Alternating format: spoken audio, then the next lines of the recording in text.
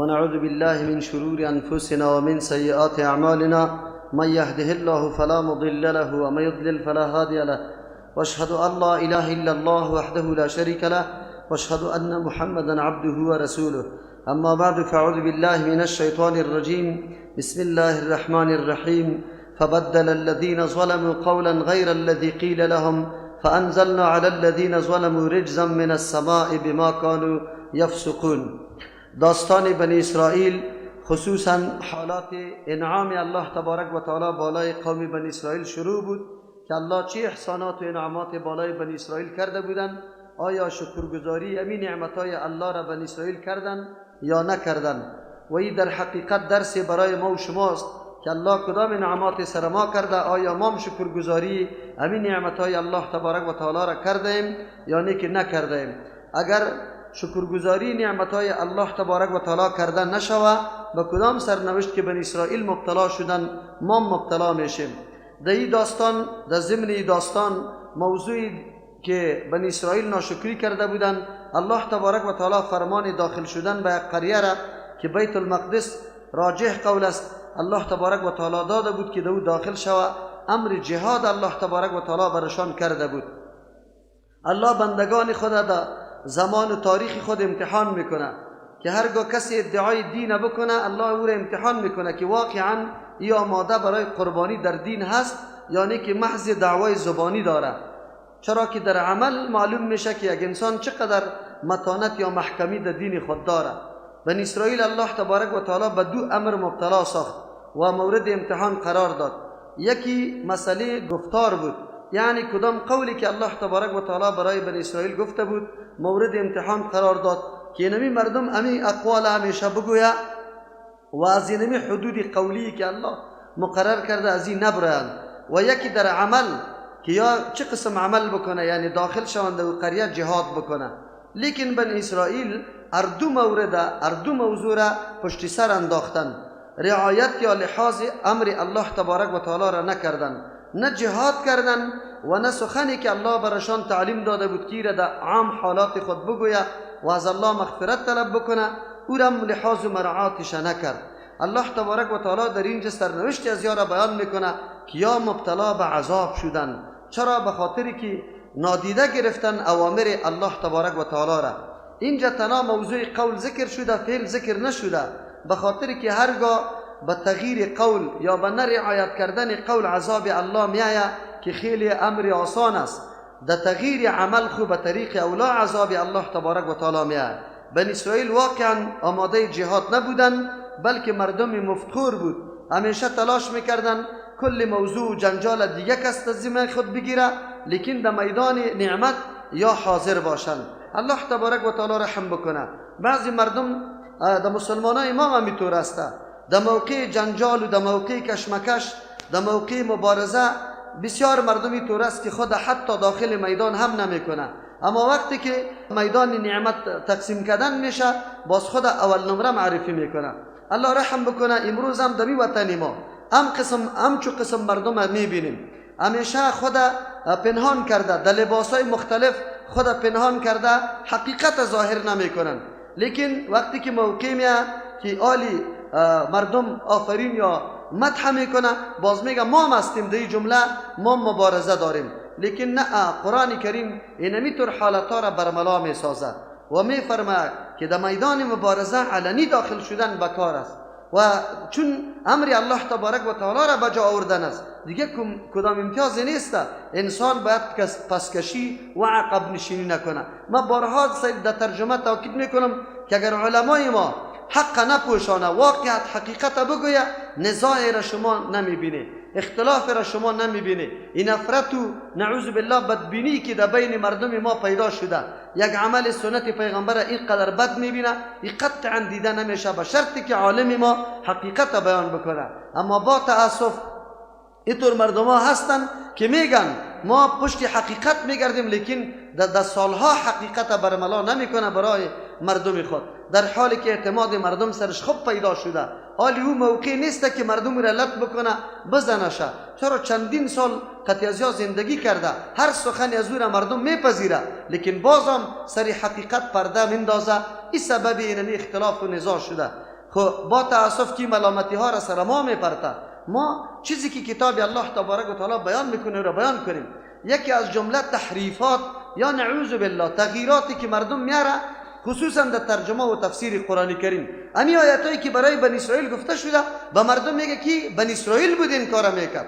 یعنی اگر امی عمل و امی قول در ما پیدا شود، ما بنی اسرائیل جور میشیم. همون نتیجه ای که الله سری بنی اسرائیل مرتب کرده بود سری تو مرتب میکنه.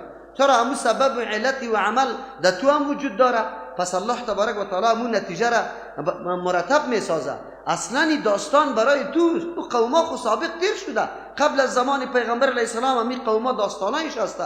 و چرا قصیش قرآن میکنه؟ به این خاطر که تو بیدار شوی، تو آگاه شوی، تو به این سرنوشت مبتلا نشوی که در بدر خاک بسر شوی. بنی اسرائیل قول الله تبارک و تعالی را نادیده گرفت. فعلا برش گفته بود وقتی در شهر داخل میشه سجده کنان داخل شوی. اگر شهرم فتح کردی تکبر نکنی، خدا کلان نتراشه که ما فتح کردیم. نه امون جمع موکول بسازی بسپاری امی کامیابی تانه به الله متعال. و یا اونجا که داخل شدی در شهر سجده شکر ادا بکنی که الله این عظیم نعمت سر شما کرد، دشمنی تانه تباه کرد. لیکن اگر اینطور نشوه نعوذ بالله که شما کامیابی حاصل کنی با سینه را بزنی که ما بودیم، انانیت دعوا بکنی و بگویی که ما بودیم در میدان، باز دیگه این باز بندگی الله تبارک و تعالی نمیشه. چرا؟ خود انسان چه قوتی داره، چه نصرتی داره تا که نصرت و قوت الله قط شامل حال نباشه. انسان که هر مرحله میرسه امور خود به الله محول میسازه. استعانت و کمک از جانب الله تبارک و تعالی است. من نمونه و مثالش براتون گفتم. مجاهدین افغانستان همین حالت سرشان آمد. خود گفتن هر کدام بری خود لقب دادن. جنگ و منازعه در پارلمانه و دیگه گپا شد که ما آیا یک کسی را قهرمان ملی بگوییم یا نگوییم، قماندان برجسته بگوییم یا نه، کدام القاب بدیم؟ نه، کسی که برای الله و به خاطر رضای الله جهاد کرده، مبارزه کرده، او هیچ وقت پشتی لقب نگشته. او فقط برای ازی گفته که من حفاظت دین الله را میکنم. اما امروز میدان مبارزه در این گرم بود که آیا لقب داده شو یا نه. با پاچا چی لقب داده شو، با قماندان چی لقب داده شو، با وزیر چی لقب داده شو. در دین اسلام اینطوری مسائل قطعا مردود است. چرا؟ این دعوای عصبیت است، دعوای نعوذ بالله نژاد و قوم و مذهب و ملت پرستی است و این در دین اسلام هیچ وجود نداره. اینطوری گپا باید نباشه. قرآن امی درس بر ما میده. دوم، سخنی که الله بر ریاضیات تعلیم داده بود که شما همیشه بگوی حطتون، یا الله سوال ما طلب مغفرت است، الله بر ما بخشش کنی. سعی کنی مجاهدین اسلام در روز زمان هم همین تعلیمش است. ابراهیم خلیل الله بیت الله را جور میکنه پشت سر نمایه، بیت الله را جور میکنه، خانه اولین خانه که برای عبادت الله در روی زمین است و قبله همه مخلوقات است. امورم بنیادش میمونه. خب بازم میگه ربنا تقبل منا انک انت السمیع العلیم. ای پروردگار از ما قبول کن. هراس داره، خوف داره که عمل خو انجام دادم آیا الله قبول میکنه یا نه. کاش که این درس قطع ما باشه. روزه را افطار میکنیم خوفی از این قطع ما باشه که همین قدر تکلیف کشیدم، یا الله مورد قبولی تو قرار گرفته یا نه. تو قبول کو، از ما اگر کوتاهی شده تو قبول بکو. این درس قرآن بر ما میده که هر عبادت در منتهای خود میرسه. در این استعانت و کمک الله تبارک و تعالی است، توفیق الله تبارک و تعالی است. انسان خود در مرحله عاجزی بدانه. در ایاک نعبدو و ایاک نستعین همین درس بر ما داده شده بود. ولی با تاسف ما بار میگیم که مسلمانا شکار یک حمله بزرگی شیطان دیگه شده. آجی ما که پس میه گلا در گردنش انداخته میشه. تو میگی چی وقت یه حج ازی قبول شده؟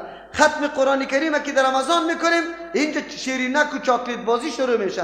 کجا قبول شده؟ آیا قبول شده من نزد الله تبارک و تعالی؟ چه قسم قبول شده؟ یک ماه رمضان تو را به الله قسم آب دیده آمد. همین قدر آیاتای قرآن کریم در مورد عذاب و در مورد جهنم و در مورد حالات بد آمد. تو عشق در دیده آمد، در چشمت آمد. چه قسم تو عالی ادعا داری که ما شیرینک توضیح کنیم که ختم کردیم؟ سعی کنید دین یک جنبه دیگه دادن، دین تغییر کردن، با یک قول تغییر دادن. الله رجزا من السما، اینطور عذابی که یک دم یار هلاک میسازه میاره که قول رعایت نمیکنه تغییر میاره. حطتون و حبتون فی شعیرتین گفتن، میگه یک دانه در خوشه الله بر ما بده. این استهزاء به دین است نعوذ بالله. امروز استهزاء به دین نمیشه، کلمات قرآن توهین نمیشه. با کدام سیستم ختم قرآن صورت میگیره؟ ببینیم این درس است. اگر ما با یک آیت متوجه به قرآن کریم شویم، ما درک میکنیم که بله سرنوشت بنی اسرائیل برای تغییر یک کلمه است. اگر ما کلمات تغییر بدیم، ما کلمات توهین کردیم، ما مبتلا به عذاب الله نمیشیم؟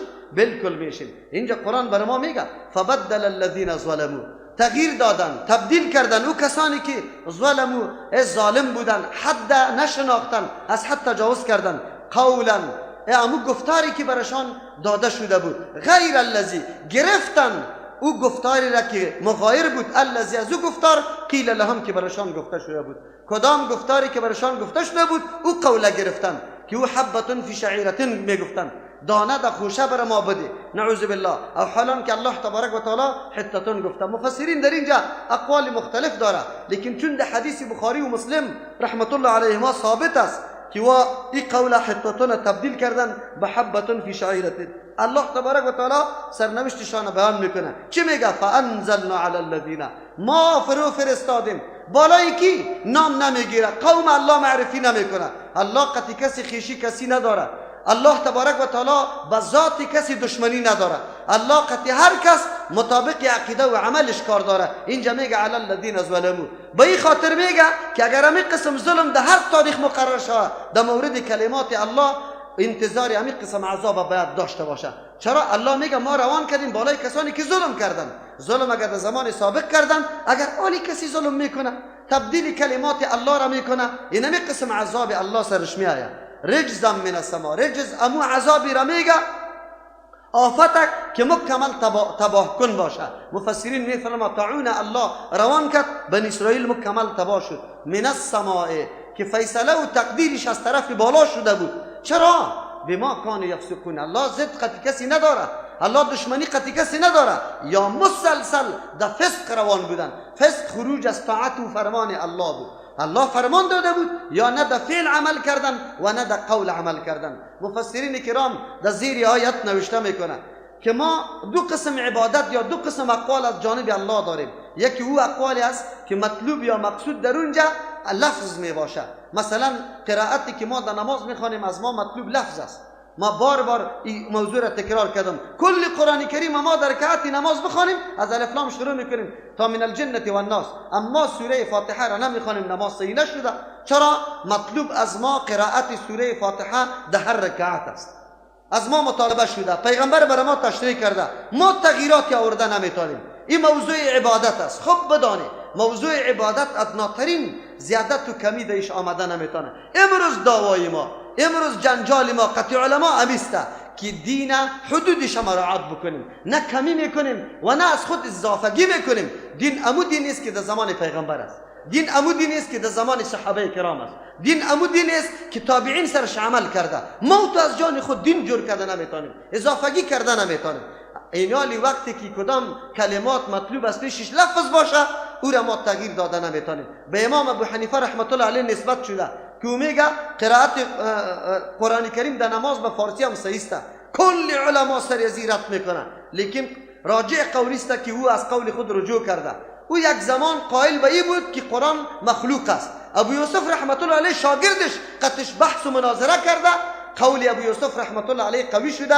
امام ابو حنیفه رحمت الله علیه سری تسلیم به ابو یوسف داده و میگه بعد از او ثابت میکنه که قرآن مخلوق نیست، قرآن کلام الله است، مخلوق نیست. بعد از او قائل به این شد که در نماز به فارسی خواندن قطعا کفایت نمیکنه. این موضوع خیلی مشهور است، در کتابات و اصول ذکر میشه، لیکن امام ابو حنیفه رحمت الله علیه رجوع کرده. حالی کسی نمیتونه که نماز بخونه، لیکن امروز چی بخونه؟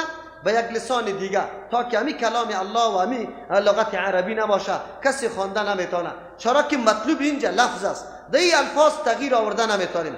وقتی که این گپ موضوع را فهمیدیم، از کاری که از پیغمبر علیه السلام نقل شده، دعاهایی که از پیغمبر علیه السلام نقل شده، اینجا مطلوب الفاظ می باشه، تغییرات در او آورده نمیتونیم.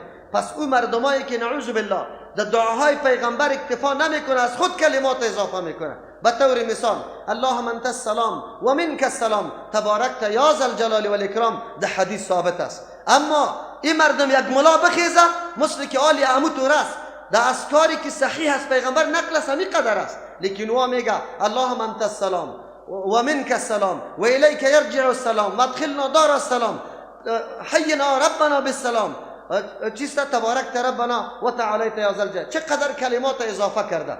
ملا علی قاری رحمت الله علیه شارح مشکات عالم حنفی است و میگه هذا مختلق بعض القصاص، این جرکدگی بعض قصه گویاست. چرا دعای پیغمبر کفایت نمیکنه که تو از خود این دعاها را اضافه کرده رویستی؟ تو این قدر خود از پیغمبر کردن بالا میدانی؟ اضافه کردن کلمات این مفهوم و معنا را داره که یعنی پیغمبر نفهمیده، پیغمبر دعایش ناقص است، من این را تکمیل میکنم. بدعت اینمی رقم است. مفسرین در زیر آیت نوشته میکنه که بدترین گناه بدعت است. چرا؟ بدعت انتقاد سری پیغمبر صلی الله علیه و سلم است. بدعت انتقاد سری شریعت است که شریعت ناقص بود، پیغمبر نمیدانست، من این عمل که ثواب داره اضافه میکنم، من این دعا را بعد از نماز اضافه میکنم به هیئت اجتماعی، من اینم 3 و 4 جمعی و 40 سال پورگیر اضافه میکنم، من این میلاد اضافه میکنم، من این بیرق زدن سری قبر اضافه میکنم. این کلش بدعت است، این کلش بدعت است. این انتقاد بالای شریعت است. درودار از جان خود جور کردن، درودی لکی، درودی تاج، کلماتی که کلش مهمش شرک است، نعوذ بالله. قصیده برده است. این در کدام دین است؟ او را بگذار. نورنامه و شمائل نامه است.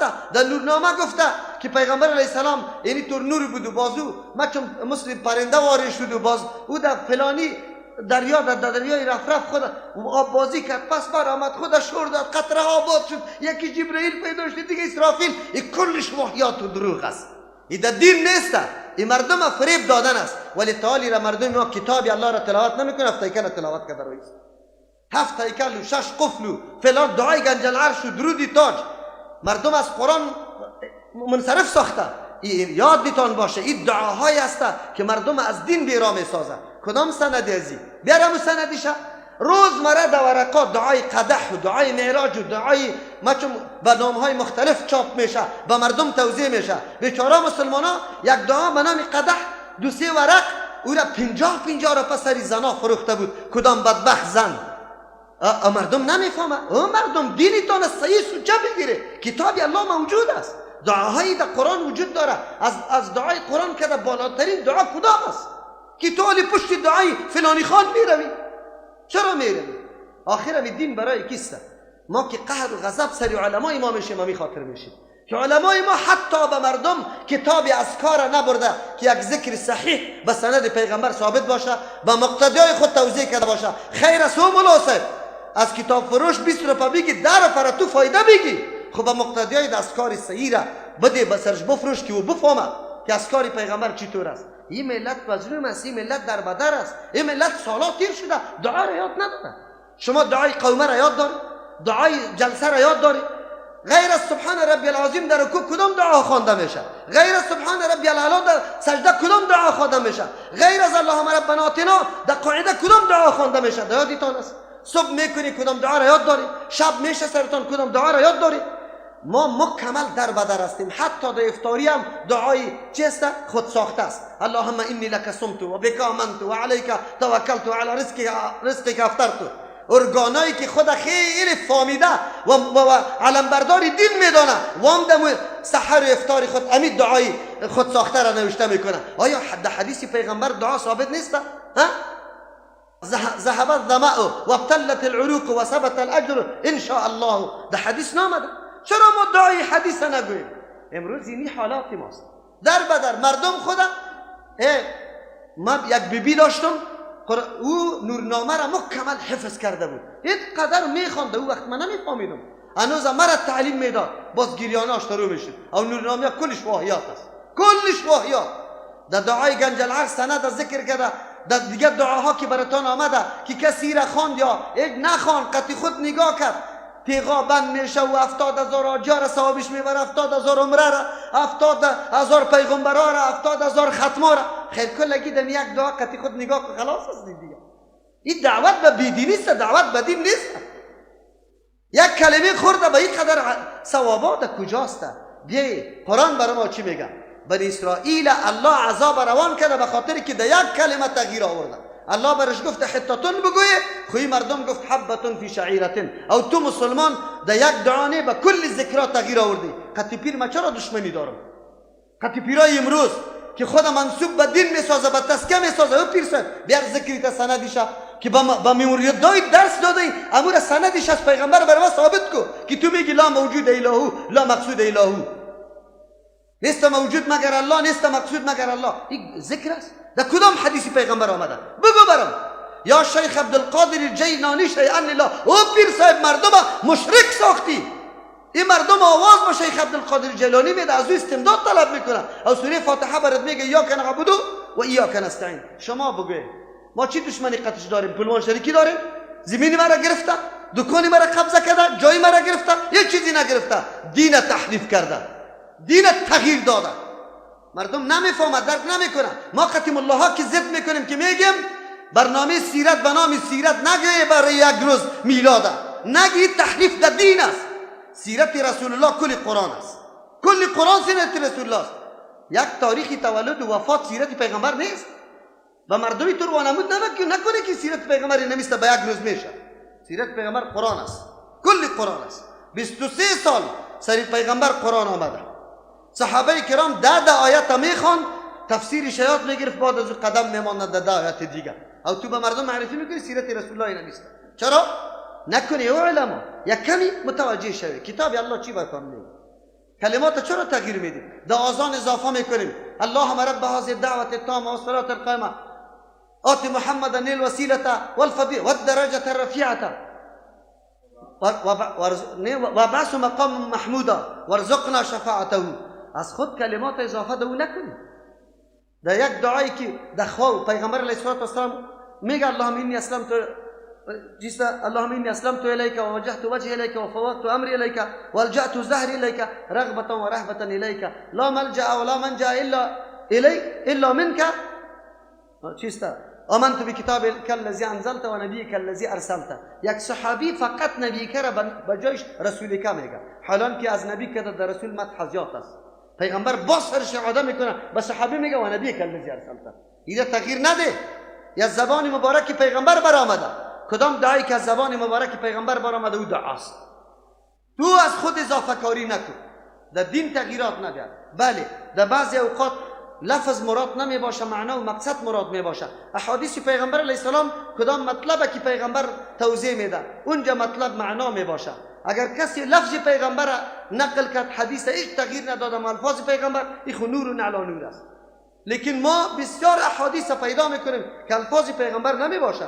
اصل مقصد برای توضیح کدام حکم که هست او را صحابی نقل میکنه، لیکن مطلب گرفته صحابی موضوع را فهمیده اگرچه به تعبیر خود بری تو نقل میکنه.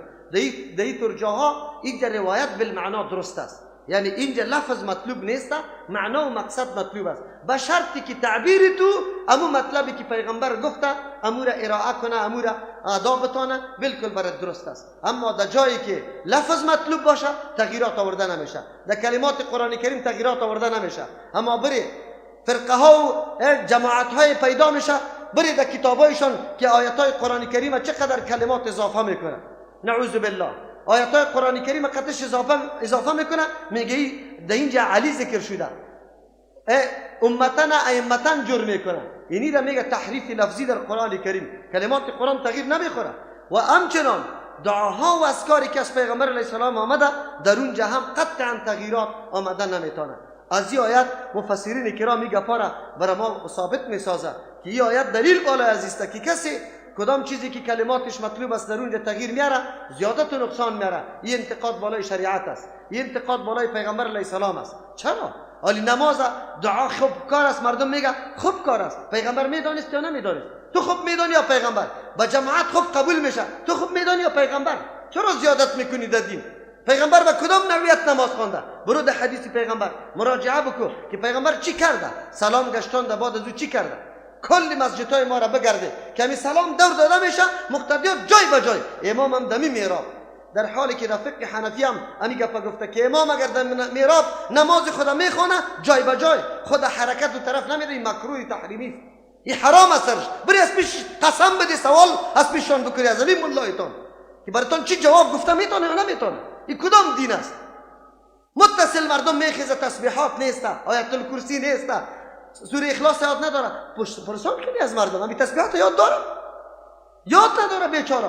کلی از اول تا آخر مخالفت دستور نقشه پیغمبر علیه السلام، این نماز چطور قبول شود، این دعا چطور قبول شود؟ تو خب پاچه را برزدی، کلش مخالفی حرکت پیغمبر علیه السلام. پیغمبر به زمان نیت کردم ادا میسازم یا نویتان ادیه چیزی گفتم او تو کرده رایستی. چرا میکنی؟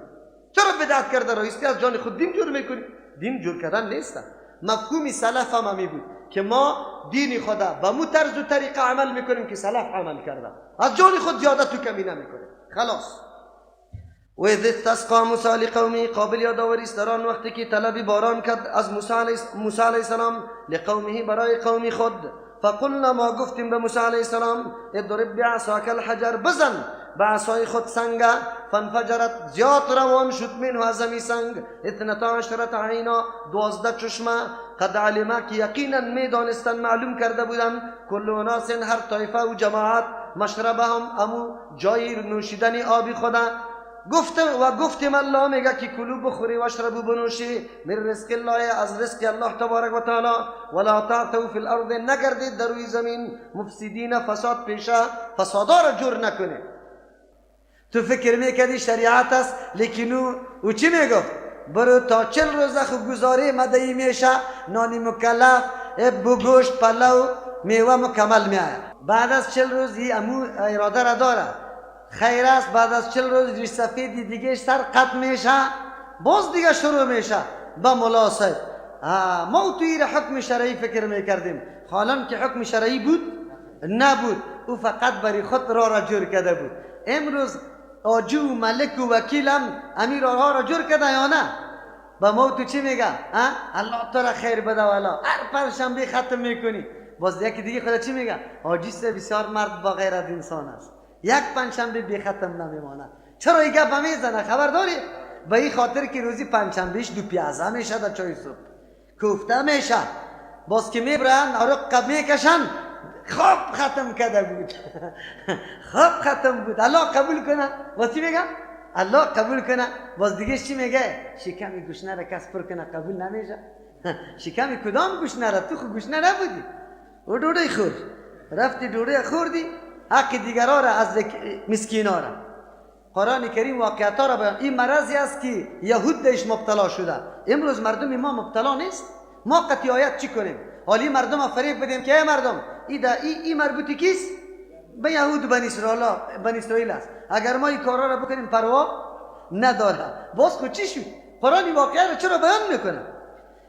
فویل هذا من عند الله، از جانب الله است. چرا این کار میکنه؟ لیشترو، که بگیره بهی توسط همین نوشتگک خود که بدروغ معرفی میکنه حکم الله، ثمنا قلیلا، عوض ناچیز و بی کیفیت. دنیا چیست؟ دنیا چیست؟ عوض بی کیفیت است، کلش ناچیز است در مقابل حکم الله. الله اکبر. حکم الله را واضح نگو بان که دمه او بخوره، بسیار سخت است. فویل الله، الله میگه این بددعا از جانب کیست؟ الله که بددعا کنه او واقعیت می باشه یعنی که احتمال می داشته باشه؟ واقعیت می باشه. فویل الله، هلاکت باشه، بربادی باشه برای از یا مما، از جهت آن چیزی که کتبت ایدیم، نوشته کرده دستایشان، نوشته کرده دستایشان. گپای غلط و نادرسته و مردم فریب داده، غلط نوشته کرده، این طور گفته که ولی اینی قدر حق داره، اینی رقم آداب داره از خود. و ویل الله، ملکت باشه برشان مما، از آن چیزی که، یعنی به سبب آن چیزی که یکسبونه، یا کسب میکنه، چیزی را که کسب میکنه هلاکت از جهت از او باشه. چرا؟ به خاطری که مردم فریب دادن. جادوگرا همینطور میکنه یا نه؟ تعویذگرا همینطور میکنه یا نه؟ در بدر خاک بسر کرده مردم.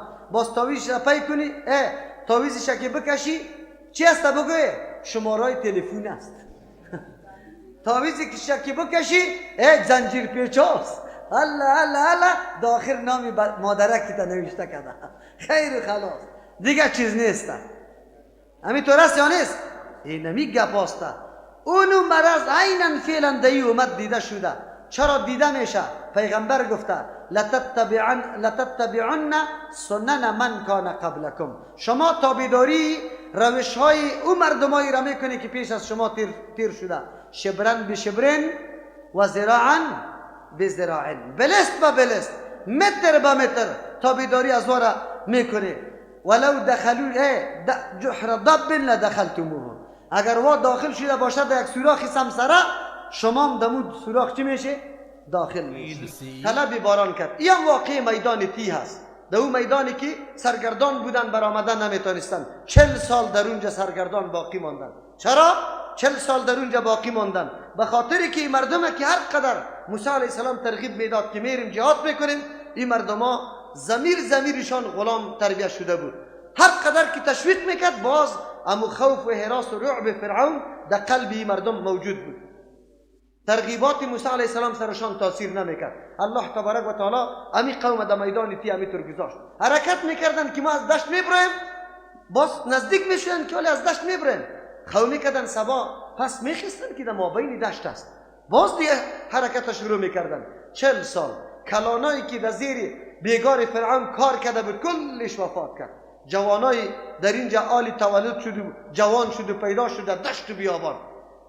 نه ترسی پاچا سرش بود، نه ترسی پلیس، نه ترسی کسی دیگر. با مجردی که موسی و هارون علیهم السلام هم وفات کردن، یوشع علیه السلام در وقت پیغمبر بود، دعوت داد به سوی جهاد، کلگی آماده جهاد بود. ذهن که تربیتش و آزاد و همیشه در جهاد آماده است. امروز جنگا در کجا خیلی قوی است؟ کدام منطقه تسلیم به کسی نمیشه؟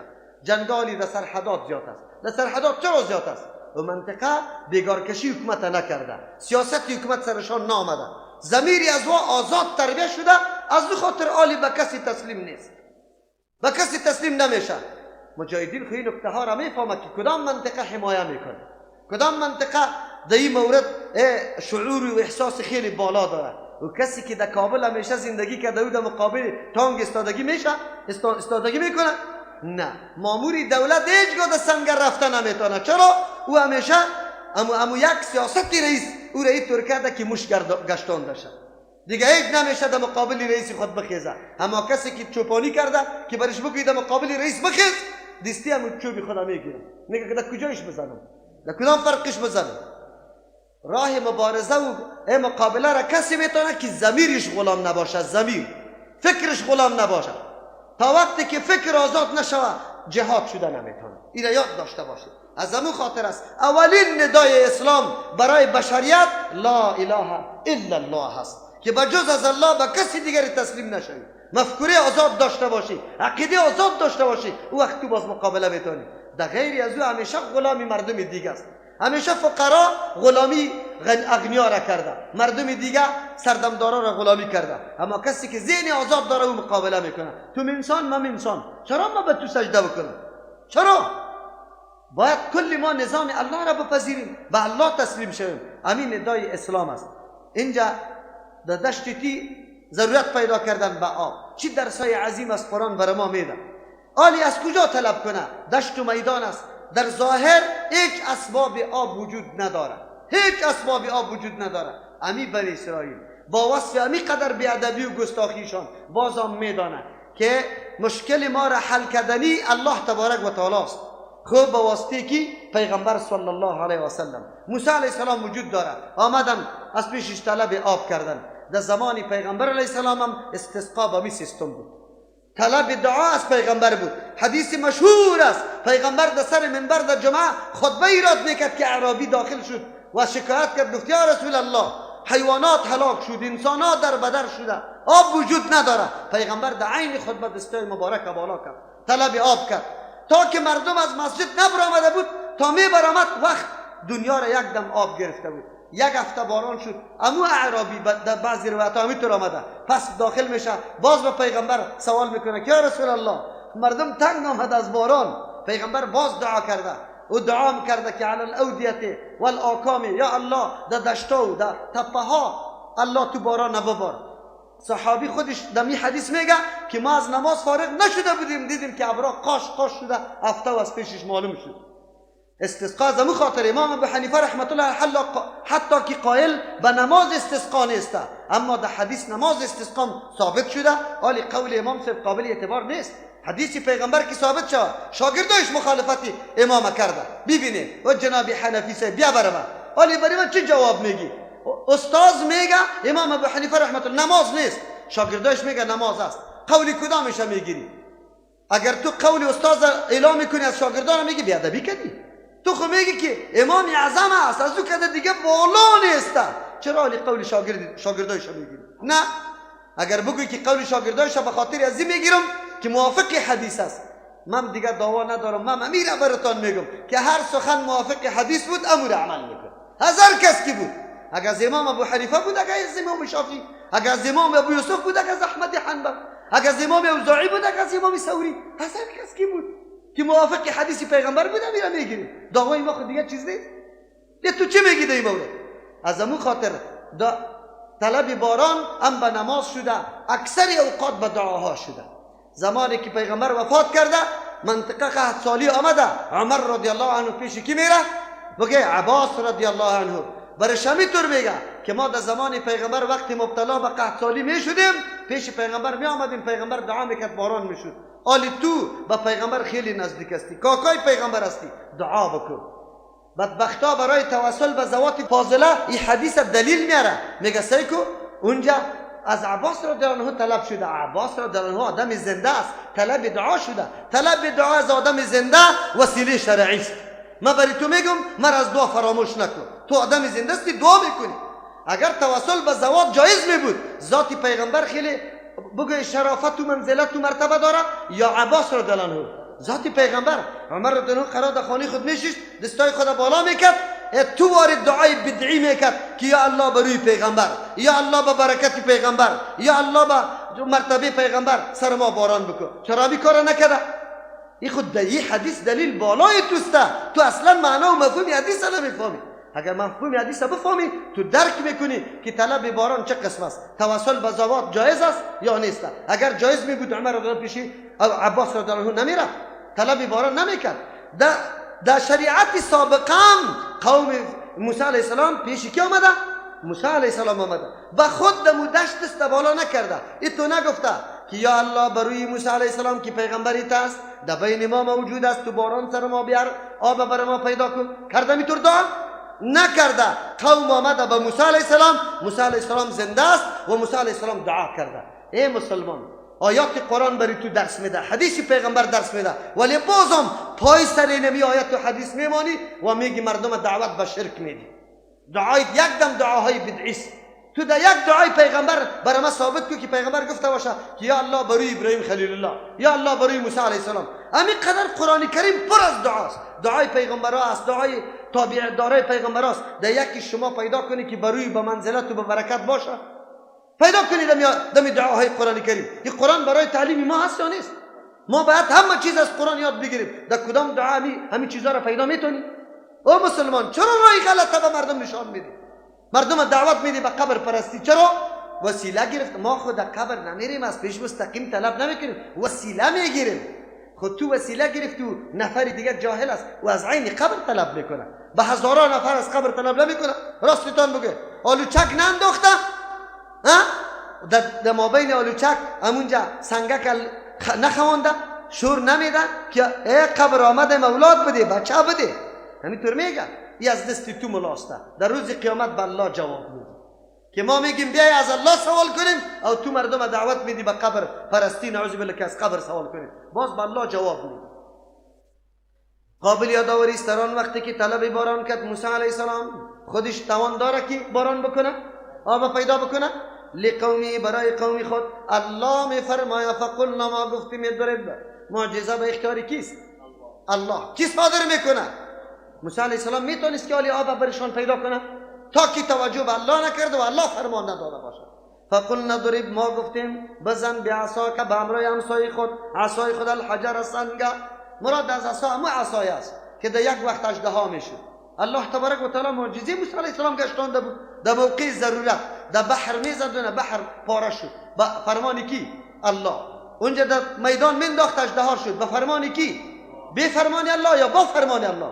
با فرمان الله. خود نه. یکی حجر کدام سنگ است؟ میگه همون سنگ است که موسی علیه السلام کالای خود سرش مانده بود، بازو فرار کرد. موسی علیه السلام از پشت سرش دوید، حتی قطع عصام زده بود. امو اثرات زدن عصای موسی علیه السلام هم زنگ بوده. این حدیث در بخاری هم ذکر شده، این بالکل درست است. یک کسی یک روز اینجا آورده بود، خب اونجا چیستا مچم گریان و چی کرده بود که نفر دزدی کرد کالایش. این گپ غلط است. نه سر سنگ کالای خود مانده بود، غسل میکرد، اما سنگ یک دفعه در حرکت شد و موسی علیه السلام از پشتش رفته بود. مفسرین با قول از کسایی که سیاحین است نوشته میکنه که این سنگ فعلا هم وجود داره. تفسیر ماجدی این را نوشته کرده که در یک مقام است، وادی لیجان هم داره که خیلی وسیع دشت و بیابان است، نزدیک رأس صفصفه، یعنی صفصفه یک نامی کوست در سری از اوست، تقریبا 10 یا 15 فوت بلندی داره و یک طرفش همینطور مایل است. اونجا 12 سوراخ از پیشش معلوم میشه که چشمه برآمده بود. فانفجرت منه 12 عینا، برآمد زیاد. در دیگه آیات میگه فن بجسد، اول شروع شده بود کم کم، خب پس آن خیلی زیاد آب برآمد، 12 چشمه. اینجا عجیب، از یک طرفی نشانه و دلیل بالای وحدانیت الله و قدرت الله است. یک سنگ خرد چطوری قدر آب گنجایش داشته باشه که همه روزه به مردم به مقدار ضرورتشان جاری میشه؟ از کجا میشه از مابین سنگ خوش؟ یا با کی پیدا میکنه؟ الله تبارک و تعالی به انسان میگه انسان در پیش روی تو 2 قسم چیزاست. یکی که همیشه در پیش روی صورت گرفته، او امور عادی برات معلوم میشه. یکی امور است که در پیش روی تو صورت نگرفته، او را تو امور غیر عادی میگی. خب پیش الله تبارک و تعالی کل امور چی است؟ عادی است، غیر عادیش نیست. در پیش تو اگر در کو از کو چشمه روان شه، باز میگی اونجا برفا شده بود و آب در زمین رفته، از اونجا باز این آب برآمده. لیکن الله برات میگه که نه، این خود تو میگی. خب الله این قدرت داره که سنگ در میدان باشه، هیچ چیزم در زمین چسبیدم نباشه، اما آبا روان باشه. از یک طرف نشانه قدرت الله، از طرف دیگه معجزه کی؟ موسی علیه السلام. از طرف دیگه نعمت بزرگ بالای قوم باید بدانه، قوم باید عالی درک بکنه که الله در این دشت بیابانی خالی چه قسم آب برشان پیدا کرد. عالی قدم به قدم باید تابعداری کی را بکنه؟ موسی علیه السلام بکنه. اما قوم طور نیست. 12 چشمه روان شد. چرا 12 روان شد؟ 12 قوم بود. این را امور انتظامی میگه. قومیت یا چیست لحاظ قومداری در بسا امور ضروری است و باید شوه و در بسا امور باید ضروری نیست. در بسا امور کدام است؟ اگر ما یک چیزی آمده تقسیم میشه، باید به قوم حواله بکنیم. روزا معلوم شوه، ساعتا معلوم شوه، نه وقتی مردم ضایع شوه، نه کشمکش و جنجال شوه و نه ازدحام شوه که مردم تکلیف ببینه.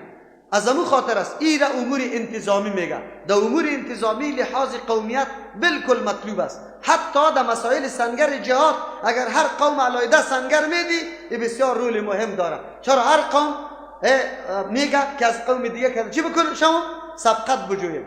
در این طور جاها انتظام میاد، معلومات حاصل میشه، غیر حاضر و حاضر معلوم میشه، در اینجا ازدحام نمیاد، وقت جای نمیشه. در این طور جاها مسئله قومداری یا صنف بندی این کلش مطلوب است، اسلامی را رد نمیکنه. اما در مسئله که مقابله شروع میشه، که کار انجام میدی، حکم الله را انجام میدی، اگر قومیت باشه انجام میدی، اگر نباشه صدقه در وقتی میکنی که در تنظیمت باشه. اگر در تنظیم باشه صدقه میکنی، اگر در تنظیم نباشه باز صدقه در حالی که شده میتون از تنظیم تو کنه یا کسی دیگه خوب فعالیت دینه بکنه، خدمت دینه بکنه. اینی طور کارا باز مسئله تنظیم و قوم نعوذ بالله باز او چیسته؟ بدگویی است. پیغمبر برش ممتن نگفته. یعنی عصبیت قوم پرستی یک چیزی بدبوست، نعوذ بالله. قطعی مردم تنظیم جنگی ما را تباه و برباد کرد یا نکرد؟ صرف به خاطر ازی که تو جمعیت هستی، تو حزب، تو اتحاد هستی، تو حرکت. زدن مابین خود زدن یا نه؟ چی وجه داشتن که باید یکی دیگر را قتل بکنه؟ یک وجه شرعی را یک عالم پیش کنه که همینجا کشتن جایز است. اما بزرگترین وجه را که بیان میکنه میگه که این سری منطقی ما تعرض کرده. سری چی؟ سری منطقی تو تعرض کرده. چی رقم اینو لی تو دفاع میکنی؟ منطقی تا دفاع کن، اما قتل برای درست است. نگذار که داخل منطقه شود. بله اگر در خانه آمد باز تو مقابله بکن. اونجا خود تو صرف به این خاطر که میری برای کمک این منطقه ازواست، از دو خاطر اگر جمعیت سرش حمله میکنه ما میریم دفاع ازو میکنیم. چرا دفاع ازو میکنیم؟ چی گپ است؟ چی اردویتان میخواهی؟ کدام وجه است؟ نیست. اینی را مردم میگه نعوذ بالله یک دم بدگویی، اینه میره مردم میگه بیدینی. امروز کلی گپای ما سری تعصب عصبیت روان است. مقصد که در کدام تنظیم هستی مصرف میکنی، خرج میکنی. خدا تنظیمی دیگه که مردم از گشنگی هم میموره، یک قطره آب هم دهنش نمیچقانی. این انفاق فی سبیل الله نیست، این جهاد فی سبیل الله نیست، این کار برای فی سبیل الله نیست. فی سبیل الله هر کس که محتاج است، ضرورت داره، تو باید قطعش کمک بکنی. این گپ نیست. در اینجا انتظام به خاطر ازی بود که وقت ضایع نشود. چشمه معلوم بود، ارقام در چشمه خود برابر استاد میشد، قطار مزاحمت ها نبود. حالی هم بود طور است. در یک بمبه اگر در 3-4 کوچه یک بمبه موجود باشه چقدر خوب میشه. همین مردم بین خود جمع شود که اینی کوچه 2 ساعت بری کوچه، این 2 ساعت بری کوچه، ساعت ها معلوم باشه، مو یک کوچه مردم بیا. اگر ساعت معلوم نباشه 1004 کوچه مردم آمده، او بشکه از او را تیلا میکنه، او بشکه از او را. نفاق، جنجال، جنگ همه گپا میشن. نه، تقسیمات شود. حالی که دولت یک چیزی را تقسیم میکنه، مثلا به طوری یک مثال براتون میگم، چیسته برای حج، الا چقدر خوب موضوع بود، کلگی داخله بگیره، باز قرعه کشی شود، هیچ کس در این مورد چی نداره، گله نداره. بس تمام ناما گردوت میشه، بعد از یک نام برآمد نبرآمد الله مو را نمیگیره. اگر وفاتم بکنه عذر برش پیدا شده که پیشکش نبرآمده، الله نمیگیره شه. اما در این وطن ما تا چه اندازه را بدبختی هاسته که هر کس اول داخله کرد.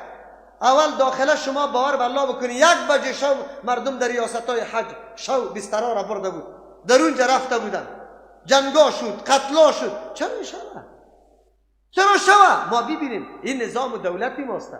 چه قسم میشه این حالت ها؟ چرا مردم در حشر انداخته، مردم در تکلیف انداخته، در نوبت تیاره است، کلگی را طلب میکنی؟ نه، تقسیم کو. پیش پر تو از حجاج هر ولایت که اول آمد اول، دوم آمد دوم، لیست بچسبان، مردم در وقت و آدمیه، نه پیسیشون زیاد مصرف میشه. حالی خب کل تلفن هستن، ولی کجاست این کار؟ به سطح دولت امی انتظام گرفته نمیشه. لیکن قرآن برای ما درس میده، حتی در یک دشت که آب میبره، الله تبارک و تعالی از یک سنگ 12 چشمه را میکشه، به خاطر که ازدحام نشوه، وقت ضایع نشوه. هر کس قد علم كل اناس مشربهم، هر کس هم جای آبخورش خود شناخته باشه، دمو متوجه است، هیچ نزاع و جنجال نمیشه. کلوا واشربوا من رزق الله، الله تبارک و تعالی میگه ما فرمان دادیم بخوری و بنوشی از رزق الله تبارک و تعالی. در این مورد سر شما کدام پابندی نیست، چرا که الله برای شما پیدا کرده. بله، خوراکا و نوشیدنی ها کلش برای ما پیدا شده، آن چیزی که حلال است الله پابندی سر ما نمیکنه. لیکن امی خوردن و نوشیدن سرچشمه برای فساد نشود. چرا؟ همیشه انسان که طرفو نعمت تراشی بکنه، هر چیز بخوره، باز نعوذ بالله در دلش چی میشه؟ میگه شرابم بزنم. باز پسان میگن نه نعوذ بالله زنام باید موجود باشه. در کدام مملکتی که طرفو و عیش پرستی است، در اونجا زنا زیاد است. این را یاد داشته باشه. قرآن کریم میگه از خوردن نوشیدن شما را منع نمیکنم، خوردن نوشیدنی که سرچشمه برای فساد نشود، برای فساد نشود. چرا؟ امی خوردن نوشیدن سرچشمه برای فساد میشه. بخوری بنوشی خوب به اندازه، آن چیزی که مورد ضرورت شماست، اضافه ستانی نکنی. نعوذ بالله نفس آدم تقاضا میکنه خیلی زیاده، پخته میکنی 20 قسم طعام. الله رحم بکنه. حالی جامعه ما قریب که دینمی سرحد برسه، میمان میکنه کسی را بجای از یک شروع تل پخته کنه، ساده بی تکلف، نه خانه به تکلیف، نه تو به تکلیف، نه پیسید زیاد مصرف شده، خب لذت هم داره، او اضافه ستانی هم نمیشه. امروزی گپا رفته، یک قدم بیشتر شده. برای فلانی خان تیاری میگیره 30 قسم طعام، او که در یک دست پرتده 2 دسته مکمل باقی میمونه. باز یک قدر متکبر میباشه که طعام باز دوباره دست نمیزنه، میگه این دست خورده شده، او را در اشغالدانی میندازه. او روزان براتون گفتم که سبب مریضی مردم هم شده، ولی نمیفهمی که در مقابلم در پالوی میکیسته. قرآن اینمی تاکیدات در هر خوردن و نوشیدن میکنه، چرا که سبب بدبختی اینمی خوردن و نوشیدن است. هر کس که در بستر ناز نعوذ بالله کلان شود، او باز دیگه هر چیز طلب داره، او باز نه آمادگی به این داره که صبح وقت در نماز بخیزه، در جماعت بره، و نه آمادگی برای سنگر جهاد داره. نه نمیتونه.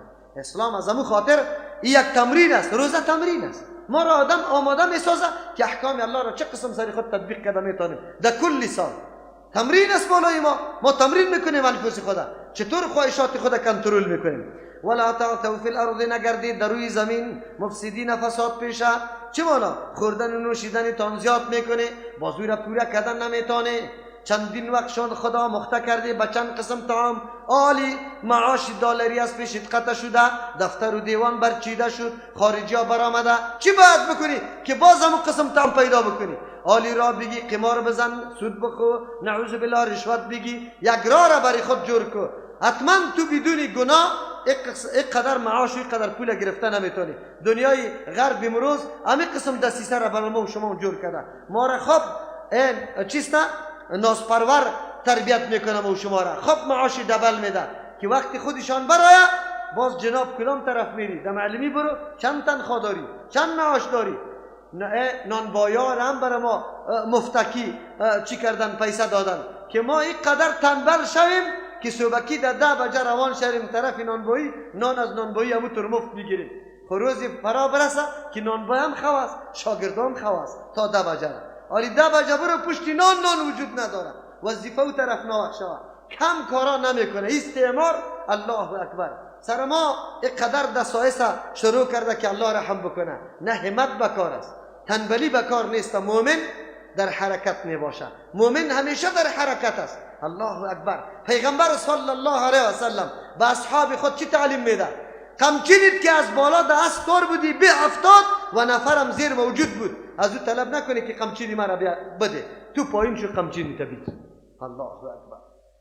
پیغمبر به امت خود چه تعلیم میده؟ نفر زیر وجود داره، تو در سر اسب هستی، قمچینیت میفته، میگه نه به او نگو که قمچینی مرا بده، تو تاشو قمچینی تبید. سرا که تنبل مختمشی. اسلام اینطور برای ما درس میده. ولی امروز در کدام سر حد رسیده؟ میگه بگی از دست مرا بالا کن که من بشینم در پسشوی. همونطور است یا نیست؟ سیاسر 1 ساعت پیش برای طعام آماده کرده، بخیز او طرف کرده رایستی. نمیگی که بیا سیاسر خونجا طعام برابر میکنه، آبی سرده، چای بعد ما برابر کنم. چرا که یک سیاسر بیچاره کلی عمر هیچ خواب نکرده. کدام میتونه می احساس داره؟ پیغمبر علیه السلام می احساس داشت. امرای ازواج مطهرات به کارا مکمل صحیح بود، برابر میکرد. اینی را میگه زندگی خانوادگی. باز همینطور زندگی را تو اختیار کن. باز تو بی که نفاق در بین زن و شوهر میاد، جدایی در بین زن و شوهر میاد که هر کدام یکی از دیگه خود قربان کنه، هر کس پیش بده که خدمت ما بکنه.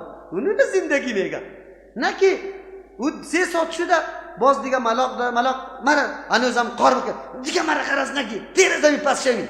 سبا باز ناز زده رایستی، والا بسیار تشنه شدم، والا ترک دختری پدر نالد ایره ترانه کردی. نکن، تو مسلمان هستی، احساس پیدا کن، از تعلیمات پیغمبر خود آگاهی پیدا کن، زندگی تا واقعا زندگی درست جور بکن. قرآن نمی تعلیم برای ما میده، ولیکن استعمار میخواه ما را دیگه قسم تربیه کنه. و اذ قلتم یا موسی، قابل یادآوری است در آن وقتی که گفتید شما بنی اسرائیل به موسی علیه السلام که یا موسی، ای موسی علیه السلام، لن نصبر، ما هرگز اکتفا نمیکنیم. اینجا صبر به معنای اکتفاست. علی طعام واحد، به یک نوع طعام خود زیاد بود، من سلوا خود داد، نه هم یک نواخت طعام ما اکتفا نمیکنیم. خیر چی؟ دلایشان حال تلخی را طلب داره. فدع لنا ربک، طلب کو بر ما از پروردگار خود. میفهمه که دعای موسی علیه السلام قبول شدنی است. موسی علیه السلام زنده است، آمده برش میگه از الله خود طلب بکن. بر اسرائیل می قدر میفهمه که دهنده کیست؟ یخرج لنا، که بکشه بر ما من ما از آن چیزایی که تنبت الارض، که میرویاند زمین، من بقلها، از ترکاری و سبزیجات، و قطاها، بادرنگ و تره، و فومها از سیر، و عدسها از نسک و دال، و بصلها از پیاز و مولی سرخکی بلا. قال موسی علیه السلام به قوم خود میگه اتستبدلون الذی، آیا شما در بدل میگیری او چیزی را هو ادنا که خیلی مرتبه پایین داره، بالذی در مقابل او طور خوراکی که هو خیر، او سراسر خیر است، هیچ نوع شر درش دیده نمیشه.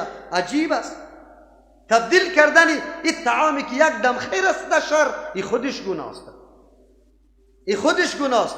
باز ای هوس بازی خودش گناه است. طلب طعام بد نیست. ما و شما وقتی که شوروا را پخته میکنه سلاطه میگه بکن، الا مرچ بیار، الا اینی چیزا بکن، این چیزی خوب است. الله در وجود ما امی تقاضاها را گذاشته، امی قوتها را الله در وجود ما گذاشته. پس این قوتها در وجود ما وجود داره و اینمی خواهشاتش است. الله چرا این را بد میگه؟ نه، الله این را بد نمیگه.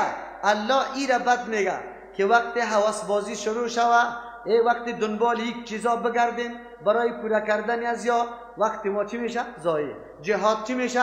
ترک. فقط دیگه تمام عمر پشتی چی؟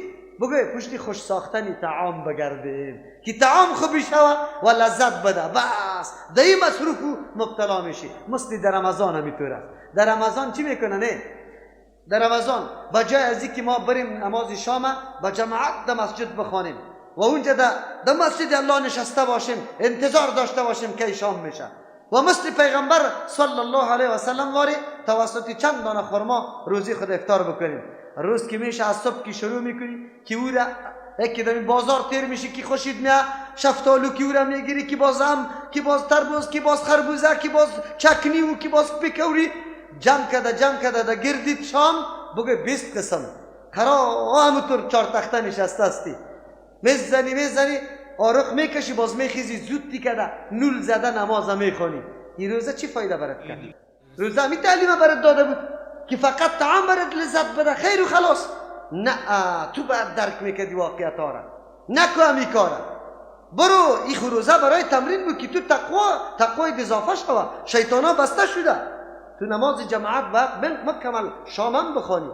جماعت تراویح مستحب است. جماعت های دیگه خوب دیروز گفتیم چی بود؟ فرض بود. چرا دو حاضر نمیشی؟ و اونجا هم گفته بودیم که غیر المغضوب علیهم ولا الضالین افراط و تفرید نباشه. در جماعت مستحب نه، در جماعت فرض نمی. در یکیش افراط کنی در دیگهش تفرید میکنی. چرا اینطور میکنی؟ مسلمان هستی، هر چیز در منزل خود قرار بده. اهمیت هر چیز باید بشناسی. اینجا که الله بدی بر اسرائیل بیان میکنه ای خود بنده جور کردن برای خوراکا. اینا چی میگه؟ بگوی شکم پرست.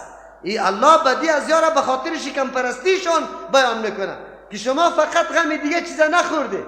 در اینجا خب بسیار گپا داشته، کدام نیازات داشته. در کل نیازات به موسی علیه السلام کدام نیازا پیش میکنه؟ ای که خوراکای ما کم است، یک نواخت یک نو است برای ما زیاد شود. خب شما نیاز مهم نیازتان آزادی بود. مهم نیازتان اونجا خانه ها و زمین هایتان زیر اسارت دشمن قرار دارد. آزاد کردن از او بود. بعد جمع می شده به موسی علیه السلام می گفتی که موسی علیه السلام دعا بکی که الله ما را توفیق بده که مقابله با دشمن بکنیم. شما او نیازهایتان امانده، او ضرورتهایتان امانده، پشت شکم پرستی گشته. امروز ما چی نیاز داریم؟ من مولا صاحبا را که بد میگم به می خاطر بد میگم که مردم یک روز با مرددار نگفت که ای مرددار تکلیف نکش، خود از کار نکش، دوستای دیگرم به نام ختم از کار نکش، این قدر مصارف نکن. گفت ما نیاز به چی داریم؟ نیاز به این نداریم که سرمعلم صاحب، مدیر صاحب، آمر صاحب، وکیل صاحب در ختم حاضر شود. نیاز به این داریم که این پول به یتیم بده، این پول به بیوه بده، این پول در مدرسه بده، این پول در مسجد بده، این پول جوی کوچه تانه جور کنی، این پول پلچک سرش جور کن، این پول بگی یک دانه اشغالدانی که در شاروالی است آینی است امور بگیر که موتر شاروالی بدون تکلیف همه روزه ببره اشغال دور از کوچه بندازه. نمیشه به مو پول بگه، نمیشه. مشکل مردم حل نمیشه. چشما را پیلکک زده رو استیم که یک دانه اتاق مؤسسه خیریه ژاپن جور میکنه برای کی؟ بچهای ما. چند دانه 50 دانه میز چوکی را کمک میکنه. و مسلمان تو خودت 50 دانه چوکی و میز مردیب شده صدقه میکنی بگی 50 دانه میز بگی جور کو یک دانه اتاق اولاد خودت در چی واقع میشه.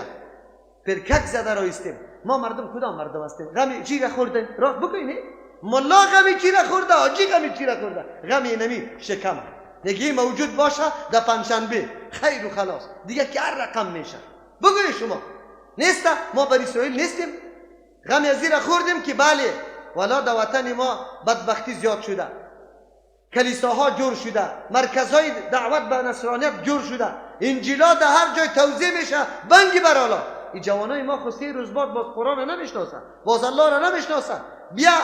بیا این همی پولی خودت در دوره قرآن کریم اختصاص میدم زنگ میزنم در مولوی مصطفی برنامه داری در رمضان مبارک؟ بله. از طرف من یک دانه کاستر دیگه از منطقه خودم زنا را دعوت میدم که ای خواهرا بروید ترجمه، موترتان کرای موترتان سرم است. چرا؟ کدام تا پیدا میشه؟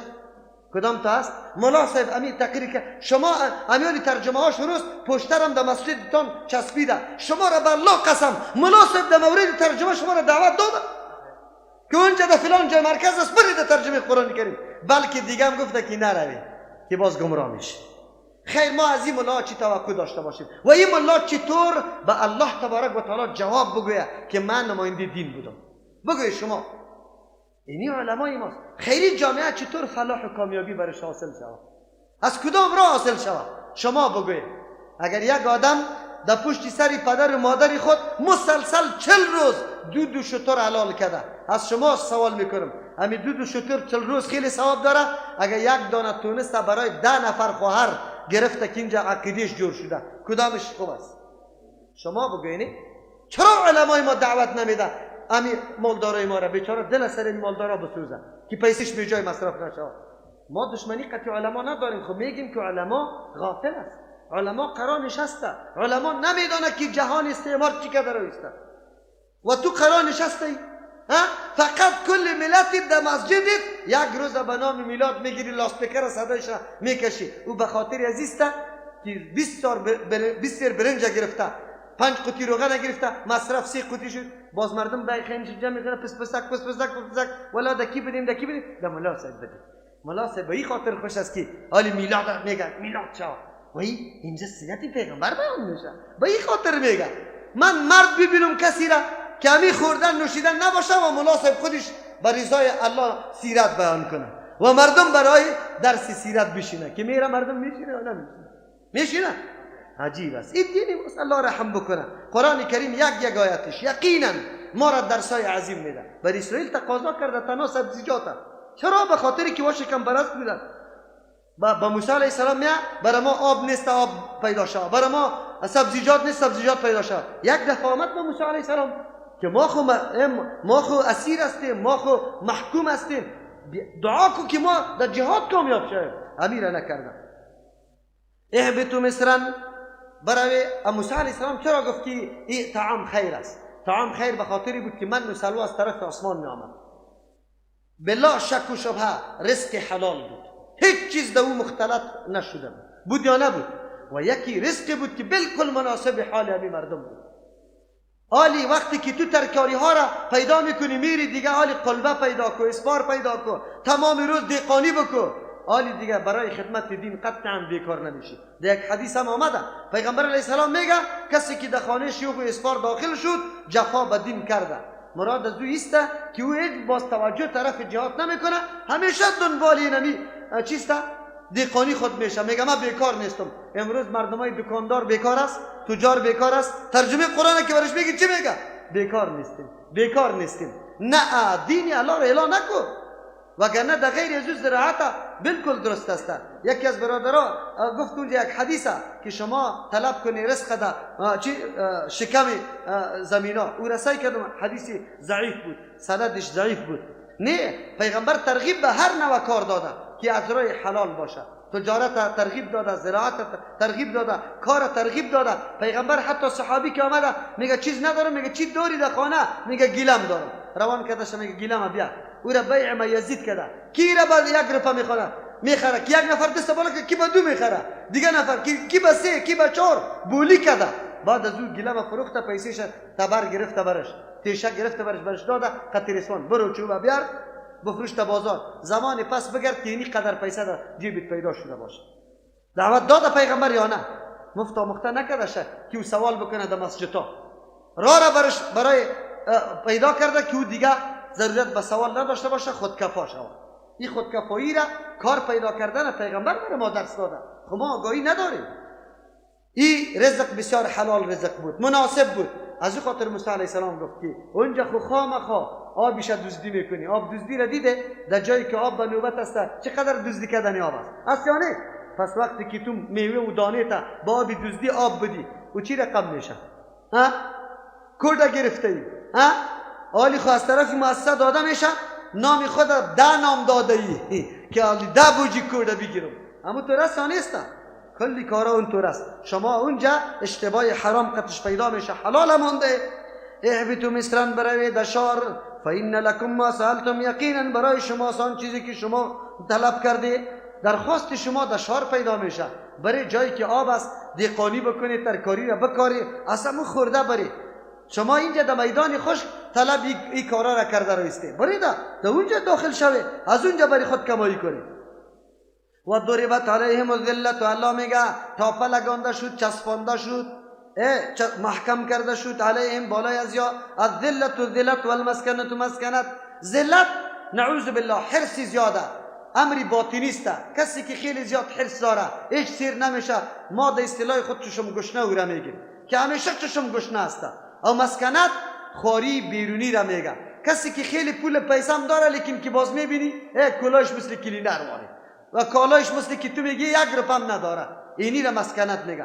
قدرت الله است. یهود الله همین قسم پیدا کرده، باطنشان همیشه ذلیل است، چشمش گشنه است، هر طرف تلاش میکنه. او ظاهرشان بگو اینمی رقم کالای شدل میپوشه، تو میگی قدر غریب است که چیزی نداره. الله اینمی صفت به یهود چسبانده، لازم قطشان گردانیده.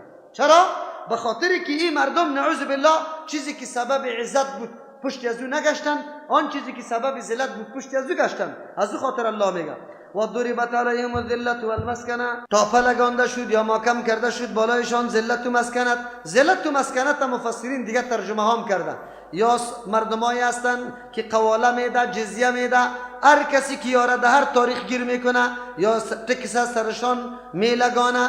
از امو خاطر الله این صفت لازم قط یهود کرده. عالم یهود امو طور است، با وصفی که یک چند نفرشان نظام سرمایه‌داری قطشان حاکم است، یک چند نفرشان غنی است، اما عام مردمشان از گشنگی میمورند. یا کدام حکمتی بنی اسرائیل که ما میبینیم که حکمت است، در حقیقت حکمت نیست. این مکمل یک سنگر و یک چونی کیست، امریکا و انگلیس است. یا خود کدام اراده مستقل نداره، به دستور امریکا و انگلیس همینجا زندگی میکنه، همینجا حکمتشان برقرار است، یا از خود استقلال نداره. چرا؟ الله تبارک و تعالی این حالت قطشان لازم کرده. یا ایسته که در اونجا در پشت سر دیگه آیت بر ما میاد که اگر چنگ بزنه به او اسپانی که از مردم است یا بر اسپانی الله، یا دین قبول کنه الله عزیز ذلت میکشانشه، یا ایسته که قرارداد امضا کنه امرای چیست انسان ها، یا ایسته که خود تسلیم یک گروه کنه مثل اسرائیل واره که خود تسلیم امریکا و انگلیس کرده. از او خاطر ذلت و مسکنت در ظاهر دیده نمیشه اگرچه در حقیقت برشان است. و با بغضب من الله گرفتار شدن، بازگشتن به غضب که از جانب الله تبارک و تعالی بود. غضب الله سرش از یا نازل شد. چرا؟ رسالت خود ادا نکردن، رسالت از یا نافذ کردن حکم الله در سرزمین الله بود و او توسط جهاد میشد. این مردم جهاد ترک کردن، شکم پرستی را اختیار کردن، غضب الله قطشان آمد. ذالک بانهم، این غضب الله مبتلا شدن به غضب الله به سبب عزیز که کانو بودن یکفرون به آیات الله، مسلسل انکار میکردن از احکام الله تبارک و تعالی. احکام الله که از جهاد بود از او انکار میکرد، یک یا به آیات الله از معجزاتی که با موسی علیه السلام می آمد یا او را تصدیق نمی کردن. یا مراد از آیات الله بعضی آیات تورات است، بعضی احکام تورات است، اما حکمی که به منفعت شخصشان می بود او را به سر و چشم قبول می داشتن، عمل سرشان می کردن. لیکن کدام حکم که منفعت شخصی دو دیده نمیشد او را ترک میکردن، قبول نمیکردن. الله رحم بکنه مسلمان امروزی ما واره، اگر یک حکم نماز بالکل قبول داره میاد قطعی جماعت قطعی تو نماز میخوانه، لیکن وقتی که توی بچهش میشه باز دیگه او را یک دم چی احساسات میگیره که برش میگی ساز و سوری را نبیار، یک دم در لرزه میشه، یک روزی خوشی دارم باز همینطور که در رویسته. عجیب است. اینمی حالات چی بود؟ دوام اینمی غضب الله و دوام امی عذابا به خاطر ازی بود که گناهشان مستمر و دوامدار بود. و یقتلون النبیین بغیر الحق، یا بزرگترین جنایت انجام دادن. او کدام بود؟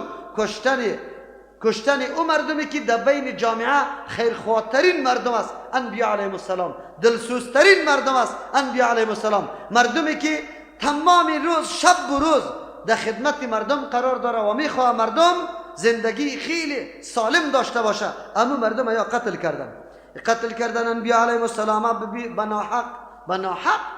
قتل پیغمبر بیازو به ناحق است. چرا بغیر الحق میگه؟ بغیر الحق، بغیر از حق، به نزد خودشان.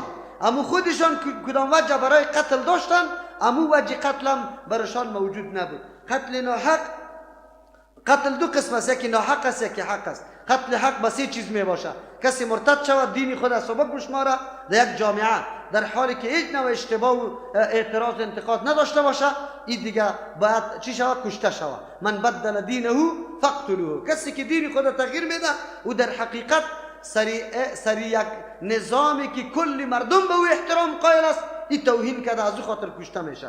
و یکی کسی که زن داشته باشه، نکاح کرده باشه و زنا بکنه که سنگسار میشه. و دیگه که به ناحق کسی را چی کرده باشه؟ قتل کرده باشه، او قصاص میشه. این را قتل حق میگه. غیر از این قتل ناحق است. انبیا علیهم السلام هزار قسم گناه چیز پاک است، از او خاطر هیچگاه مرتکب کدام جنایت نشده که قتلشان درست و جایز باشه. در اینجا بعضی کسا تلاش کرده که به خاطر خوش کردن یهود آیات قرآن کریم تاویلات غلط بکنه و بگوین که نه، پیغمبران کشتن توهین است. الله تبارک و تعالی انبیای خود توهین نمیکنه. از همون خاطر اینجا که یقتلون گفته، این مراد از پیشش قتل نیست، مراد از نبیین انبیا علیهم السلام نیست. این مردمای دیگه هستند که امو دعوت پیغمبران را پیش می بردن، هموار قتل کرده. لیکن این گپ نادرست است، بلکه در حدیثای صحیح ثابت شده که یا پیغمبران علیهم السلام قتل کردن. حتی در یک حدیث میاد که تا دیگر 300 پیغمبر یا چی کردن؟ قتل کردن. بلکه او که در دست نامد تکذیب کردن، از او چی کردن؟ قتل یحیی علیه السلام، قتل زکریا علیه السلام. این خب بالکل واضح است، در آیات قرآن و در حدیث هم ثابت است. نه، یا جنایتکارای تاریخ است، دعوتگرای واقعی را یا نگذاشتن، قتل کردن. اینی حالات بنی اسرائیل بود. ببینید معجزات موسی علیه السلام قدم به قدم می دیدن که موسی علیه السلام کدام شخصیت است و کدام برکاتی که با واسطه موسی علیه السلام به یار رسیده بود، کدام روشنایی که برشان رسیده بود، این را با چشم سر می دیدن. لیکن بازم نعوذ بالله در مقابل انبیا علیهم السلام عناد می گرفتن، بازم وارا تکذیب می کردن، قتل می کردن. اینی حالت بنی اسرائیل بود. امروز عالمی که آمده از تو لیست گرفته در رمضان و 12 نفر هستی، 10 نفر برای ملا صاحب دادی، 2 نفر به یک یتیم دادی.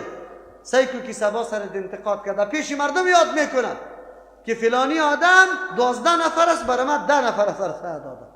حالی تو دلت درد میکنه که بیچاره یتیم دادم 2 نفر، حالی تو را خود 10 داده بوده 2 دادم.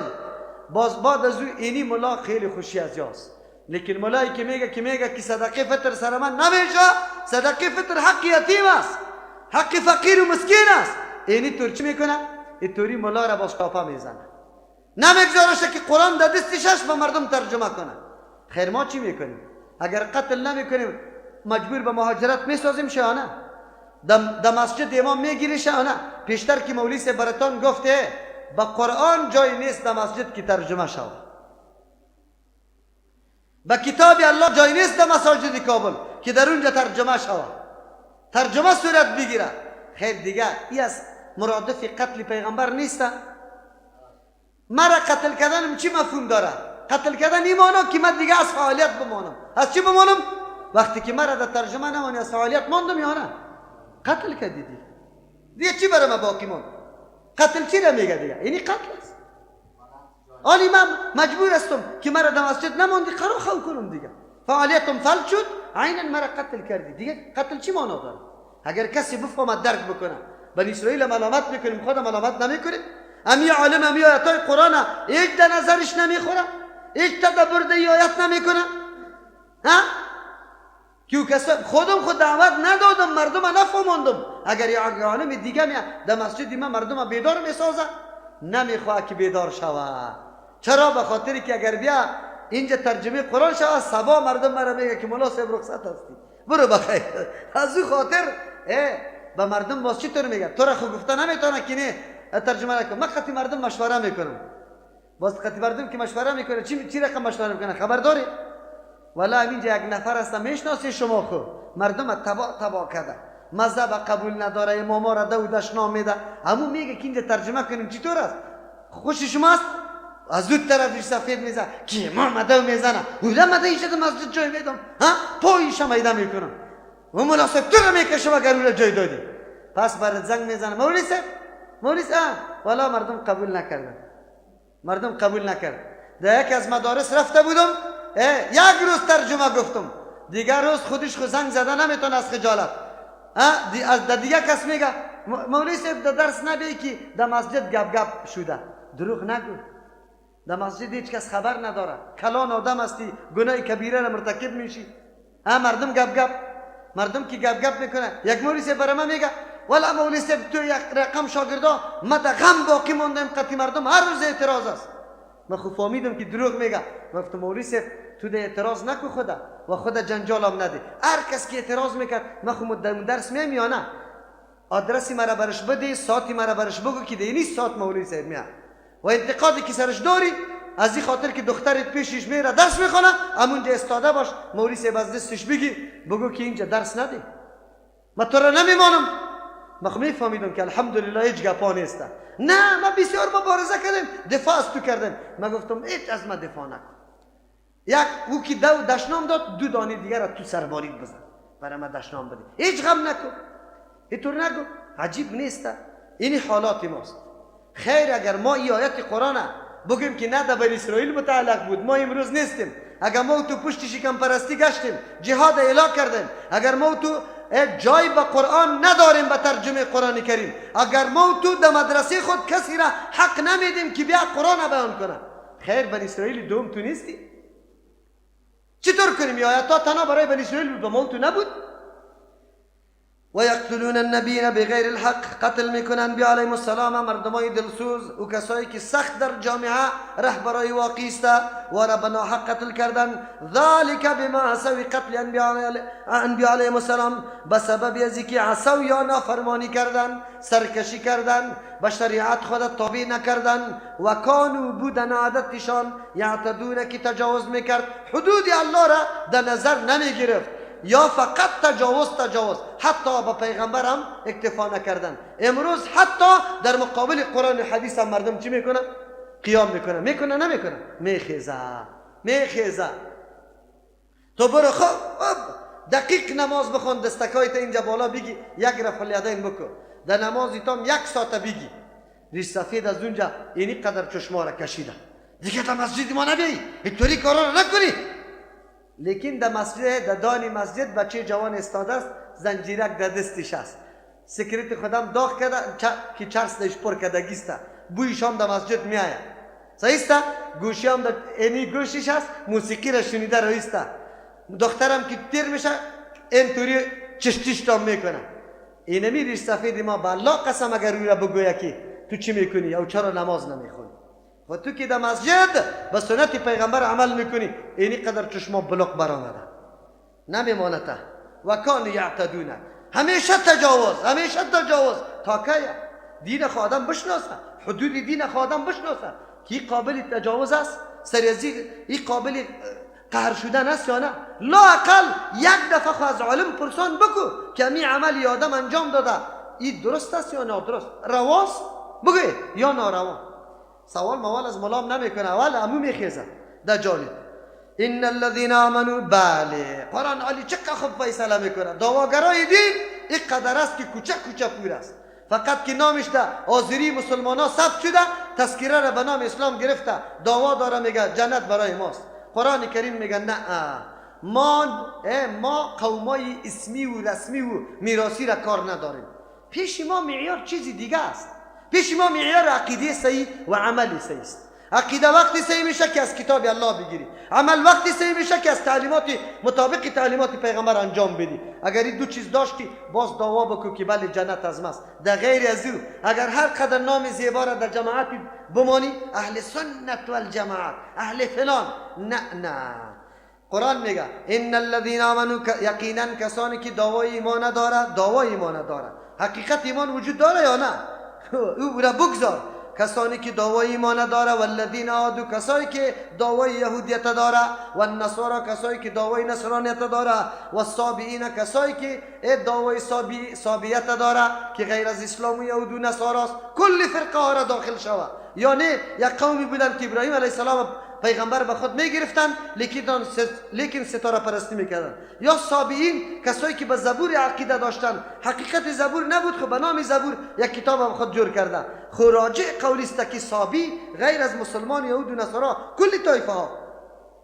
قرآن چی میگه؟ من آمن از جماعت و دلا. الله قطعی کسی رشته ذاتی نداره، قومیداری خطی کسی نداره، نام پیش الله معتبر نیست. چه میگه؟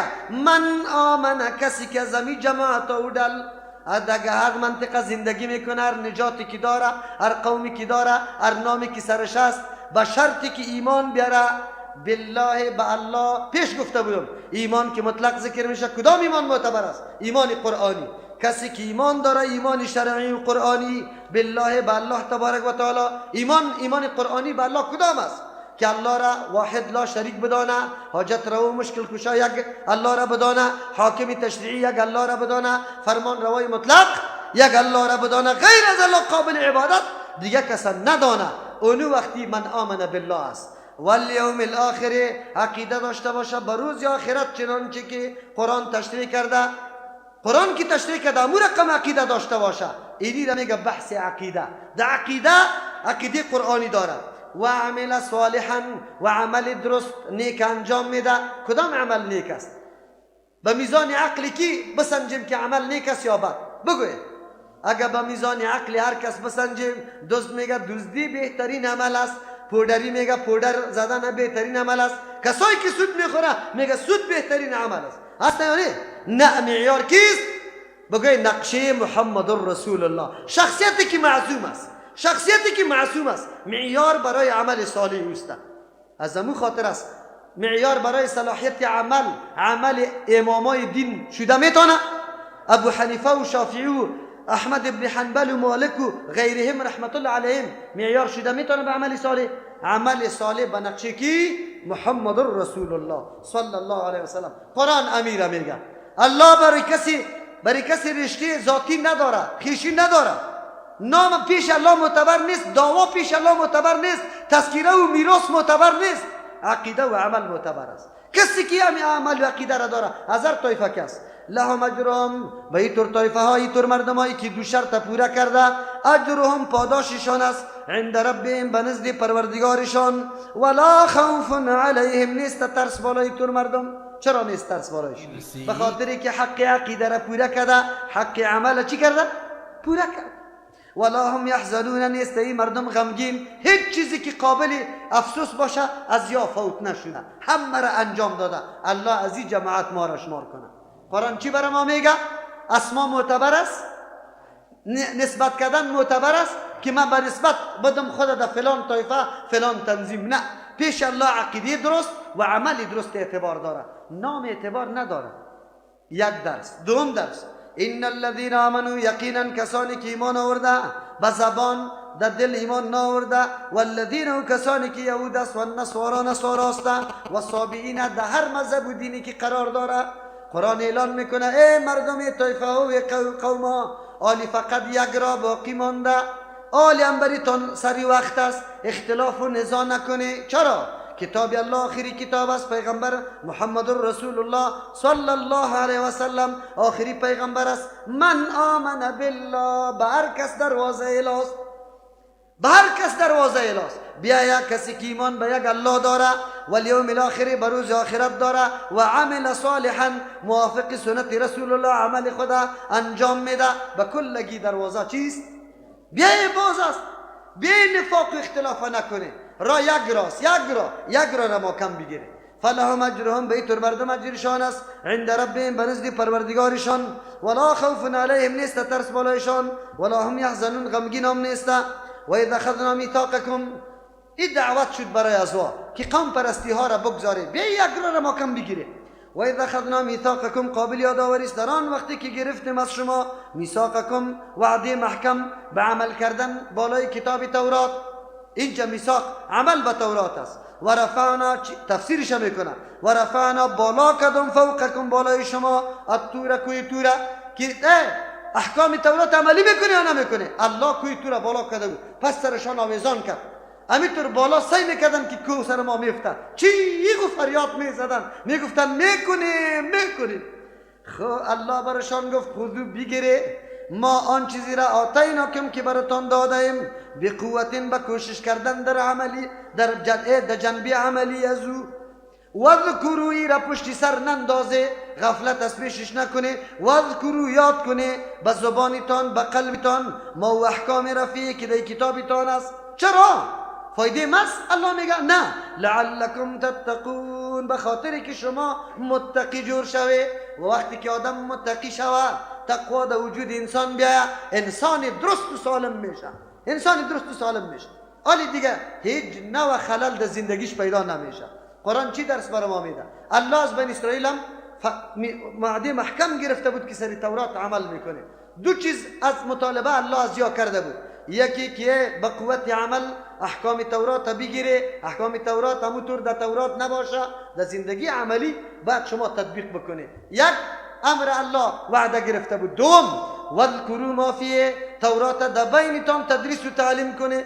تو نشوه که مردم بیخی غافل باشه از تورات بیخبر باشه. او فایده من نیست. الله میگه لعلکم تتقون به خاطری که شما تقوا را حاصل کنه. قرآن بر ما درس میده ذریعه رساندن به تقوا کیست؟ کتابی کی؟ الله. عمل به کتابی کی؟ تعلیم به کتابی کی؟ کسی که تعلیم کتاب الله را میکنه عمل سرش میکنه درجه تقوا را حاصل کرده میتونه. پیر صاحب از همون خاطر میگم که تو دعوای علم لدنی داری خب قرآن میگه نه تقوا توسط علم لدنی حاصل نمیشه. توسط کی حاصل میشه؟ بگه تعلیم کتاب الله و عملی کردن کتاب الله. عملی کردن وقتی میشه که تو قرآن بخون مطالبش بدانی بعد از عمل میتونی. از همون خاطر تعلیم ضروری است. خود تو پیر صاحب 100 سال عمرت است یک روز تو را در مدرسه ندیدم. این ولایت از کجا پیدا کردی؟ این تقوا از کجا پیدا کردی؟ این مریدایی که تو تزکیه میدی از کجا تزکیه میدی؟ قرآن خو میگه که تقوا توسط کتاب الله پیدا میشه. این وعده محکم از کی بود؟ بنی اسرائیل. در تو را میگم دیوال تو بشنو. از ما الله وعده محکم نگرفته به عملی کردن احکام قرآن؟ ها؟ خلیفه به این معنا بود. چی معنا بود؟ نافذ کننده حکم الله در روی زمین. حکم الله چیست؟ قرآن. این ما باید نافذ کنیم در زندگی عملی. اگر به فرد تعلق داره به فرد نافذ کنیم، اگر به جمعیت تعلق داره به جمعیت نافذ بسازیم حکم الله را. بس این وعده محکم الله از ما هم گرفته. و دوم بر از ما چی وعده است؟ تعلیم کی؟ قرآن باید تعلیم درس و تدریس شود، نه یک کتابی مرده شود. به خاطر چی؟ تقوا حاصل شود. با چند روزی که آمدیم در ترجمه قرآن تقوا حاصل شد یا نه؟ وقایه از شرک شدیم یا نشدیم؟ حالی شناختیم الله را به اوصافش. از شرک خدا وقایه کردیم که از شرک وقایه کردیم خدا. انشالله از گناه هم خدا وقایه میکنیم. اگر بالفرض و تقدیر از پیش ما گناه میشود آخر الامر الله ما را در جهنم نمیمانه. شفاعت پیغمبر و شفاعت کننده انشالله نصیب ما میشه. اگر گناه کبیره موجود باشه انشالله آخر الامر در کجا میریم؟ لیکن اگر شرک داشتی در جنت میری. شفاعت برات نصیب میشه؟ نمیشه. اوی وقتی میشه که از شرک خدا نگاه کنی که قرآن بخون.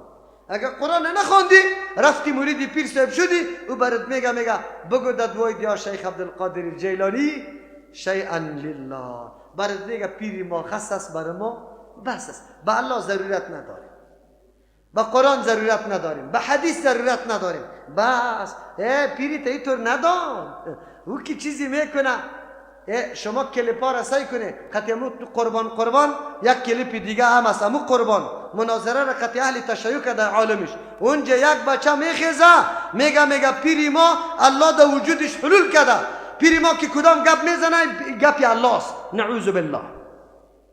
این بدبخت میکنه میفهمه که اگر گپی الله باشه الله خو لیس کمثله شیء و هو السمیع البصیر است. اینجا خو پیری تو شکل داره، بینی داره، دهن داره، پیشانی داره، وجود داره. تو چطوری را الله شمرده میتونی؟ در وطنتان تا این اندازه را عقیده غلط وجود داره. ببینید چقدر مردم گمراه کرده. قطعی خود یک جای کرده یا نکرده. تعالی را از او عقیده مردم دفاع میکنه. حالان که یک آیت نه مخالف صدها آیت این عقیده است. چرا که الله فلا تضربوا لله الامثال ولم یکن له کفوا احد. اونجا میگی الله تبارک و تعالی خو متصرف است، پیری تو خو متصرف نیست، رب العالمین نیست، الرحمن الرحیم نیست، مالک یوم الدین نیست. اگر این بود چرا میمره؟ غسلش تو دادی یا دیگه کس عورت خدا پټ کرده میتونی سستو یک خروار خاک کی سر چپا کردی کجا شد؟ کی متصرف می بود؟ قیوم زمان است یا این عین الله است. ببینید چه بدبختی ها در وطن روان است. خب چیست دوری از کتابی کی؟ الله است. کتاب الله دور نشوه، در بدر خاک بسر میشه. قرآن براتون عقیده را نشان میده که عقیده چیست. ثم تولیتم ای بنی اسرائیل، باز شما رو گردانی کرده، من بعد ذالک پس از گرفتنی نمی وعده محکم کوی تورم بالا کرده بود، اقرار اعتراف هم کرده لیکن باز هم نافرمانی کرده. فلولا فضل الله علیکم، اگر نمی بود احسان الله علیکم بالای شما و رحمته رحمت الله، لکنتم شما بودی من الخاسرین، از جمله کسانی که مکمل تاوان کرده در بدر خاک بسر می بوده. خب لیکن احسان و رحمت الله شامل حال شما شد. کدام است احسان الله و رحمت الله؟ فلولا فضل الله، اگر نمی بود احسان الله که اسلام است و رحمته رحمت الله نمی بود که قرآن است، نظام جدید آمد، امروی کتاب جدید که قرآن کریم است، بهترین چانس طلایی براتان میسر شد. وگرنه او دین خود شما تباه و برباد کرده بوده، او دین خود تحریف کرده، تغییر داده، هیچ چیز حقیقت برش نمانده. خب لیکن الله سرتان احسان کرد، پیغمبری جدید آمد، کتاب جدید آورد، عالی براتان چانس است این کتاب عملی کنه، با پیغمبر ایمان بیاره، این بهترین چانس شد. عالی میتونه امو عمر سابقه تان جبیره کنه، در او حالت که در تورات عمل نکرده عالی با قرآن عمل بکنه. چرا؟ عمل با تورات چی شده؟ منسوخ شده، عالی با قرآن عمل بکنه. دوم ترجمه، فلولا فضل الله، اگر نمی بود احسان الله که مهلت داد بری شما از توبه کردن، و رحمت الله نمی بود که توفیق توبه را براتان نصیب کرد. بنی اسرائیل پس از توبه کردن، لکنتم من الخاسرین، شما بودی از جمله تاوانیا. قرآن کریم برای ما درس میگه هرگاه یک دفعه انسان بیدار میشه، از خوابی غفلت بیدار میشه، زمان جوانی سرش تیر شده، رقم کارا کرده، نماز ترک کرده، روزه را نگرفته، آزاد گشته، گشت و گذار کرده، قرآن حالی شنیده، دستی باید توبه بکنه. الله توفیق توبه میده نه؟ هر کس که رجوع به توبه بکنه الله توفیق توبه میده، حال از خساره خدا نجات میده. دو ترجمه. سوم، فلولا فضل الله، اگر نمی بود احسان الله یکی فرستادن قرآن کریم است علیکم بالای شما، و رحمت الله نمی بود که فرستادن پیغمبر است، هم کتاب آمد هم پیغمبر تو را دعوت داده رئیس، لکنتم من الخاسرین، شما تاوانی بوده. چرا؟ راه حقیقت در پیدا کردن نمیتونستی، آلی پیغمبر آمد در راه حقیقت براتان بیان کرده، پس بشتابید در راه پیغمبر. یقینا اگر راه پیغمبر نمی بود آدم در بدر بود. اول نظر کی را آدم بپذیره؟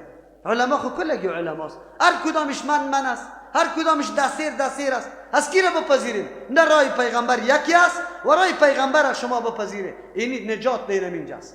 وگرنه آدم خسارمند میشه. چطور گپی امام ابو حنیفه رحمت الله علیه بپذیرم از امام شافعی را نپذیرم؟ چی فرق است؟ چه امتیاز موجود است؟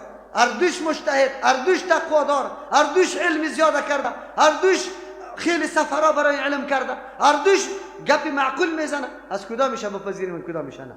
این خب باز بسیار جفا میشه که از یکی را بپذیریم از دیگر را نه. معیار اینجا کیست؟ رای کی؟ پیغمبر است. رای پیغمبر معیار است، پشتش برو دیگه ترجمه، فلولا فضل الله، اگر نمی بود احسان الله که قبول کردن توبه است، و رحمت الله که عفو گناه است که گناه سابقه تان الله عفو کرد، لکنتم من الخاسرین، شما تاوانی بودید. چرا؟ گناه سابقه تان در بدر و چیست خاک بسر می ساخت شما را، لیکن الله گناه را عفو کرد. از این معلوم میشه که کسی توبه واقعی بکنه گناهش الله چی میکنه؟ محو میکنه. الحمدلله.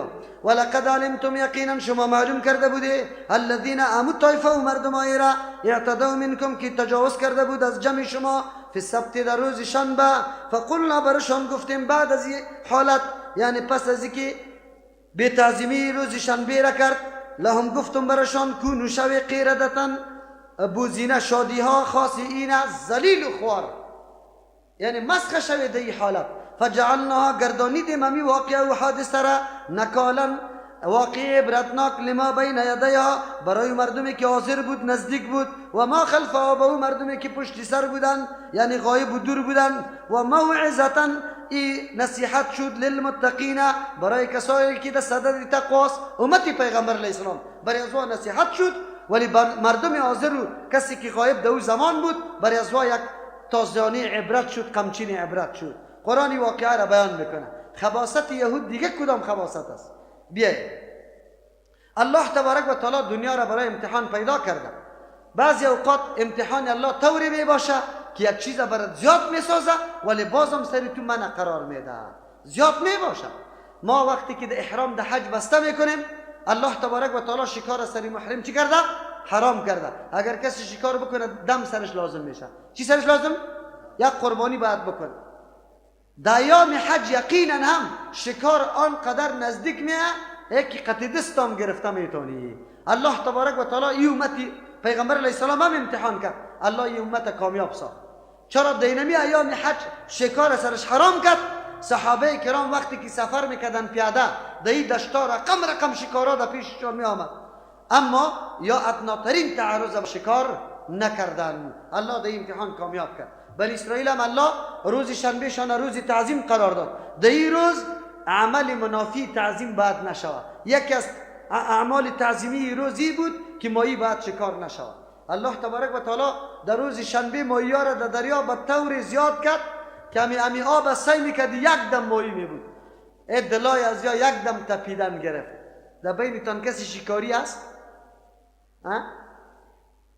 شکار بسیار شوقی زیاد داره، میلی زیاد داره. شکاری که وقتی میره در یک جایی که مرغاوی را در یک دن میبینه در مملکت دیگه در ولایت دیگه امی دلش باغ میشه که تفنگم میبود وای وای وای وای امی طور میگه نمیگه که تفنگم میبود.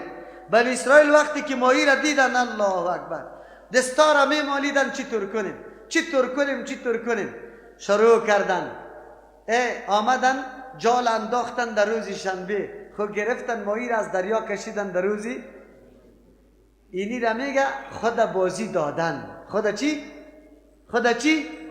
بازی دادن. چرا خود بازی دادن؟ آلیا ماهی را در روز شنبه در حلقه بند ساخت یا در روز یک شنبه؟ ماهی خود در حلقه در روز شنبه بند شد. آلی خود خلاص کردن نمیتونه. تنها یک کشیدن از دریا در روز چی شد؟ خود در حقیقت یا ماهی را شکار کردن یا نه که نکردن؟ کردن.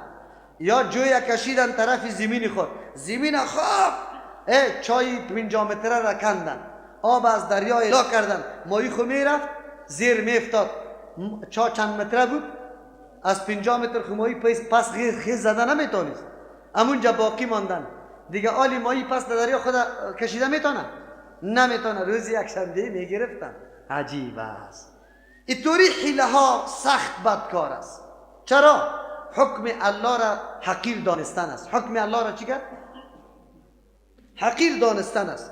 چطور الله برات گفته که نکو او توی طور نعوذ بالله حیله ها میکنی؟ از همون خاطر الله مطابق امیا عمل کردی از یا جزا را برش داد. همیشه جزای الله موافقی چی میباشه؟ عمل میباشه. عملی از یا عملی حیله‌گری بود. چی بود بگه؟ الله شکل از یا را به یک حیوان حیله‌گر بدل کرد. بزرگترین حیوان حیله‌گر کیست؟ شادی است. شادی بسیار حیوان حیله‌گر است. او یام حیله کرده بودن الله یا را مسخ کرد. چی؟ شکل شادی را اختیار کردن. صبح خیستن که یک دم یکی دیگه خدا سعی میکنن گپ میزنن خو لیکن شکلای چی؟ الله کدام قوم که مسخ کنه باز او را دائم باقی نمیمانه. بعد از اویا کلش ختم شدن از بین رفتن. خدا عوام ما آلی چی میگه؟ عوام ما نمیگه که شادی از نسل یهود باقی مانده. آلی یک گپی وهمی دیگر را ساختن. میگه اینی شادی انسان بود خصوصا بیبی را دزدی کرد از او خاطر شادی شد. میگن نمیگن ایده کتابای زناست. زنای گپا را میگن. دروغ میگه. شادی یک نسل این از زمان سابق از همون خاطر یهوده که اینی قسم ده احکام الله ایلگری کرد شکل از یار هم مسخ کردن نعوذ بالله مسخ کردن شکل شادی گردانی حیلگر. قرآن کریم درس میده یا برای انجام دادن حکم الله ایله کردن، یا نیکی برای میده کردن حکم الله ایله کردن. دیگه تفصیلات ایله را نمی کنم براتان. ایله را دو قسم میکنیم. یکی ایله برای عزیزتا که سری حکم الله عمل شود، یکی ایله برای عزیزتا که حکم الله ساقط شود. اگر ایله برای عزی باشه، ایله در حقیقت اسباب میگه. اینطور اسباب و وسایل پیدا کو که حکم الله عملی شود. این بالکل درست است. ایوب علیه السلام زنش آمد یک روز در حالت مریضی، شیطان خبیث آمده بود به زن ایوب علیه السلام، برش گفته بود که اگر شما یک بزغاله را به نام ما یا به نام غیر الله چی بکنی، اینی ایوب علیه السلام جور میشه. زنش فقط بیانی امی ابلیس در پیش روی کی میکنه؟ ایوب علیه السلام میکنه. که اینی طور یک آدمی خیلی ریش سفید آمده بود، گفت که اگر یک بزغاله یا گوسفند به نام فلانی نظر کنیم تو جور میشی. ایوب علیه السلام سر احساسات شد. چرا سر احساسات میشه؟ یادتان باشه موضوع شرک آنقدر مهم موضوع است که به هر پیغمبر ادناترین گزارش داده میشد، باز انبیاء علیهم السلام سخت به غصه میشدن. هیچ وقت شرک نابخشودنی گپ است. ایوب علیه السلام میگه در خاندان نبوت تو هنوزم گپای شرک برام نقل میکنی؟ قسم خورد که من تو را 100 دوره میزنم. ولی زن بیچاره خو گناه نکرده، نه قطع ابلیس پذیرفته ای گپه و نه تعالی را ای گپ شده، تنها یادآوری و یا تذکره امی گپ در پیش کی شده. لیکن ایوب علیه السلام گفت تو در خاندان نبوت هستی، حتی امی قدر گپم برای تو مناسب نبود که برای ما یاد کنی. ولی زن بیچاره خو گناهگار نیست. ایوب علیه السلام میره 100 دوره بزنه، این بیچاره خو ضعیف است، در 100 دوره خو میمره. الله تبارک و تعالی برش فرمان داد اگرچه اینمی ایله خاص برای کیست؟ ایوب علیه السلام. با ما این ایله نیست. اگر ما قسم بخوریم آلی بگیریم یک شاخه پیدا کنیم که 100 شاخچه داشته باشه و یک نفر بزنیم، برای ما این حکم نیست. این خاص بود برای کی؟ ایوب علیه السلام. خو ایلش برای ازی بود که سری حکم الله عمل شود. الله تبارک و تعالی برش نشان داد شاخه بگی که 100 شاخچه داشته باشه، یک دفعه بزن چند میشه؟ 100 دوره میشه دیگه. زن چون گناهگار نیست نجات پیدا میکنه و ایوب علیه السلام حانس نمیشه، قسمش چی میشه؟ پوره میشه. اینجا ایله کردن ایوب علیه السلام برای عملی کردن حکم الله است یا برای میده کردن حکم الله است؟ عملی کردن حکم الله شد. لیکن بنی اسرائیل برای نه عملی کردن حکم الله چی کردن؟ ایله کردن، این حکم میده کردن. چرا تعظیم روز شنبه را گرفتن نعوذ بالله به قسم دیگه گرفتن مایی چی کردن؟ بگوی تعظیم روز شنبه را از بین بردن یا نه بردن؟ معلوم شد که ایله اگر برای میده کردن حکم الله باشه و قطعا نارواست. قطعا چی است؟ از شما سوال میکنم که ایله اسقاط برای عملی کردن حکم الله است یا برای ترک کردن حکم الله؟ مردکه را عمرش حساب میکنه. خب گوشتانه بگیره چند سال است؟ 60 ساله. خب 60 سال است، خیلی خوب. ملا صاحب 6 تا، گرمی هم خیلی زیاد است، یا باران هم میباره، یا ایسته که برف هم میباره، یا ایسته که دیگر آمسته دوره را زده. باز میگه 60 سال است، خود 12 سالش از خوردی. چند سالش باقی من؟ 48 سال. یک سال اول یک روز چند نماز است؟ 6 نماز. وترم یک نماز علیحده میشماره. چند نماز شد؟ خب یک نماز چند فدیه داره؟ یک چاره گندم 100 روپه بگیشه، 20 روپه بگیشه. خب 6000 به 20 که 120 روپه. خب این از یک روزی شد. خب یک سال چند روز است؟ 365. خیری نمیه 120 روپه را ضرب 365 کو، باز مجموعه را ضرب چند کو؟ 48 ساله. 48 ساله. 48 ساله ضرب کو. یادم مسلکی دمی 48 سال یک نماز هم نخونده. ما مسلک محققی نیست، فتوای قوی هم نیست که کسی که به طریق دوام نماز نخونه او چیست؟ کافر. او زنش طلاق است، در قبرستان مسلمانات دفن نمیشه، روزیش درست نیست، زکاتش درست نیست، حجش درست نیست. چرا؟ او کافر است. او بالکل کافر است. چرا؟ کل عمر یک نماز هم نخونده. و این آدم همون رقم کرده یا نه؟ 48 سال نماز تو نخونده. حساب میکنه. باز چی میگه برات میگه ای والا خیلی زیاد. چند رو پس؟ تو میگی 3 لک. نه 3 لک خیلی زیاد چی میشه فدیه؟ نه خیر است، از کسی دیگه قرض کو. 1,00,000 او از جیب خود می اندازه در اینجا. یک چند را پشه 10 لک حال یک چیزی میشه. ایرا چی میگه؟ این پیسه را با امرای اینمی قرآن کریم یک قیمتیشش پر نمیشه. ایرا دیوزی نمازای اینمی متوافا حاضر متوافا بری تو بخشیدم، تو قبول کردی. او چی میگه؟ از درو دسته که خدایی جمعی مانه ما قبول کردم، ما پس در صاحبی چی؟ در وارث مرده بخشیدم. خب گوشتا را بگیره که حیله ها کدام حیله است؟ الله را بازی داده میتونیم. امروز تفلک پنجی را دایی را بگی برش بده، خو ندیده دستش، پس تو از پیشش بگی خود قیمه میکنه یا نمیکنه؟ تفلک بازی میخوره که پس از پیش دایی را میگیری؟ نمیخوره بازی. خو اینجا فقیر بیچاره را خو به یک دادن 10 لک افغانی دادی، او ماه شوال است، ذوالقعده و ذوالحجه است. حج سرش چی شد؟ فرض در ماه حج مالکی چند لک روپه شد؟ 10 لک روپه شد. 10 لک روپه. خیلی خوب. امی فقیر که قبض کرده این قدر قرضدار است که روزمره تک تک تک تک دروازهش زده میشه. قرض خود خلاص کنه یا پس جانمردی کنه، به مردم بخشش کنه؟ قرض خود خلاص کنه. این باید بگیره. خوب الله این احکام سر ما لازم کرده بود که ما انجام بدیم، یعنی که لازم کرده بود که انجام ندیم؟ الله لازم کرده بود که ما احکام انجام بدیم. ملا صاحبای ما این قدر زور داره قطعی الله مقابله میکنه. الله را میگه تو رو واجب کرده، این ما ساقط میکنه. اسقاط میگه برشانی، اسقاط ساقط کردن نمیگه. یک چیز تو ساقط کنی، تو از کسی بگیری از دستش او طرف بندازی، این را اسقاط میگه. الله ما را مکلف کرده که انجام بدیم. ملاهای ما میخیز از چی میکنه؟ قطعی الله زور میزنه، میگه ما ساقط میکنه. خب آلی ایله برای انجام دادن حکم است یا از بین بردن حکم؟ از بین بردن حکم است. خیلی خوب برادرم، این خو ایله است که یکی رمیدی پس بری تو میده. شاداب ظفر اگر بمونه، مومن زاده و مچم کیسته، گردیزی و امی سرمایه‌دارا، عزیزی بانک و فلان، نجیب زرا، اگر یا وفات بکنه یا ما میتونی ایله بکنه، یا خی قدر پول داره که هر قدر نماز داشته باشه فدیهش داده میتونه. چرا نمیده؟ تو در اینجا میله میکنی؟ برو خویام ایران خوبش. خیلی خوب. ملا صاحب تو گفتی قرآن کریم قیمتش پوره نمیشه. من با تو ملا صاحب همین قرآن 100 روپه میدم، میخری؟ چرا که این قرآن که آورده خطش اینطور چیسته جلمجلیسته که هیچ تلاوت به نام قرآن اسقاطی مشهور است. 17 روپه از پشتی بلخشتی خریده شد. تو ملا صاحب 100 روپه میخری؟ نه. خیلی خوب. خیلی خوب. همین تو ملا صاحب 1 لک افغانی سر من قرض داری، من میارم 20,000 افغانی را 5 دفعه به تو میدم، بری تو بخشش کردم، تو پس برام داخرم 20,000 پس دمه بده. 1 لک روپیه تو چی؟ خلاص. کسی در دنیا امیر رقم کرده؟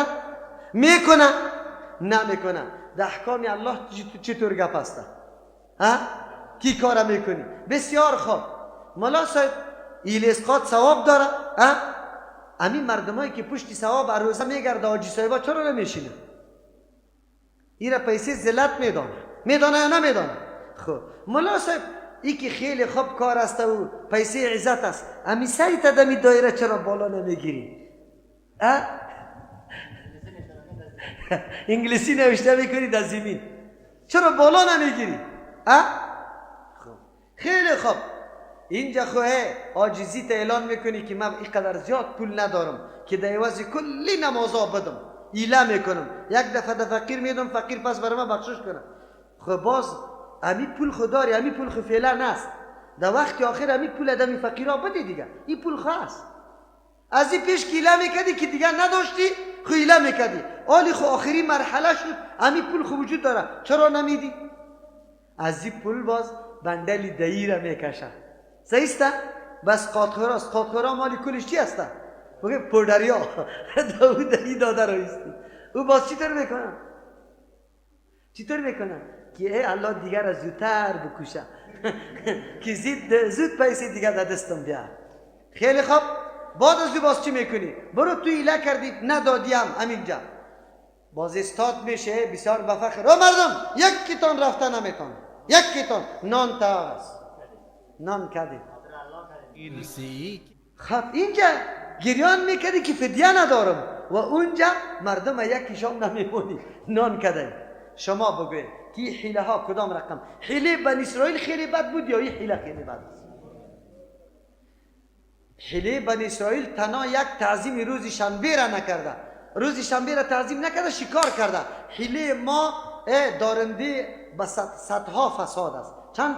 بگوید صدها فساد است. فقیر بیچاره حج سرش فرض کردی او پولم پس از پیش گرفتی، حالی گریان کرده، دین مانده، در روز قیامت الله برش میگه 10 لک روپیه مالک شدی، چرا برای ازو بخشیدی؟ پس میگرفتی محکم، میرفتی حجی تا میکردی، قرضی تا خلاص میکردی، دینی تا خلاص میکردی. چرا تو نفهمیدی که دین پیش است یا صدقه؟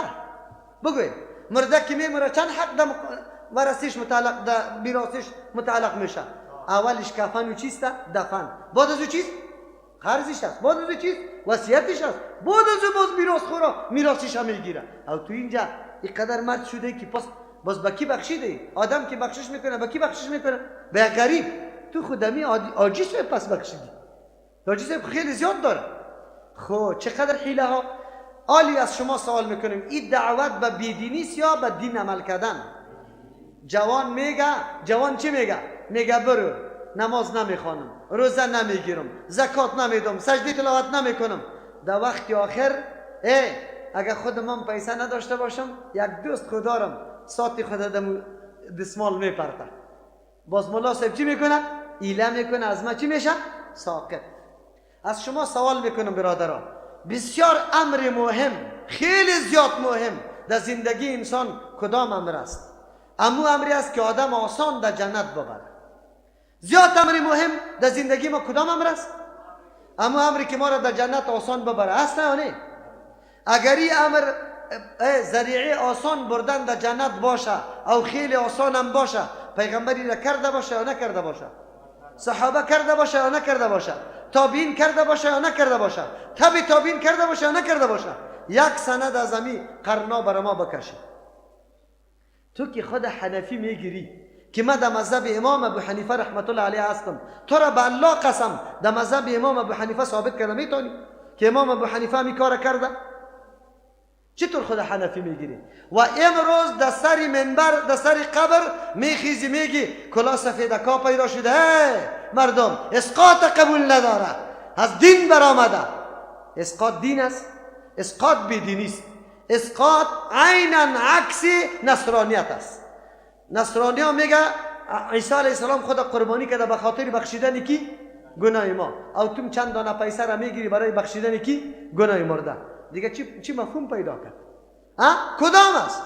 بله. خو آلی الله ما را مسخ کرده یا نه؟ مسخ کرده یا نه؟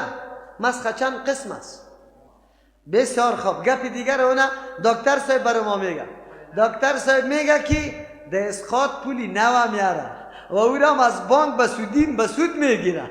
این دیگه گلی نویش. دو حالت الحمدلله گرچه آلی در کابل تقریبا مفکوره مردم جور شده، ما که جنازه میکنیم الحمدلله اسقاط مسقاط وجود نداره. دندان مردم یک قدر لنگی سفید جمع شده میباشه که زیاد پرسان نکن. خب که ما همی جنازه را بخوانیم میگم برداری جنازه را، و مردم قرار آرام باقی میمانه، دانا واز میشه که حالی چی شد؟ یک نفر پشت میدوید مولی سی اسقاط ما گفتم باز پسان گوش میگی که اسقاط بگریز که نمیگریزی. گپ در اینجا رسیده. الله رحم بکنه. کدام دین هستی؟ کدام شریعت هستی؟ ما کدام طرف برویم؟ در خانه دیگه پول باشه در روز خوب هستی یک چند روپیه در دستمال گری میکنی، خو که زنگ میزنی کاکا را، کاکام دل پر نمیکنه، که ماما را، که بچه خاله را، که بچه عمه را، در غمی مرگ از پیش از یاد رفته. غمی چی را خورده رویستی؟ اسقاط پول خورده رویستی که از کجا پیدا کنم؟ بازو را چقدر محکم. بله باز همی تو که پول میدی راست، تو را به الله قسم پول به دل خود به خوشی دل خود میدی. اگر میدی من معلوم میکنم که یک دفعه من شاگرد خودم میگم که دل اسقاط بشینه و پولی تا قبض بکنه، باز معلوم میشه. در یک جای همینطور کرده بود که همون فقیر گرفته محکم یه زدن شروع شده بود که فقیر بیچاره دست و پاچه شده بود، از جای خود خسته نمیتونستن. این معامله فریب با الله تبارک و تعالی است یا نیست؟ خو امروز یقینا که چهره همین مردم مسخ شده. مسخ شده یا نشده؟ مسخ شده. عزت برشان باقی نمانده. مردم حالی خوب شده. مردم برش اول که میره اول مردم الحمدلله پرسان میکنه مولای اسقاطخور هستی الوخور یعنی که مولای انقلابیستی. ترجمه قرآن و حدیث یاد داری یا نه؟ همینطور است یا نه؟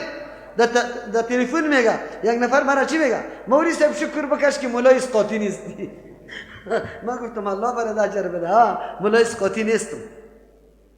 ولقد علمتم الذين یقینا معلوم کرده بودید شما و کسانی را اعتدوا که تجاوز کردن منکم از جمع خودتان فی السبت در روز شنبه فقلنا ما گفتیم لهم برای ازوا بعد از اینکه تعظیم روز شنبه را نکردن کونوا شوی شما قردتا شادی ها خاصین ذلیل فجعلناها گردانیدم. الله میگه اینمی واقع و حادثه را نکالا عبرت لما برای کسانی که بین یدیها حاضر بودن نزدیک بودن به او مردم دی قریه و دی واقعه و ما خلفها و برای او مردم عبرت گردانیدم خلفها که غایب بودن یا دور بودن از واقعه و موعظتا و ایر ذریعه من شدن گردانیدم که امت پیغمبر اینطور مبتلا به گپ نشوه للمتقین برای متقین. متقین صفت کدام امت است؟ امت محمد رسول الله صلی الله علیه و سلم. الله میگه این واقعه را موعظه گردانیدم. موعظه چی را میگه؟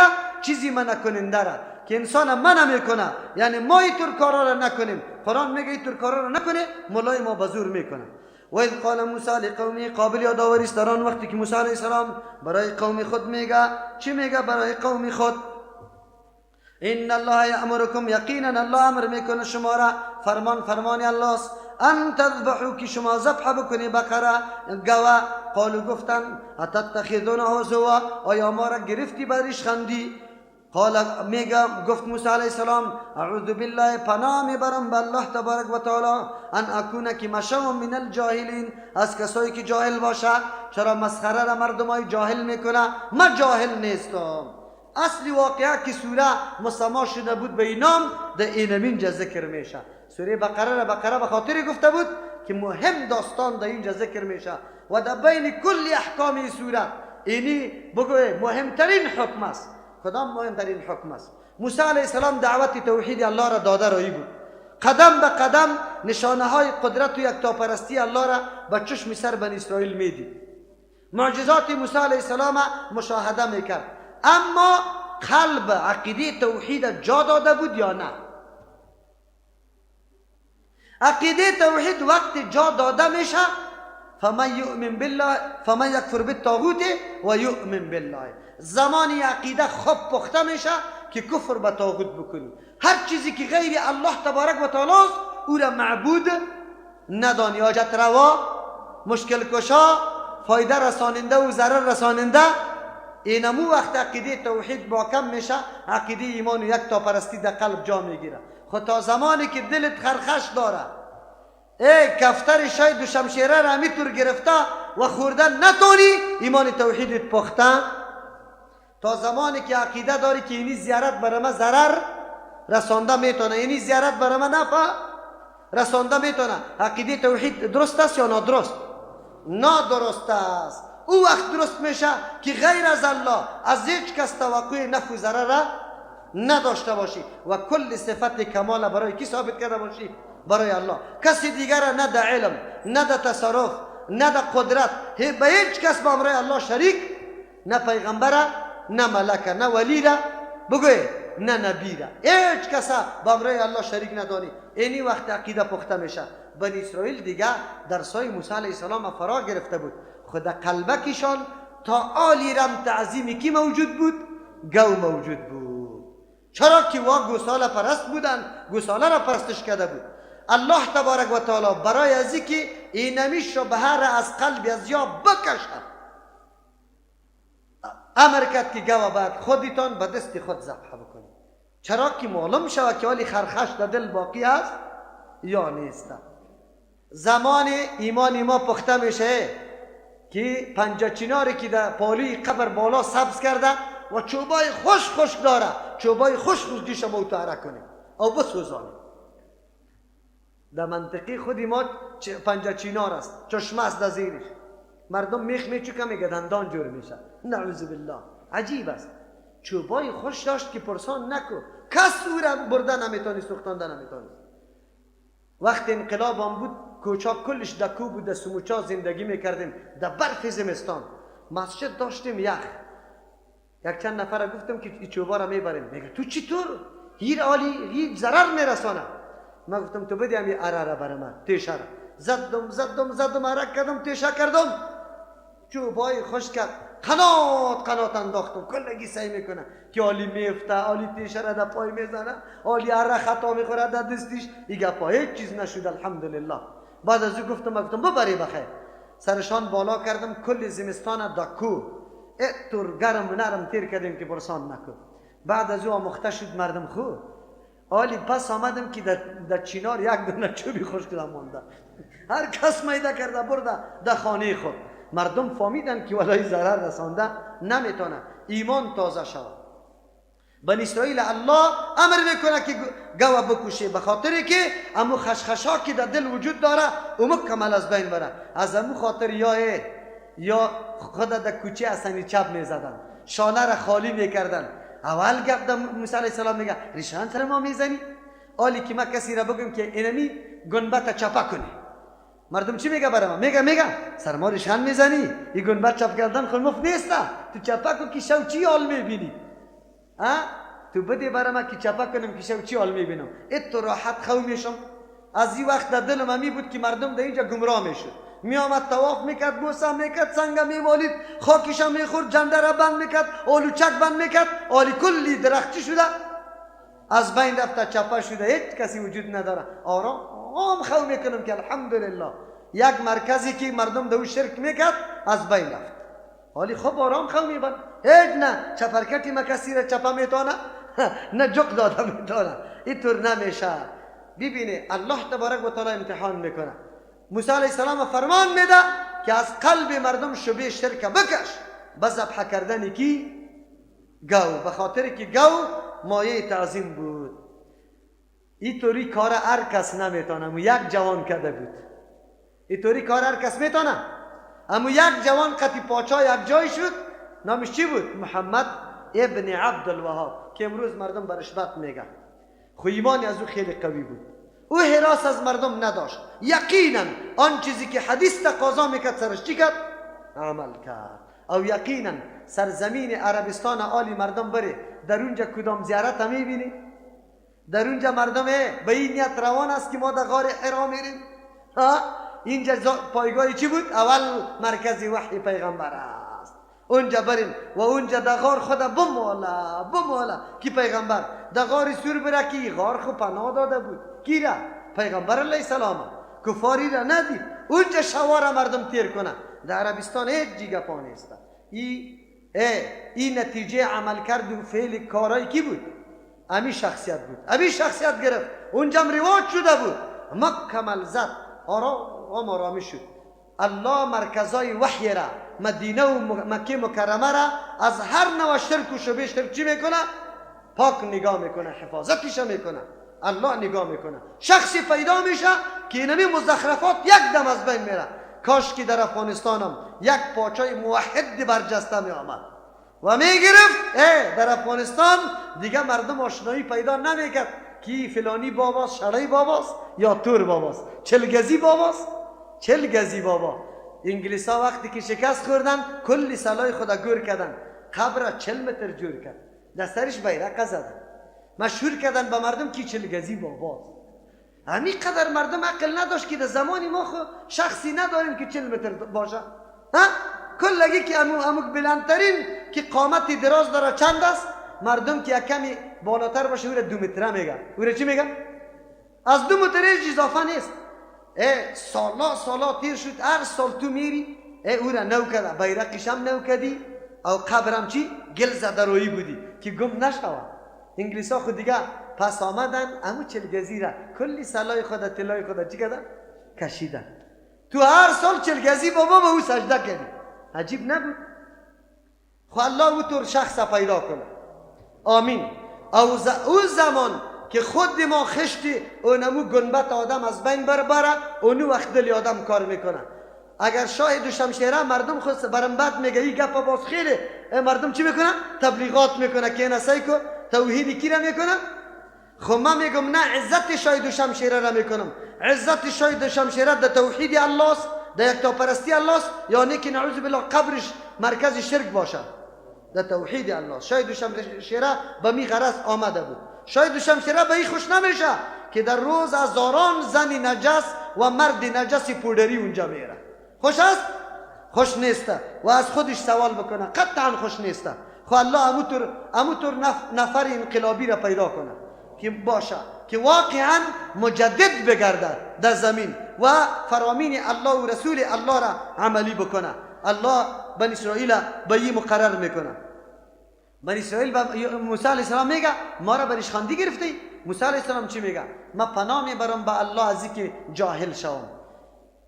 چرا میگه که جاهل شوم؟ اشاره به این میکنه که همه بدبختی ها، سرچشمه تمامی بدبختی ها چیست؟ جهالت، نادانیست. اگر مردم ما قرآن بدانه مبتلا به قبر پرستی میشه، مبتلا به اشخاص پرستی میشه، مبتلا به پیر و ملا پرستی میشه، کلا قطعا نمیشه. خب اصل نقطه کدام نقطه است؟ جهالت. تفرقه چرا پیدا شده؟ نقطهش چیست؟ جهالت است. قال ادع لنا ربك يبين لنا.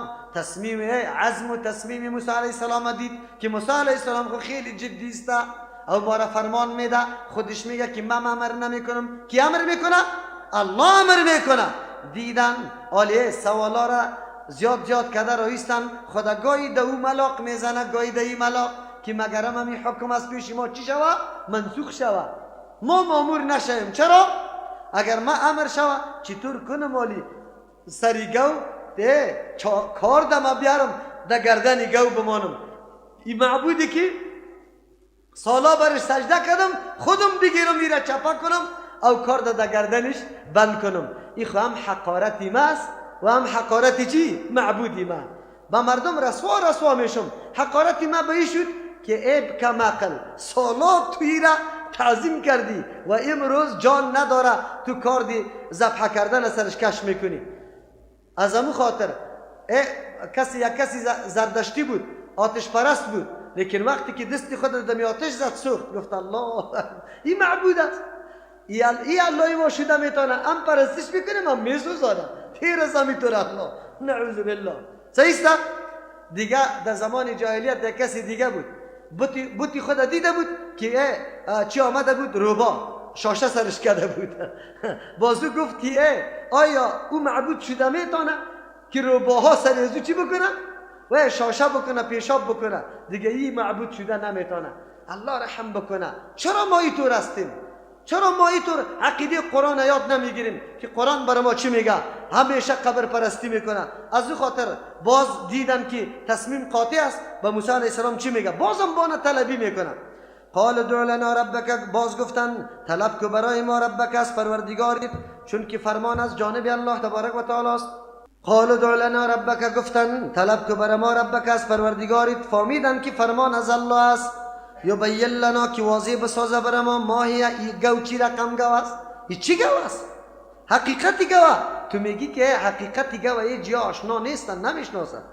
قال انه. گفت موسی علیه السلام انه یقینا الله تبارک و تعالی یقول می فرما انها بقره یک گوی است لا فارد که نیست خیلی پیر ولا بکر نیست خیلی جوان، عوانم در میان است بین ذالک در بین پیری و جوانی.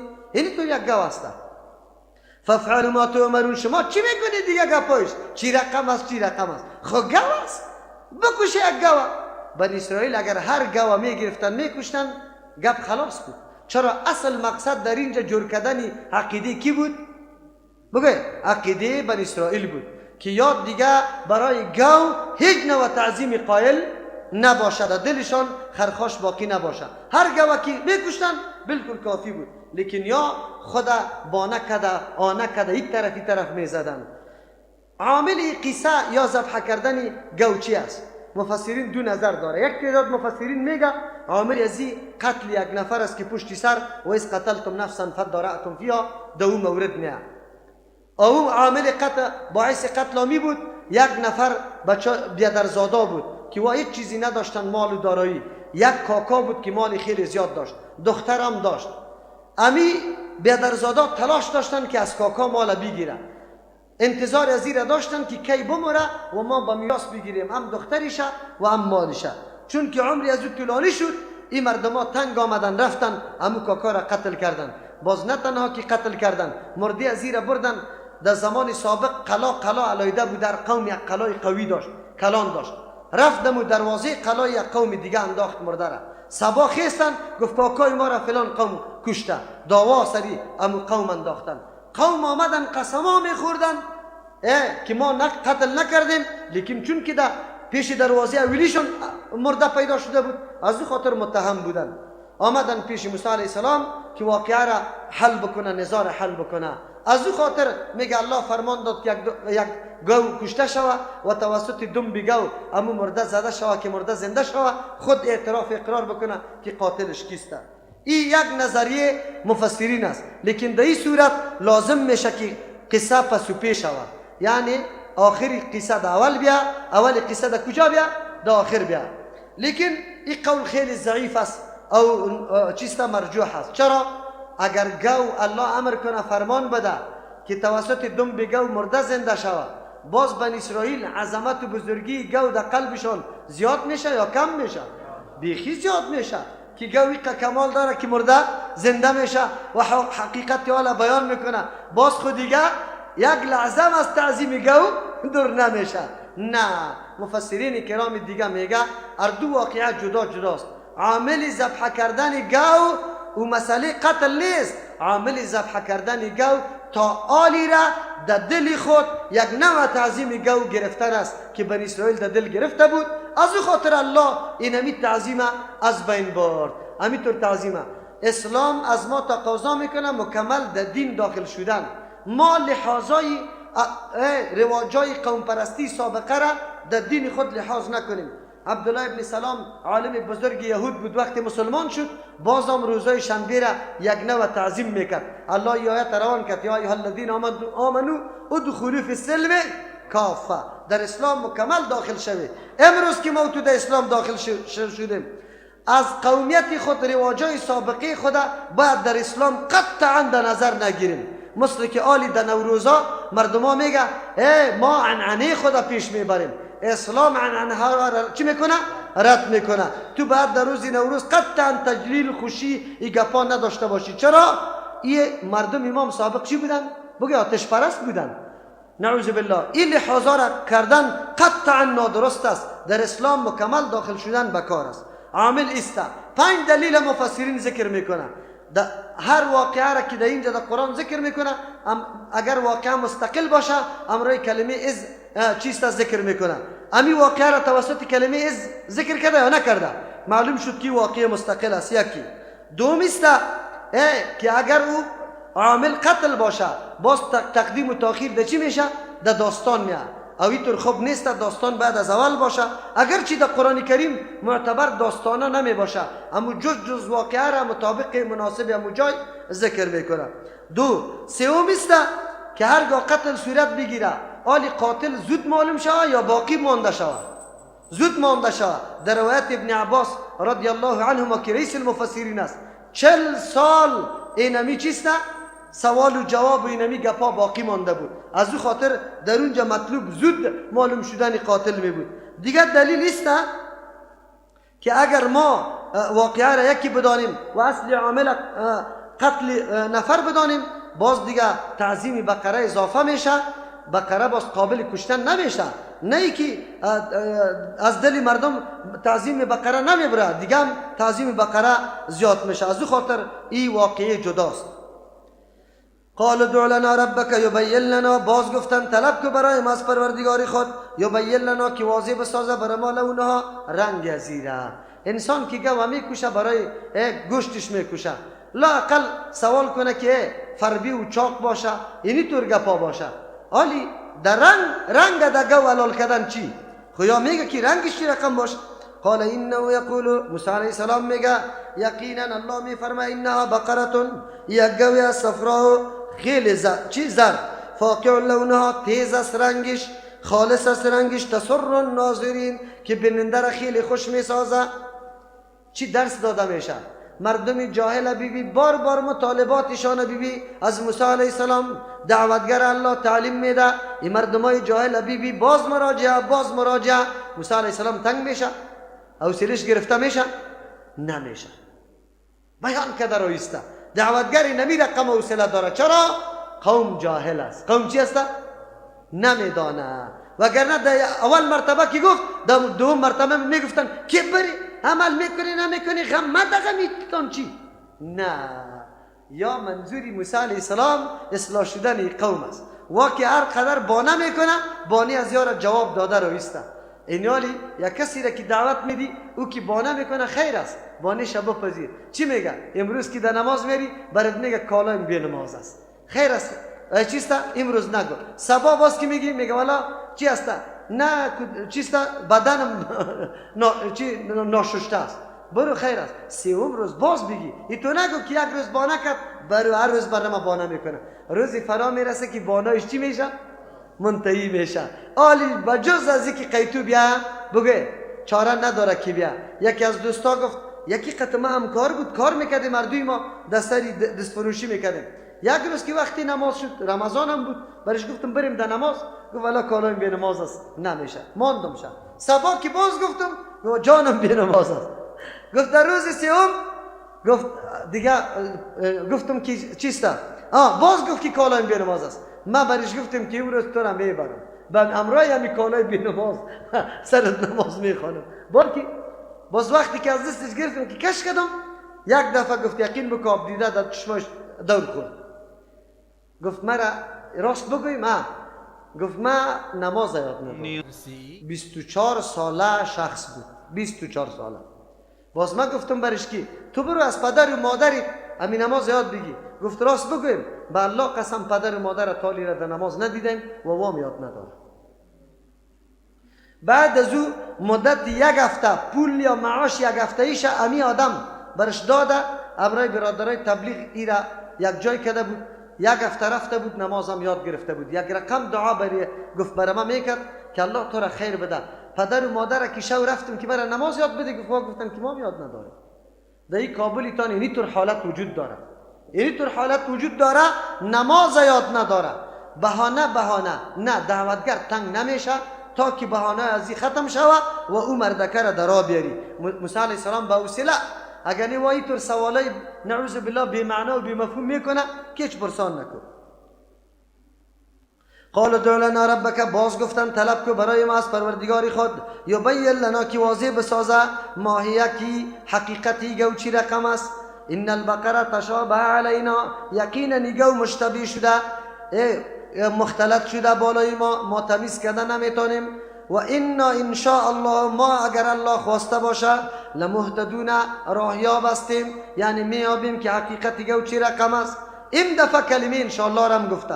قال موسی علیه السلام میگه انه یقینا الله میفرماید انها بقره گوی است لا ذلول که خوار نیست، تثیر الارض کی قلبه کده باشه زمینه، ولا تسقی الحرث و نکی آب داده باشه زراعت. یعنی گو نه گوی قلبه ایست و نه گوی ارتی، نه ارت کرده و نه قلبه را کرده. یک ترجمه. دوم یعنی کار مار سرش نشده سالم سوچه گو است. یکی اگر سرش کار شده باشه باز گوی چاق نمی باشه، گوشت نمی داشته باشه. دوم ترجمه انها بقره یک گوی است لا ذلول که رام نیست، به هر کس رام نیست که هر کسی را بگیره یا غیس. تثیر الارض رام نیست که زمین قلبه کده باشه، ولا تسقی الحرث که کشت و زراعت آب داده باشه، این رام به کسی نیست. مسلمتون بالکل از همه کارها مسئول و محفوظ است. یک ترجمه مسلمتون از هر نوع عیب و رنگ مخالف بالکل سالم است. لا شیء فیها ایج نوع داغ نیست. در یک ترجمه که گفتیم مسلمتون از کارها نجات پیدا کرده مسئول است. دیگه لا شیء ای داغی کار کردن در وجودش وجود نداره. گو وقتی که کار میکنه در پشتایش چی میباشه؟ داغا میباشه، نی داغ نداره. در دوم ترجمه مسلمتون سالم است یعنی عیب و داغ نداره، رنگای مخالف نداره. لا شیء فیها نیست داغی مخالف دایی گو. قالوا الان جئت بالحق، گفتن یالی تو آمدن کدی بالحق، با بیانی واضح. اینجا حق مقابل باطل نیست. چرا گری تو رو بگه خویا کافر میشه نعوذ بالله که تعالی را پیغمبر باطل میگفت چی؟ دروغ میگفت. اینجا حق مانا بیانی واضح را و مکمل این دفع کردی بر ما. فذبحوها، پس ذبح کردن گوه و ما کادوا، نبودن یفعلون کی کار بکنه. چرا نبودن کی کار بکنه؟ در دلشان خرخش موجود بود که گو خو معبودی ماست، اگر ما این را ذبح بکنیم شو چپرکتی ما را چی میکنه؟ چپا میکنه. چپا میکنه. اولیاء در اصطلاح افغانای ما اولیاء کدام مردم است؟ بگه اولیاء همون مردم است که تو را چی میکنه؟ پیرگیری میکنه. تو را چی میکنه؟ لول میده خوجه غلطانی ولیسته. تو را چی میکنه؟ چپرکتی تا شو سر چپا میکنه. اولیاء در اصطلاح افغانا امیر میگه نمیگه؟ یا میترسیدن که گو ذبح کنیم شو در جانی ما میاد. نه، آلی فهمیدن، قریب نبودن که کار بکنه. خود چون که امر جدی بود، موسی علیه السلام که هر قدر سوالا را کجو پیش دادن، موسی علیه السلام تصمیم گرفت، یک بیان واضح برش کرد. بعد از او وادار شدن که بپذیره. قرآن چی درسای عظیم بر ما میده. مردم سری تو انتقاد میکنه، اعتراض میکنه، ناما سرت میمانه، خود تو جواب داده برو. جواب داد تا وقتی که سوالی از او خلاص شود دیگر لاجواب شود، قطعی تو بپذیره دعوت حقه. اینی درس بود برای ما و شما. و اذ قتلتم نفسا فادارأتم فیها، دیگر درس هم است، دیگر درس ها خیلی زیاد است. ما کلی مطالب یقینا اگر بگیم از یک سپاره نخواد که برایم. یقینا درس ها خیلی مفید و مهم هم است. آلی گو، چرا الله تبارک و تعالی این گو گفت که حلال کنی ذبح بکنی؟ این در حقیقت سرزنش بالای یهود بود که ای یهود، شما یک طرف خود کلان میتراشه، دانشمند میتراشه، و یک طرفی تو کارا کرده کارای حماقته که هیچ کسی دیگه نمیکنه. گو در بین حیوانات او طور حیوانی است که زوری زیاد داره، لیکن با زوری زیادی خود تابع انسان است. قلبر انسان سرش میکنه، جغل انسان سرش میکنه، او انسان سرش میکشه. این بیچارگه که اسپاره در پشتش بسته کو در زمین شخ او پچه قام گرفته زور زده میره، از پشت سر خیمچم زده رویستی. آلی این بیچاره چقدر تابعدار و عاجز برای توسته، او این تو چی جور کردی؟ معبود جور کردی. این حماقت بزرگ است یا نه؟ این سرزنش است. الله تبارک و تعالی همینطور میگه که انسان تو خودت سعی کن، زنده هستی، حرکت هم میتونی، یک کار روزگار هم میتونی، میری به قبر مرده، به قبری که 100 سال پیش چی شده؟ بگو هیچ حتی استخوانش باقی نمانده، شرعی بابا و تو را بابا برش صدا کده رویستی. حالی آخر کدام طرف روان هستی؟ این درسای عظیمه بر ما میده. و اذ قتلتم نفسا فادارأتم فیها، قابل یادآوری است در آن وقتی که شما قتل کردی یک نفس، فادارأتم اختلاف و شروع کردی واقع کردی فیها در معامله امی قتل. این واقعه و نموسته که بیادرزادا کاکای خود کشته، دخترش به میراث برده همراه پیسش بازام گرفته، پدری کاکا را برای خود یک گیله جور کرده که یک چیزی مال و دارایی را از یک قومم به نام قتل بگیرن. اینی مشکلات پیدا شده بود. این مشکلات خیلی عمده بود. چرا مشکلات عمده بود؟ در بین قوما جنگا شروع می شد. قریب بود که حالی بینشان یک دم قتل و قتال شروع شود. نفری هوشیارشان گفت که او مردم چرا ما جنگ میکنیم؟ ما بین خود میزنیم، یکی دیگه خدا از وطن بی وطن میکنیم، قتل میکنیم. موسی علیه السلام در بین ما وجود داره. مشکل ما توسط موسی علیه السلام حل میشه. درس عظیم بر ماست. چرا ما یکی دیگه خدا کافر بگیم از مسجد بکشیم؟ در بین ما حدیث و تعلیمات محمد رسول الله صلی الله علیه و سلم وجود داره. نزاع را حل کنیم. چیز ضرورت است که یکی دیگه خدا فتوا بدیم، فتوای غلط نه، بیایم عمل کرد خدا به ترازویی که سنت رسول الله پیش کنیم که سنت رسول الله تایید میکنه تو را یا رد میکنه. اگر تایید کرد علی رأس و العین، اگر رد کرد بگو قناعت بکن، تابع پیغمبر هستی. چرا؟ اونجا ما مطور بود. بنی اسرائیل همی قناقتر را میفهمیدن مشکل ما حل میشه. چرا که موسی علیه السلام موجود است، حتما موسی علیه السلام یک مخرج جورا را بر ما میکشه و موضوع نزاعی ما که سبب قتل و قتال قوم است ای را حل میسازد.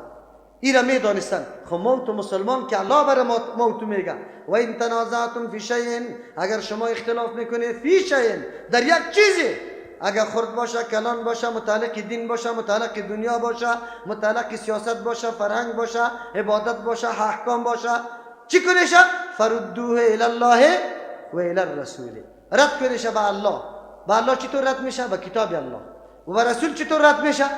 به سنت رسول الله. که برات فرمان داده تو نزاع تعلم میکنی، چرا نمیکنی؟ بنی اسرائیل قدر میفهمید که نزاع محل میشه، اما ترکت فدارتم فيها، اختلاف کرده شما در قتل نمی نفس. والله مخرج ما کنتم تکتمون، الله بیرون کننده است آن چیزی را که شما پوشانده بوده، از حقیقت پنهان کرده بوده. حقیقت بچای بیادرزادا پنهان کرده بود. چرا؟ به خاطری که قاتل دیگه کسی گرفته بود که دیت بگیره، او جنایت خودشان هم چی شوه؟ پرده سرشان انداخته شوه. لیکن الله کسی که جنایت میکنه، ظلم میکنه، بیرون کننده است یا نه؟ بله. قرآن کریم درس میده در معامله قتل نیست آبروریزی یک مسلمان، یادتان باشه الله انتقام میگیره. موضوع را همونطور نمیگذاره که پنهان باقی بمانه. الله تبارک و تعالی، بله، ما به چشم سر دیدیم کسی که در جنگل 30 نفر جوان در یک روز شهید کرده بود، بعد از مرور چند سال امون شخص امونجا دیدم که مرمی در سینهش فیر شد. امون شخص دیدیم که مرمی در سینهش چی شد؟ فیر شد. بالکل. والله مخرجم ما کنتم تکتمون. کدام جنایاتی که شما سرش پرده میندازه الله بیرون کرده نیست. در تاریخ ما بسیار جنایت ها شده، خصوصا سرزمین کوچک افغانستان. از سینه های زنا سیم تیر شده، در کله مردم میخ چکیده شده، کانتینرها در داده شده. یک روز تاریخ ای واقعات چی میسازه؟ الله برملا میسازه. در تاریخ جنایات مردم آنقدر معلوم شود، اما مردمی که القابی زیاد برشان گفته شده، آینده باز بالکل واضح میشه که یا جنایتکارای تاریخ بودن یا نبودن. این را یاد داشته باشه. وعده قرآن است. والله مخرجم ما کنتم تکتمون. الله بیرون کننده است آن چیزی را که شما پنهان میکنه. الله میکشه، قاتل نمیگذاره، قاتل نمیگذاره. اما بدبختای کمونستایی که مردمای مجاهد ما را در دشت تیلگون دفن کردن، چهره منحوسشان نمایان شد یا نشد؟ نمایان شد. میشه نمایان دیگه. در این وطن خیانت، در اسلام خیانت نکنید. امروز نه صبا، صبا نه دیگه صبا، دیگه صبا نه پس دیگه صبا، جنایتت نمایان میشه. محبوبیتت باز از قلب مردم چی میشه؟ تا دین روز بر دعا میکرد، باز بعد از او لعنت سرت میگه. نکنید. این دنیا رفته نیست، خود چهره تانه برملا نکنید. فقلنا اضربوه ببعضها، پس ما گفتیم که بزنی به بعضی همین شخص. این جهاز زمین راجع به نفس است. به بعضی از زمین نفس یا دستش یا کدام جایش، یعنی دستی مرده را بگیری بالا کنی، پس دمی خودی مرده بزنی، چطور شود دیگه؟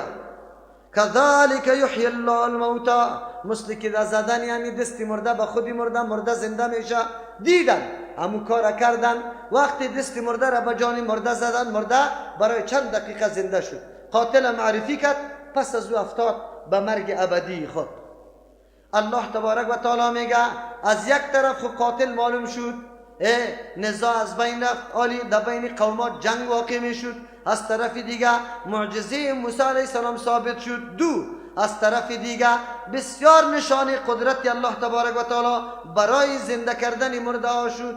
اکثر مردم انکار از آخرت داره، از عذاب قبر داره، برشان نمایان شد که الله مرده را چی میکنه؟ زنده میکنه. کذالک اینمی قسم که مرده زنده شد، یحیی الله، زنده میکنه الله الموتى، مرده ها را، و یریکم، شما را نشان میده آیاتی، نشانه های قدرت خدا، لعلکم تعقلون، به خاطری که شما از عقل کار بگیره. هر حرکت و کاریتان در دایره روشنی عقل باشه. عقل در کار پرته، یک کار همونطور نعوذ بالله بدون تأمل و تدبر نکنه. عقل در کار پرته. شما ببینید عقل تقاضا میکنه که بله این دنیا که همی قدر غوغا در شروع است، ظالم و مظلوم داره، اگر آینده جهان دیگه نباشه مظلوم باید بالکل بکفه که از مظلوم انتقام گرفته نشه، جهان دیگه نباشه ما را پس زنده نکنه. ما مظلوم خود باید امیال خود خودکشی کنم دیگه، خودکشی بکنم یا نکنم. لیکن عقل بر ما میگه که بله حالات امروزی دنیا تقاضا میکنه که صحنه دیگری به وجود بیا، اونجا ظلم نباشه، اونجا عدالت الهی باشه، اونجا خیشخوری و قومیداری و بگه پرداری نباشه. امو روزی بود که واتقوا یوما لا تجزی نفس عن نفس مکمل بود. اون بود تو روز که الله محاسبه میکنه، انتقام مظلوم از ظالم میگیره. ثم قست قلوبكم من بعد ذلك. ای بنی اسرائیل خباست دیگهشان، کسی که کتاب الله در پیششان باشه، پیغمبرم درس میده، باید آنقدری مردم نرم باشه، مومواره، این مردم آنقدر مفاد و مصلحت یاد گرفته باشه که هر لحظه باید تابعدار برای فرمان الله باشه. بله صحابه دمیتور امتحان الله کامیاب کرد شد. از تعلیمات پیغمبر صحابه در مقام و منزلت رسیدن که یقینا در دنیا بشارت جنتشان و الله اعلان کرد که رضی الله عنهم و رضوا عنه. از این که در بالاتر مقام دیگه کی داره؟ چرا؟ از مجلس پربرکت محمد رسول الله صلی الله علیه وسلم استفاده واقعی کردن، درس می گرفتن، بگوید تطبیق میکردن در جان خود. مال منال، محبت اولاد و محبت دنیا مانع جهادشان شد؟ مانع تابعداریشان شد؟ نه. ای بنی اسرائیل، شما موسی علیه السلام وری معلم و مربی پیغمبر در جامعهتان بود، دل شما باید آنقدر نرمی بود که به مجرد گپ زده میشد آب دیدیتان بعد میریخت و بالکل آماده و تیار برای عملی کردن حکم الله بود. لیکن شما الله اکبر قلبایتان آنقدر محکم و سخت شد که از سنگ کده هم زیاد. سنگار خما بسیار میبینیم، میترقه سنگ از ما بینش یک دم آب چی میشه؟ سرازیر میشه. خودی ما دیدیم که آب ترقیده، چشمه آب دیگه همینطور دائم جاری شده از پیشش. همین رقم ما سنگ دیدیم که هیچ عامل وجود نداره، از بالا لول میخوره از ترس الله تبارک و تعالی. البته سنگایی که آب از پیش میره دو قسم است، یکی زیاد آب از پیش میره، یکی کم کم آب از پیش میره. ای بنی اسرائیل، قلبای شما از سنگ کدم سخت شد، هیچ نوع آب از پیشش نبرآمد. خودم بری خود فایده نگرفتی از تعلیمات موسی علیه السلام، دیگران هم سیراب کرده نتانسته دعوت داده. اینی دیگه بدبخترین زندگی نمیسته که چانس طلایی برای آدم میسر شده باشه و تو هیچ نوع فایده حتی به نفس خود نگرفته باشی. اینی بسیار بد حالت است. قرآن خباست بنی اسرائیل به می قسم بیان میکنه. خب برای ما و شما هم درس میده. برای ما و شما چطور درس میده؟ وحی الهی یا قرآن حیثیت باران و آب داره. باران کی را داره؟ آب داره. آب زنده میکنه دشتای خشکه، یک دم گل و گلزار بسازه. اگر در قلبای ما و شما هم قرآن داخل شود، ما و شما هم قلبای ما حیثیت امو سنگار پیدا میکنه. آلی یا این قدر تاثیر قرآن برات کرده که کل عمرت در درس و تدریس و تعلیم کتاب الله و درس حدیث پیغمبر تیر میشه. چشمه واری زیاد روان است، بعضی کمک دیگه موقع برش نیست، خو یک وقت ترجمه قرآن نمیکنه. او بعضی طور است که لا اقل اگر به مردم نمیرسانه خود پابند دین شده، حرام نمیخوره، جنایت نمیکنه، اوامر الله را انجام میده. اگر یک آدم از قرآن کریم نه به مردم دعوت زیاد داد، نه کم داد، نه خود اصلاح کرد، بلکه خودم یک سنگ سخت شد، اینجا بدبختی است. اینجا چی است؟ بدبختی است. قرآن برای ما بیان میکنه. ثم قست قلوبکم، باز محکم شد دلهای شما، من بعد ذلك، پس از اینمی، یعنی پس از اینکه نشانه ها و معجزهای موسی علیه السلام نشانه های قدرت الله را به چشم سر مشاهده کردی، فهی کالحجارت، لایق خویی بود که به دیدن معجزه قلبای شما مکمل نرم میشد و از نشانه های قدرت الله تأثیرات در قلبتان میگرفته که شما محرک دعوت میشده. لیکن شما دلهایتان محکم شد، فهی همی دلها کالحجارت، به مثل سنگاست، او اشد قسوه، یا خیلی سخت از سنگا. اصلا کدم سخت. چرا؟ و این یقینا بعضی از من الحجارت، بعضی از سنگها، لما و سنگای است، یتفجرو که روان میشه منه از او الانهار و جویهای زیاد. سنگای هستند که جوی زیاد از او جاری شده، مردم از او استفاده کرده. انسان هم در فرا گرفتن علومی کتاب الله، علومی که از کتاب الله فرا میگیره، بعضیشان آنقدر علم فرا میگیره که چشمه بزرگواره خیری از دیگر ادامه پیدا میکنه. هر قسم مردم از نمو آب استفاده میکنه. عالم هم همین قسم حیثیت داره که علم کتاب آسمانی را فرا گرفته باشه، اما رقم میشه. و این منها یقینا بعضی از سنگا، لما سنگای است یشققو که میکفه فیخرج منه الماء، میبرای از آب اگر چی کم باشه. بعضی مردم ها طوری است که از علوم کتاب الله استفاده میکنه، یک کم کم به مردم خود دعوت داده میتونه اگر چی زیاد نباشه. و این منها یقینا بعضی از سنگها، لما سنگای است یهبطو که پایین میایه من خشیت الله، از ترس الله تبارک و تعالی. علومی کتاب الله را ایام فرا گرفته، اگرچه نفش به مردم نمیرسه، لیکن خدا اصلاح کرده، تقوا در قلبش پیدا شده، خشیت الله جا گرفته، اوامر الله را به جامعه را از نواهی اجتناب میکنه. لیکن قلبای شما یکی از سی عملیه را، یکی از سی قسم تأثیرات قطعا نگرفته، نه خود اصلاح شده، نه به دیگران دعوت داده، بسیار محکم، اصلا کده محکم. الله میگه خوب بدانی که وما الله بغافل، الله نیست بخبر عما تعملون، از او کارهای غلطی که شما انجام میده فکر نکنی که الله ما را نمیگیره. نه، لحظه به لحظه الله تبارک و تعالی ثبت میکنه و امرای شما محاسبه میکنه. چی نصیحتی بزرگ است برای ما. کتاب الله آمده، چقدر بهره‌ورداری از کتاب الله کردیم. آیا میتونیم به کسی تبلیغ و تقریر بکنیم؟ آیا میتونیم توحید به کسی تشریح بکنیم؟ و یا امی چقدر وقت می کار میتونیم، کم یا زیاد؟ بیایید اگر مرحله اوله یا درجه اوله گرفته نمیتونیم، در دوم خوب باشیم. اگر دوم گرفته نمیتونیم، در سوم خوب باشیم. از قرآن آنقدر فرا بگیریم که باعث و انگیزه برای عملی کردن احکام الله برای خودی ما شود و از اجتناب، باعث بالای اجتناب از مناهی الله شود. امی قدر خوب باید ما داشته باشیم. اگر از امی هم طرف شدیم، باز دیگه هلاکت و بدبختی است. الله قطعت محاسبه میکنه. تو چی کار کردی؟ در دنیا رفتی، تو مسئول بودی، چی عملی انجام دادی؟ کدام عمله؟ ولی اگر ما بگیم از قرآن چی رقم فرا میگیریم، فرا گرفتن از قرآن چیسته؟ یکی زیاد است، یکی کم است. کسی که کلی اعمالش به دستور قرآن انجام داده میشه، بسیار بهره بزرگ است. کی گرفته؟ از قرآن گرفت. چرا؟ قدم خدا مخالف قرآن نمیمانه، مخالف اسلام نمیمانه. او کسی که کم کم خطایی از پیشش میشه، او چی میکنه؟ بگوی بهره کمتر گرفته. او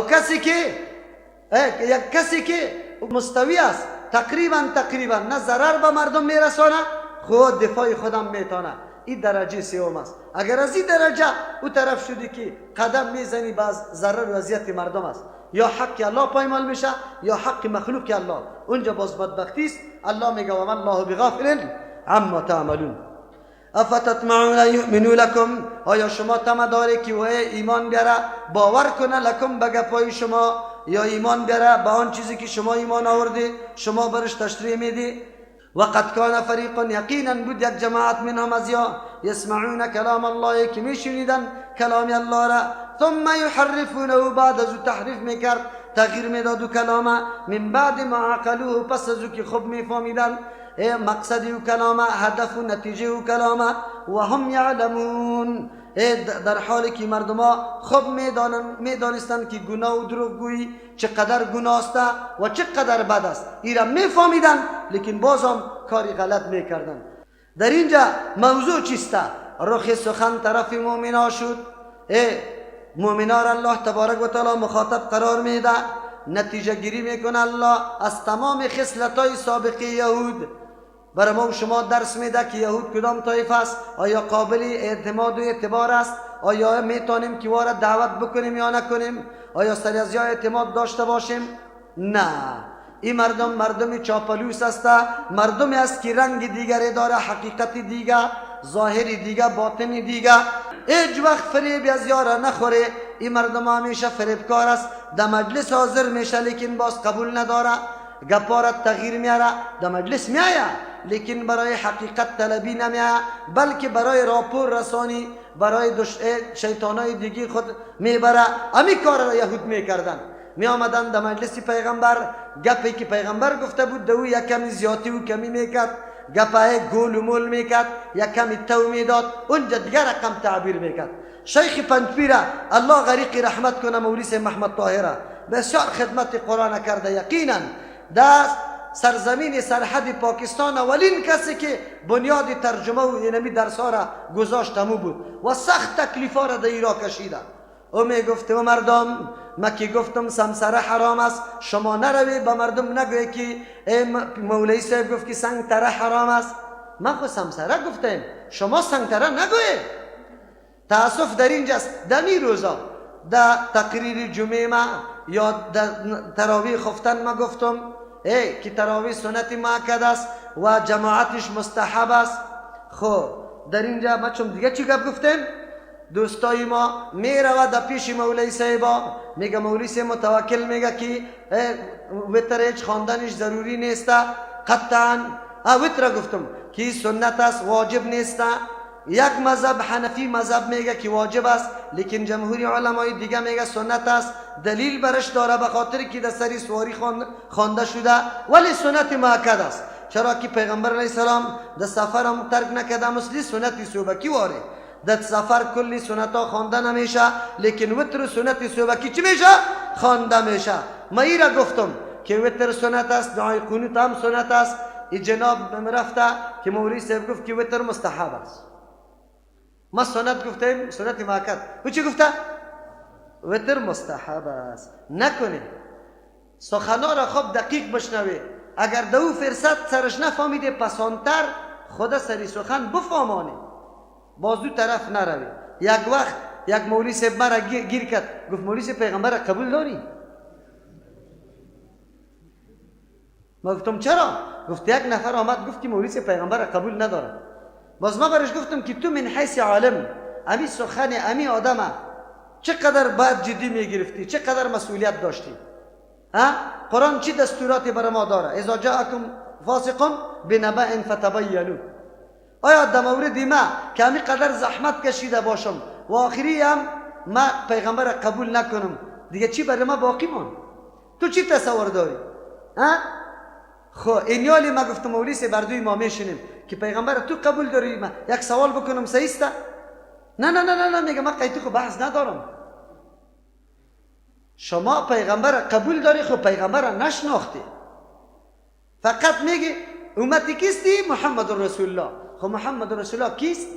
چی کارا انجام داده؟ چی رقم نماز خوانده؟ چی معامله کرده؟ نشناختی. قرای نمیتور مانده به امتی پیغمبر هستم. چی رقم امت هستی؟ به مردم خود پیغمبر معرفی کنیم، امتیت معرفی کنیم که امت وقتی میشیم که در هر خرد و کلان زندگی خود پابند نقش قدم کی باشیم؟ پیغمبر صلی الله علیه و این وقتی حاصل میشه که ما در پایه درسی کی حدیث پیغمبر بشینیم که تعلیمات پیغمبر به ما گفته شود. او وقت میشه تبلیغات علیه ما شده بوده، ما بیرقا را در داده بودم، او که چی شده بود؟ بوجا را پر کرده بود، یک دم گل و خاک در شیشته بود. مردم آوازه کردن مولوی صاحب چی در داد؟ قرآن کریم در داد. ما بدعتا را، رسم و رواجا را منع کرده بود و مردم گفته بود مولوی صاحب خیراتا را منع کرده. ما دعای بدعتی را منع کرده بودم و گفتن دعا را منع کرده. ما ذکر بدعتی را منع کرده بودم و چی گفتن؟ ذکر را منع کرده. میگه ما زیارتای بدعتی را منع کرده بودیم، آدابش بیان کردیم و گفتن چیست؟ زیارت قبول نداره. ما گفتیم ولی الله شده نمیتونه و گفتن این اولیاء را قبول، کرامت قبول. اینی گپاست. الحمدلله سیدی ها و کسیتا را مردم میشنوه که گپا وجود نداره. خب با مردم همینطور است. آلی تبلیغات علیه احمد چی میشه؟ مولوی صاحبا بدون از اینکه تحقیق کنه گله دارم از پیشش، گله به خاطری دارم که مرم میشناسه، قطمم روبرو میشه، ولی بازم به مردم میگه که مولوی صاحب متوکل امام ابو حنیفه رحمت الله علیه را لعنت میگه، بد میگه. مذهب بد میگه، فکر چی؟ هیچ قبول نداره. اینی تبلیغات میکنن. ببینید چقدر تهمت ناحق است. این شیوه کی بود؟ خاصیت کی بود؟ یهود بود که در مجلس حاضر شدی باز گپ غلط بردی، تو به الله چی جواب میگی؟ خیر است در مقابل ما تبلیغات کنن، برای ما چیزی زیان میرسه؟ عزت و ذلت در اختیار کیست؟ الله اگر مرا عزت بده، به الله قسم که کل جهان جمع شود، مرا به عزت کنه میتونه؟ نمیتونه. ما عقیده دارم اگر الله مرا ذلیل بکنه، الله نخواسته باشه که ما حقایق پنهان کنیم، دین پنهان کنیم، در او صورت یقینا الله آدم از ذلت میده. باز کل جهان بخیزه ما را عزت داده میتونه؟ نمیتونه. خو لیکن لااقل یک سنجش خو بکار است. قرآن کتاب الله را شنیدی، تو در مجلس دیگه کدام حقایق باید بیان بکنی؟ نشو مثل یهود واره. یکی از خباثت های یهود همی بود که در مجلس پیغمبر حاضر میشد، لیکن پس که او طرف میرفتن گپای درفشان پیغمبر نعوذ بالله زهر جور میکرد به مردم. امروز همون تو رست یا نه؟ ما را زهر جور کرده یا نکرده؟ ما را زهر جور کرده. توسط چی؟ تبلیغات. محمد ابن عبدالوهاب به مردم زهر جور کرده مردم یا نکرده؟ عجیب نیست؟ خو انسان تحقیق باید بکنه، جستجو باید بکنی. تو همین مسئولیت داری. در حق ما که مردم چیزی برات گفت، تو خود برو با چشم سر یک دفعه مجلس معاینه کو، ببین هر گپی که قابل انتقاد است الایده در کتابچه نوت کو. خیر است در پیش مردم نه گوشه. موری سه وقت داری یک 10 دقیقه قطعت کار دارم. 10 دقیقه که آمدی مولی سه تو اینی سخن گفتی، در ذهن من گمان میکنم همین سخن همین قسم نیست. اگر من دلیل داشتم واقعیت تو بپذیر، اگر نداشتم گپی تو قوی بود بس سر رو چشم میپذیرم. ما خود دعوای پیغمبری نکردیم که معصوم هستیم، سخن ما هیچ خطا نمیشه. پس تا سخن ما خطا میشه. ما نه از ابوبکر بلند است، نه از عمر رضی الله عنه سوال میکنه در مجمع صحابه اگر عمر خطا شود کی است که خطایی عمر راست بسازه؟ یک آدم دیهاتی نو آمده بود در این مجلس نشسته بود، خیست شمشیر خدا از امو پوشش کشید، گفت اگر تو خطا بکنی قطعی شمشیر راستت میکنی. عمر رضی الله عنه ثنای الله را گفت الحمدلله الذي جعل في امت محمد صلی الله علیه وسلم من یسدد چیست؟ خطا عمر. ثنا برای الله است که در بین امت پیغمبر کسی را گردانیده که خطاهای و نقصانات کی را راست میسازه؟ عمر. ما خواهزو که در بلند بالا نیستیم، آسان گپ است. باز اگر من قطعت مقابله کردم گفتم که مولی صاحب نمیپذیرم، باز بعد از یک دوستی مرا خبر کو، برش بگو که مولی صاحب قطعی تو خیلی رابطه داره، این اینجا خطا شده که دوست بیا قطعه. اگر از دوستم نپذیرفتم باز دیگه در مقابلم قیام کن. نفر بگو اینمی طور بیا اینمی جا استاد شد که مولی صاحب فلانی مسئله غلط است، در مناظره میشین اینی گز اینی میدان این مردم حاضر است، خلاص که گپ واقعیت معلوم شود. لیکن عجیب است اجماع را نمیشناسه، ما بین خود میگه الله تبا کنه مولی متوکله نعوذ بالله. خیرت است کابل در بدر کرده، فلانی را مولی مصطفی را نامای دیگه مولی سه باره میگیره. چرا؟ چی ضرور است؟ چی بددعا میکنی؟ شما دیده؟ شما خو یک دفعه تحقیق بکنی. همین دعا کردن بددعا کردن همونطور نیست. پیغمبری الله را الله منع میکنه، لعنت میگفت در نمازهای خود در قنوت نازله. الله تبارک و تعالی آیت روان کرد منع کرد پیغمبر صلی الله علیه وسلم لیس لک من الامر شیء، نیست برای تو در این مورد هیچ اختیاری پیغمبر علیه السلام. اختیارات برای تو نیست. یا الله رجوع رحمت میکنه سری و مردم توفیق ایمان برش میده، یا است که همونطور الله عذاب برش میده. تو باید معلومات بکنی. نه شیوه یهود نداشته باشیم. شیوه یهود کدام بود؟ قرآن بر ما میگه افتطمعون یؤمنوا، آیا شما طمع داری کسی که این قدر بیباک نباشه و این قدر اسیر و بندی خواهشات نفسانی باشه؟ مثل که از قصه های سابقه معلوم شد. آیا از این طور مردم طمع توقع ایمان میشه؟ نمیشه. پس شما دندانی تانه بکنی از یا جور نمیشه، وقتی تانه قطش ضایع نکنی. افتطمعون، شما طمع داری یؤمنوا لکم که ایمان بیاره به گفته ها و دعوت شما، وقد كان فريق منهم یقینا یک جماعت از یا بود یسمعون کلام الله که میشینن کتاب الله تبارک و تعالی را یا تورات یا قرآن کریم. اینجا مراد از پیش تورات راجح است.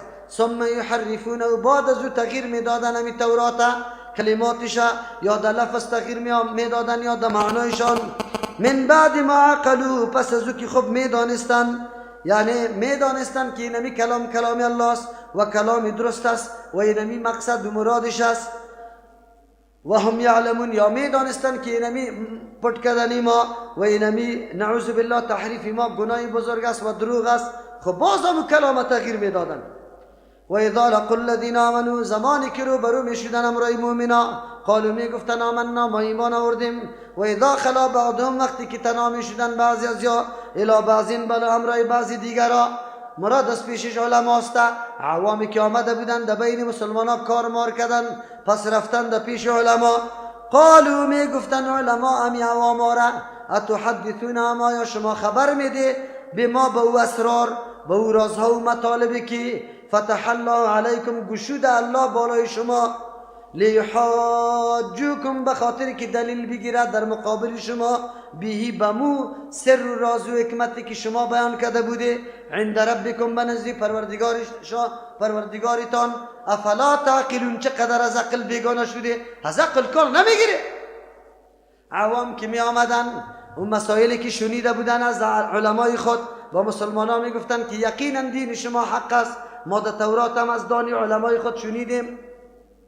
باز که پیش علما می رفتن علما تهدید می کرد دواره که چرا بری از او خبر میده که در کتاب امام دین شما قویسته. چرا اگر شما خبر بده در پیش الله تبارک و تعالی و مردم دلیل میگه که یا الله یا در کتابایشان هم حقانیت دین ما وجود داشت خودی از یا بر ما قصه میکرد. شما چرا خود به خود دست خود به دست خود بسته میکنه خود ملامت دیگران میسازه؟ این کار چرا میکنه؟ این کار نکنه. او عالم یهود الله جواب میده که عجیب است اگر عوام شما این حقایق به او مردم بیان نکنه برو بیان نکرد آیا حقایق همینطور پنهان باقی میمانه؟ حقایق برای الله معلوم نیست؟ از او خاطر الله میگه اولا یعلمون آیا نمیدانن یا ان الله که یقینا الله تبارک و تعالی یعلمو میدانه ما آن چیزی را یسرون که پٹ میکنه پنهان میکنه و ما یعلنون آن چیزی را که آشکارا میکنه پیش الله آشکارا و پنهان کلش یکسان است. پس چرا این علما اینقدر بدبخت شده؟ چقدر درس بزرگ است. درس بزرگ میدانه اونجا بر ما میگه گپای ما را میگه تایید نکنین نگویی که مولوی سیب امام میگه. چرا که باز سری شما دلیل میگیره بر ما میگه که شما خودتان همی گپ گفته بوده این گپا را بری از ما نزنه پنهان کنه. الله میگه چرا خبر ندار؟ الله خبر نداره؟ تو عقیده بالای الله تبارک و تعالی نداری؟ این حالات یهود بود پیش مومنا می آوردن حقایق بیان میکرد که پیش علمای خود که میرفتن و سرزنش میکردن تهدید میکردن نگویی گپایی که شما یاد داره که با سری خودتان دلیل چی میگه؟ حالی چی میگه؟ ملاها میگه نگو برای از وکی ما از قبر طلب میکنیم بله در بین ما کسی هست که مریضه در قبر برده برای شفا دادن. چرا؟ اگر تو باز برش بگویی باز سری خودتان چی میگیره؟ دلیل میگیره سند از خانه خودتان پیش میکنه. این گپ نگی. ما در یک معامله نه بس ها معامله سند پیش کردیم. یک مولوی صاحب گفتم مولوی صاحب این ختم برای پول و پیسه است اگر پول و پیسه نباشه این ختم نمیشه اگر نان نباشه ختم نمیشه. گفت چی دلیل داری؟ ما گفتم دلیلش نمیسته هر کسی که پسان بیا که 4-5 نفر ختم پوره کرده باشه باز پسان که نفر میاد در نان شریک میشه امی ختم والا خیلی قارشان میاد میگه کلا را کدو ما گشتاندیم او کلی پیشه که ای میزنه.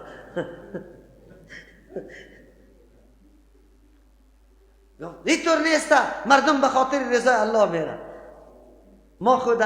ما خودی ما برای تلاوت نمیرفتیم.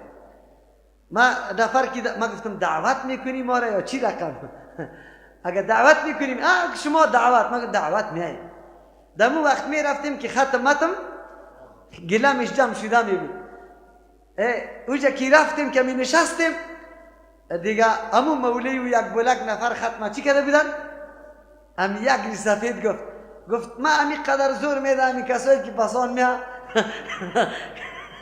گفت ما تعالی را ختم نمیشد ولی سه که مولی سب قی قدر شاگردش که در یک دقیقه ختم میکنه آمد این ولی سه که نان ختم ها یک برابر میخوره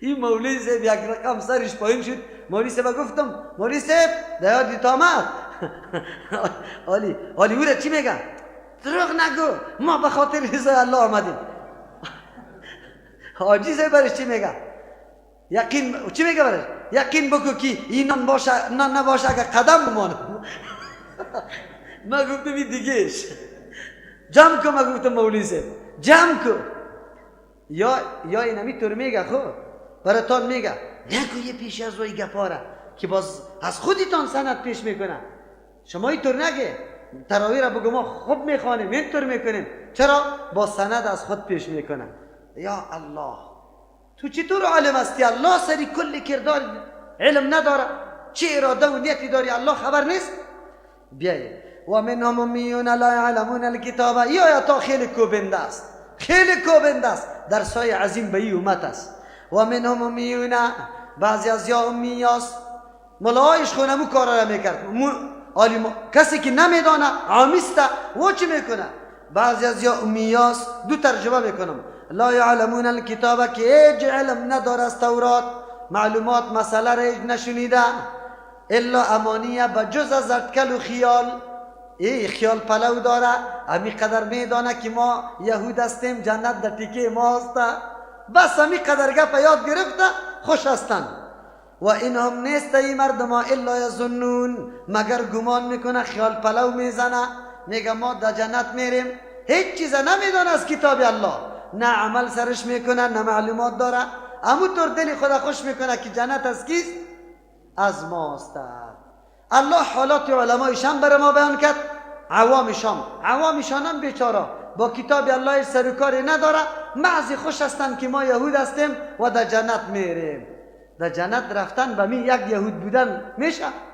که در عید آذری یهودیا نامت نوشته باشه پس در این صورت الله تبارک و تعالی مذمت عوام میکنه که ای عوام شما خو امی کتابی که روان کردم تنها برای عالم نیست این کتاب برای شما هم است شما مطالب ازی را باید بدانید در این صورت دیگه یک تا قمچینی عبرت سر ما و شما میخوره آلی امی کتاب الله قرآن تنها در مدرسه و در ملا آمده یا به کل مسلمان آمده چرا ما پشت کتاب الله نمیگردیم از او خاطر مولیس مصطفی را دعا میکنی آنی که برنامه درس قرآن روان کرده برش دعا بکنی برنامه را امسال انشاءالله در 12 جای ترجمه قرآن کریم روان است خب چرا؟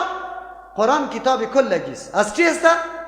کلگی اگر ملا است اگر پاچا اگر دیقان است اگر شاگرد مکتب اگر ماموری دفتر است بگوی اگر وزیری دولت است کتاب کلگی است کلگی برش نیاز داره با کلگی آمده اگر تو محض اکتفا میکنی الا بلا در گردن مولا هرچی که مولا میکنه نه باید دل خوش نکو که تو جنت ببینی جنت برات وقتی میسر بشه که عمل در زندگیت موافق قرآن بکنی و عمل در زندگی موافق قرآن موقوف برای فهم قرآن است که تو در قرآن بشینی آمی باشی خدا قرآن بشی یک قدر مولای تکره بشی که پرسان نکن ما در شاه منصور ما ترجمه را پیش مولای مذهبی کردیم خب در سال پیش مولای کی خواندم از امو خاطر کلگی ایران است که مرا چی میگه مولی سیب تو در مدرسه مذهبی خوانده ای ما گفتم بله الله سرم رحم کرده که در مدرسه مذهبی خواندم خب حقیقتا برام معلوم شد ورای حق برام خب واضح شده هر دو جانب طول کردیم که چه قسم است اول ترجمه را ما پیش شاه منصور بابا کردیم الله غریق رحمت کنه شاه منصور بابا و شیخ پنجپیر و یک کسی دیگه شیخ غلام الله خان رحمت الله علیه یا کلشان استادشان یک نفر بود حسین علی پنجابی نام داشت امی طرز ترجمه را اونمو آدم داشت امی سه شاگرد خیلی عمده ازی برآمد شیخ پنجپیر و شیخ شاه منصور و شیخ پندی غلام الله خان الله عرصیشان غریق رحمت کنه واقعا خدمتای قرآن کرد خو لیکن مبارزه خیلی قوی را شیخ پنجپیر کرده. شیخ شاه منصور در دام دیگه مردم افتاد، مسئله را واضح گفتن نمیتونست. من پیشش ترجمه کردم، دعای خصوصی برام کرده. در 9 بجه شب در خانهش رفتم، دعا برام کرده. او امی طلب از پیش کرده بودم که من خادم قرآن شوم، خدمت قرآن بکنم. خو لیکن گپ در کجا آمد؟ قرآن برای کلگی بود. در اونجا در شاه منصور من دیره بودم. یکی از خواهرها که مکمل نان و چای ما را او در ذمه گرفته بود، بر ما می آورد، سوال برام روان کرده بود. من سوال جواب دادن نتونستم از ترجمه قرآن کریم. خود شامی بود، هیچ نمیفهمید. چرا؟ و 40 سال ترجمه قرآن کریم چی شده بود؟ شنیده بود. این مسائل عادی را خود مکمل یاد داشتن مسئله را. یعنی اینطور مسئله دقیق و باریک به ما روان کرده بود که من ایران ماندم. یک موضوع در چوٹ لاهور برش میگه امرای شیخ فضل الله صاحب حیات است، الله عمرش برکت پرته، خب عالمی با انصاف و دانشمند قوی است، مفکوری وسیع داشت. بسیار درسای عظیم از او یاد گرفتم. ترجمه قرآن میکردم، در عین ترجمه نام مرا میگرفت. سوالی صرف، نحو، میراث، معانی که می آمد میگفت متوکل استاد کجاست؟ جواب دادم میتونی یا نه. یکی از خواهرها یک روز سوال برام از ترجمه روان کرده بود، اونجا خلاص پیکر بود، کلگی و میشنیدن. برام روان کرده بود، عاجز ماندم. چی شدم بگوی؟ عاجز ماندم. ولی او دختر تو دختری خالنده بود، 12 پاس بود که اینی سوال حل بکن. من بعد از بسیار تحقیق و تلاش الا که در سوالش چی کردم؟ حل تانستم.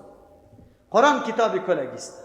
یک آدم چوپان از کو تا کنه 3 روز در قرآن بشانه، با 3 روز بعد از پیشش سوال بکنی که چی عجیبات برات بیان میکنه. قلبش الله همی قدر روشن میسازه.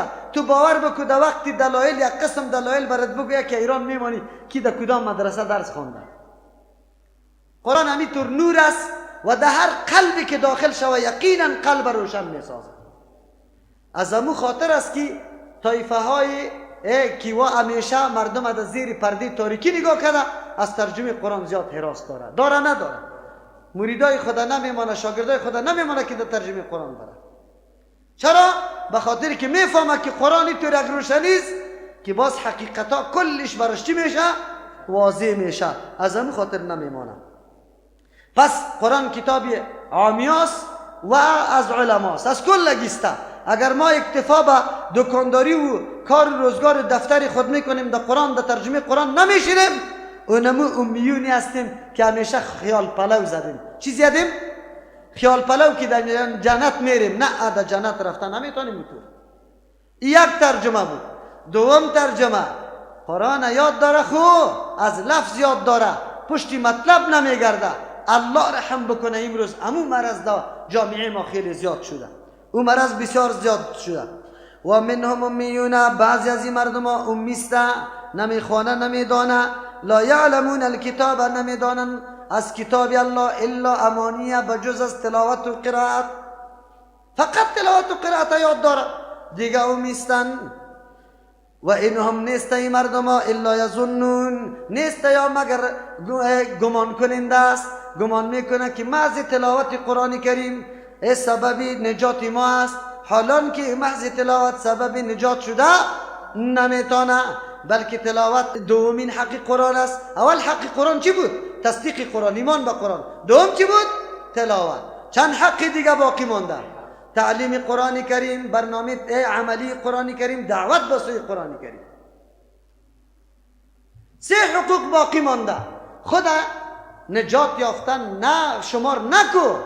الله در اینجا مذمت قاریا و حافظا را میکنه و حفاظی که محض الفاظ قرآن کریم حفظ کرده و بعد از او در یک ترجمه قرآن هم نمیره، مطلب قرآن نمیفهمه.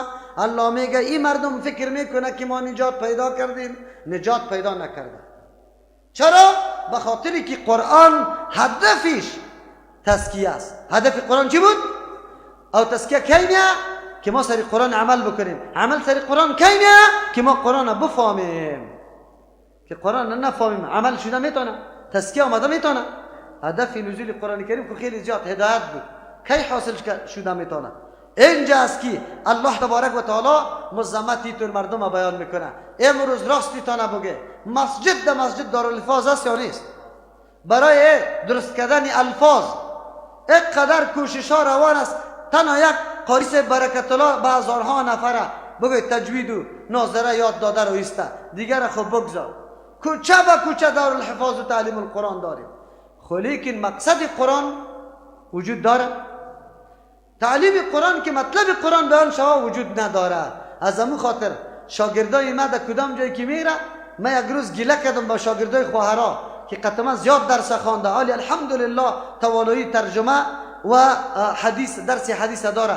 دو جای ترجمه توسط خواهرها هم الحمدلله شروع است. فی الحال دو جای این ارمان ما ان شاء الله پوره شده و پوره میشه. دیگه هم امید دارم که روزی باشه که خواهرها هیچ ضرورت نداشته باشه که برای مرد بشینه و درس قرآن و حدیث بشنوه. نه، خودشان برای خودشان ترجمه بکنه، آزاد سوالای آزاد کرده بتانه، مسائل آزاد گفته بتانه، همه حالات خود خوب واضح گفته بتانه. دیگه من گله کردم که درس قطمه خوانده باز میره درس تجوید میده، لفظ قرآن کریم سرشان صحیح میکنه. برای تصحیح لفظ قرآن کریم و تجوید صدها نفر وجود داره.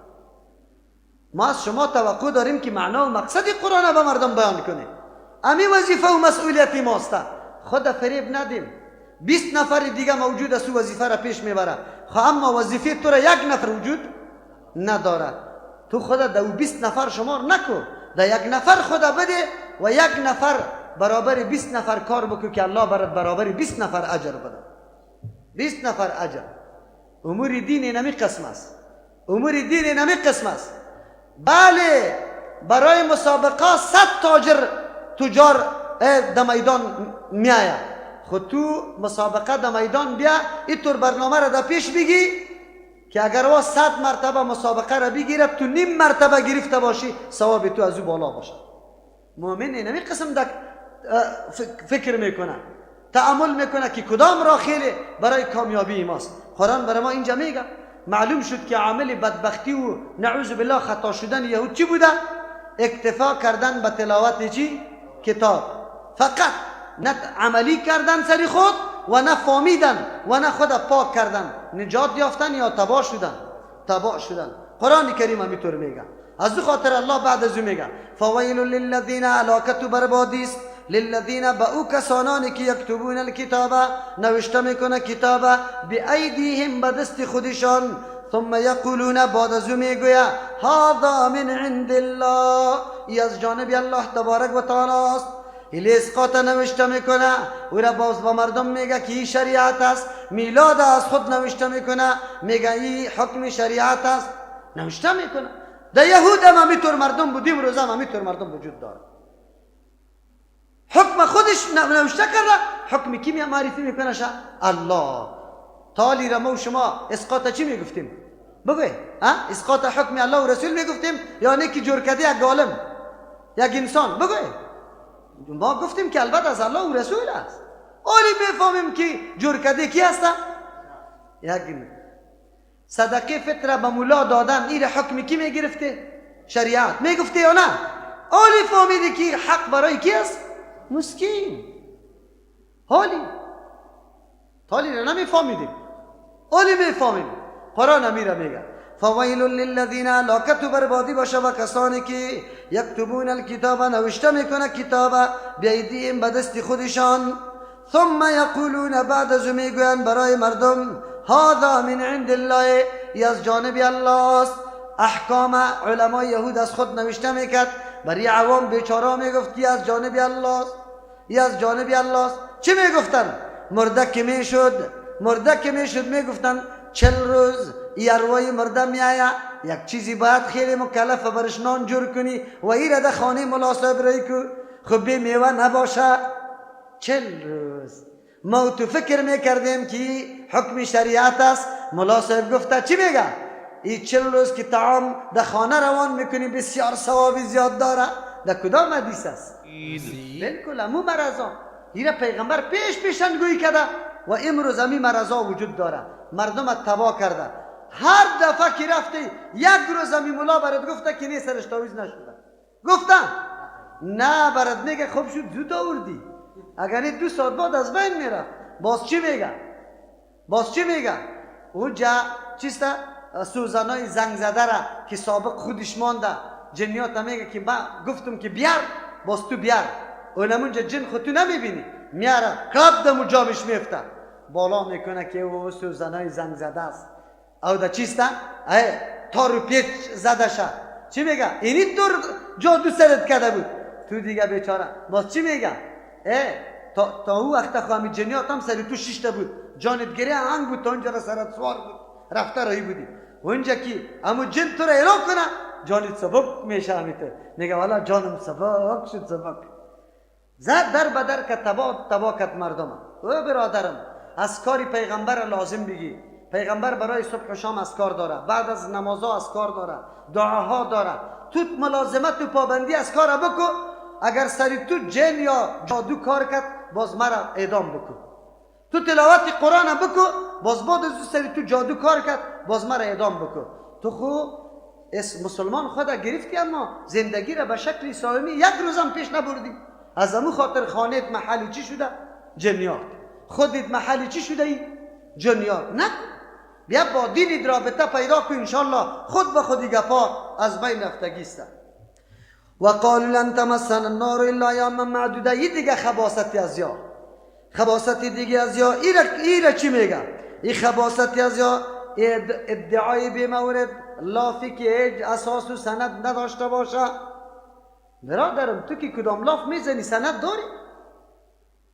یقینا این لافای بی مورد انسان نزنه. الله تبارک و تعالی عظیم درس به ما میده. ای امت پیغمبر شما مبتلا به این گپ نشوید.